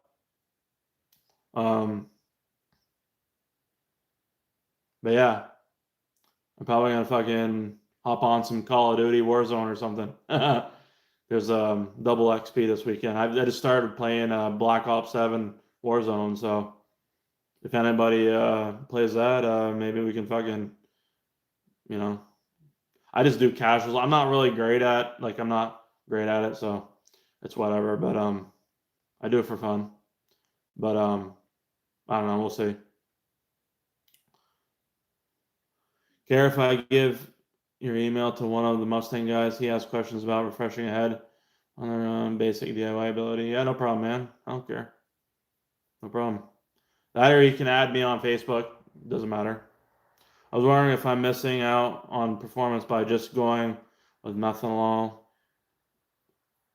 E85 is very accessible for you. I would just go with E85. The thing is with methanol, water meth, I like it for the fact of preventing knock on like an OEM fuel system tune. But if you're running E85, I wouldn't run it. And just because of E85, the capabilities of it. But I mean, you can run both. I've done it. But yeah, I mean, I was wondering oh, it isn't. Oh, it is. Wait, E85 isn't very accessible. Yeah. Well, okay, it isn't accessible for me either. It's like 4 hours away from me, and I got 5 containers, 5-gallon containers. So I'll get like 45, 50 gallons of it, and just fucking bring it up, pump E85, and yeah, fucking. I usually wait until about mid-May to late May, just because of the batch. You know, the E85 is gonna be a little bit better quality-wise, because you know, remember, there's winter fuels and there's summer fuel. There's different blends. You only got 2 hours. I'd definitely take your 2-hour drive compared to the 4-hour drive. I'm talking 4 hours one way. You know what I mean? It's 8 hours round trip. It sucks. But yeah, of course it is. Fucking Ohio. I mean, Ohio, Texas, Oklahoma has it. Not at every gas station, but yeah, it's pretty awesome. Where in Ohio do you live again? I forgot. I've driven through Ohio like so many times. It's crazy.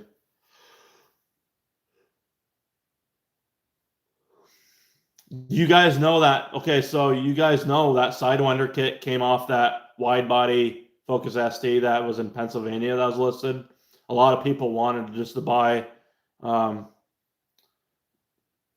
So a lot of people wanted to buy just the Sidewinder and the engine out of it. It was that one that was did you guys see that one? Here, hold on. I'll show you if you guys don't know what I'm talking about. Just so you guys know, because if you didn't see the story, this is where this. So this is the car that Sidewinder came off of. Right here.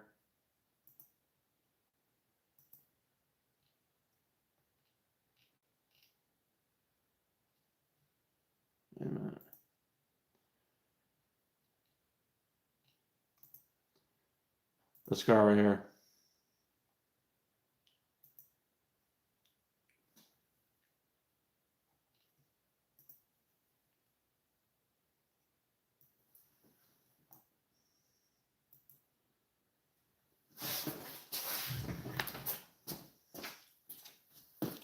So you guys know this, you guys recognize this car right here? This is the car that I went and picked up and I was up for 36 hours for and drove. That's the turbo kit. So I didn't get the turbo.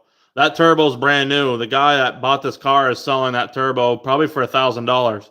So if anybody's interested in the turbo, you're gonna have to let me go through me and let me know because that turbo is brand new. It's a 25660 Pulsar. But he needed the engine out of this car. And but yeah, this is a custom wide body. I actually like the wide body because it's literally all one piece. It's all welded. But yeah, this is so I got the Sidewinder kit for picking up this car and delivering it. It was in Leechburg, Pennsylvania. So it's about 10 hours from me. It's 10 hours. So yeah, by the way, Black Ops 7 Warzone is way better than the Black Ops 6 Warzone. It's free. Warzone's free on Xbox. I don't know about PlayStation, but it's free. Here, I'll show you guys. Here, hold on. Yeah, hold on a second. This is that car right here.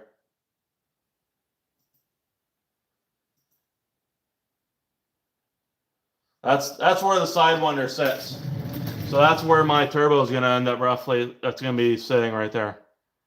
So that G25 550 or 660 isn't much bigger than what my turbo is. So believe it or not, the only difference is my inlet is bigger on the intake.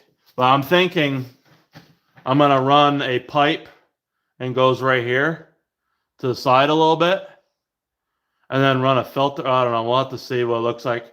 I could just run a mini filter on it as well and then be good with it, honestly.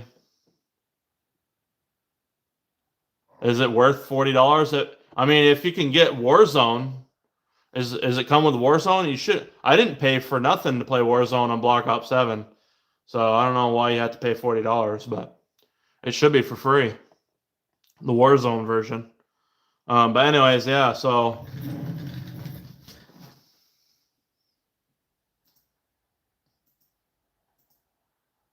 that's the turbo. That's the car that we picked up. It was a mess. The kid basically gave up on it. That's a custom spoiler right there. I'd get rid of that. Yeah. This is all has to be redone.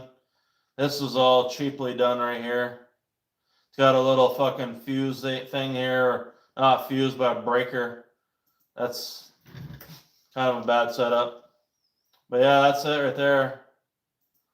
That was the car that I picked up. I drove 20 hours nonstop, and I was up for 36 hours total. Yep. Good stuff.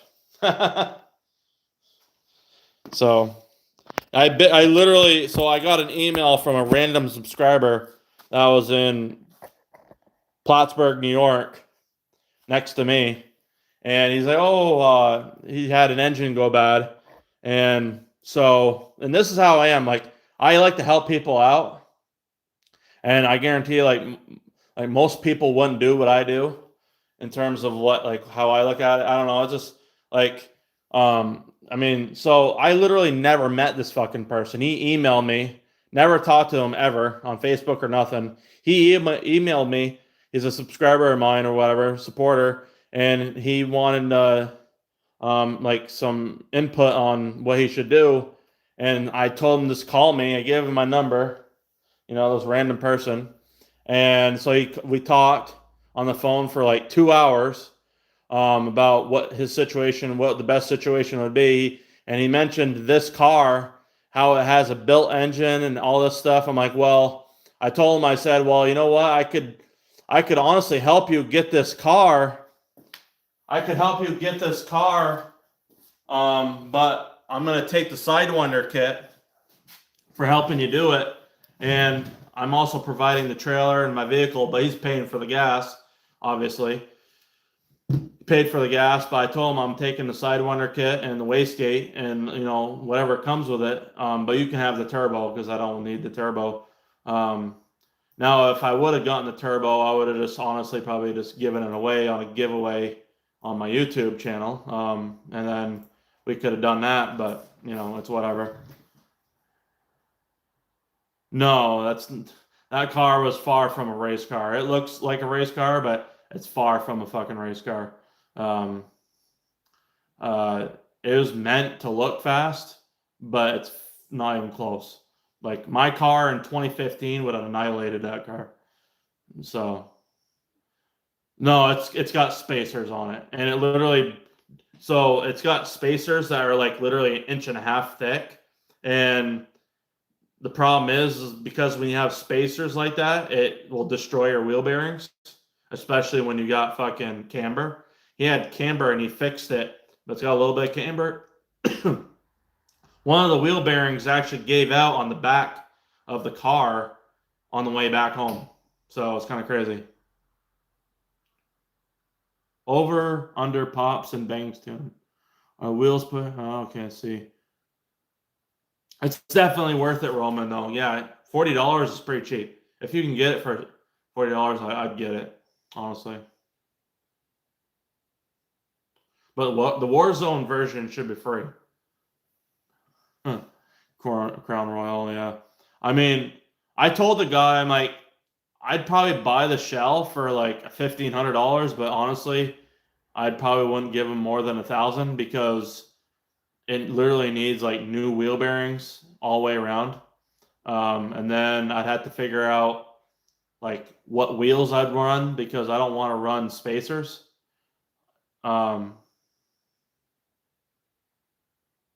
So I don't know.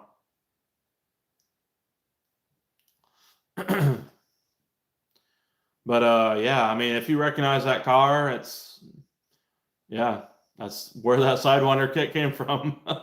It's been on Facebook for like 8 months, I guess. So the guy sold it.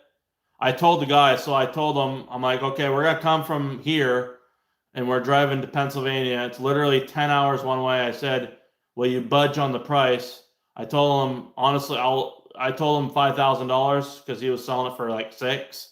I told him $5,000 and we'll come get it because we literally needed like that $1,000 for gas for going on and obviously getting down there and back. So I mean, it just makes sense. Like, and he said, yeah. So fucking, we went and got it, and it's all set. I mean, it'd be cool to own that car and then like make it into like a carbon fiber wide body. I would fucking take the wrap off it and put like a matte black style wrap on it, and then make it into like the Dark Knight 2.0, Dark Knight ST 2.0 with a wide body. I mean, it got some attention because like on the way back, we were going to gas stations. There was people taking photos of it and everything, and it was like in a shitty state, like how it looked. The front bumper was off and shit. Like it didn't look like the wide body makes it look great. Other than that, it wouldn't draw attention. Like, it's because I had the wide body on it. And everyone thinks automatically, oh, Ken Block, you know what I'm saying? Like the whole Ken Block thing. That's what made it look the famous look of it. That being said, I would never wide body my white car. I would never ruin it that way. But this car here, it'd be a pretty fun project to deal with if I ever got it. The shell, and I don't know how rusty it is underneath. I'm sure it's pretty rusty. If it is, I don't even want it. I just wouldn't want it. So, but yeah, let's see here. I think we're gonna call it a night, boys.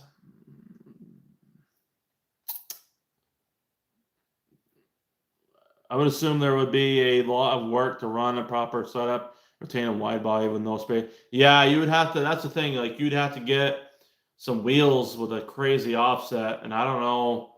Like, that would be kind of stupid, honestly. Like, fucking, I would have to run wheel spacers, man. I would have to run wheel spacers on that car. I think it's not a choice. I don't know, but.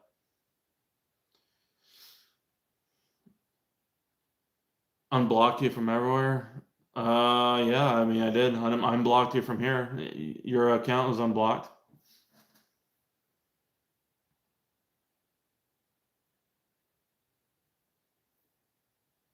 I don't think I have you blocked on Facebook. But I don't know. Facebook doesn't really matter anyway.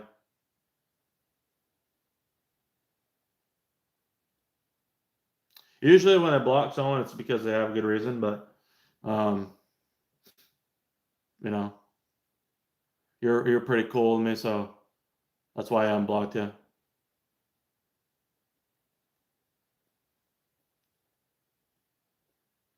But yeah. Well, everyone have a good night. And yeah, we'll call it we'll call it here in 2 minutes. I'm gonna end it at 4:40, so we have a minute and a half left, and yeah, we'll call it a good stream there. And you have 16 likes. If there's 4 more likes that anybody can drop, that'd be awesome. But if not, hey, it's all right. It'd be awesome to end it on 20 likes. Good night twice. Appreciate it, man. Have a good night. Have a good weekend. Have a good Christmas, whatever.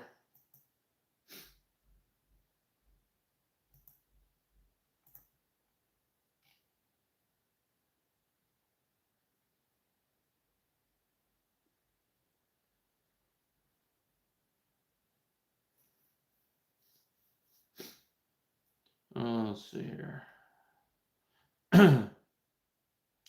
Yeah, this is live stream number 40. It was a hell of a stream. We went for 4 hours and 40 minutes. If you haven't already, if you're looking for an intercooler or a downpipe or anything, go to shop at cvfab.com. Use my code BB5 at checkout. You'll get a nice discount. And then also supports me because I'm affiliated with them. And, it's awesome to help you guys save money as well. And also, if you're looking for an upgraded purge line for the ST, Focus ST or RS, I make upgraded purge lines. There's a December group buy sale for $260. That's shipped within the United States. If you want international shipping, then it's going to cost more depending on where your location is.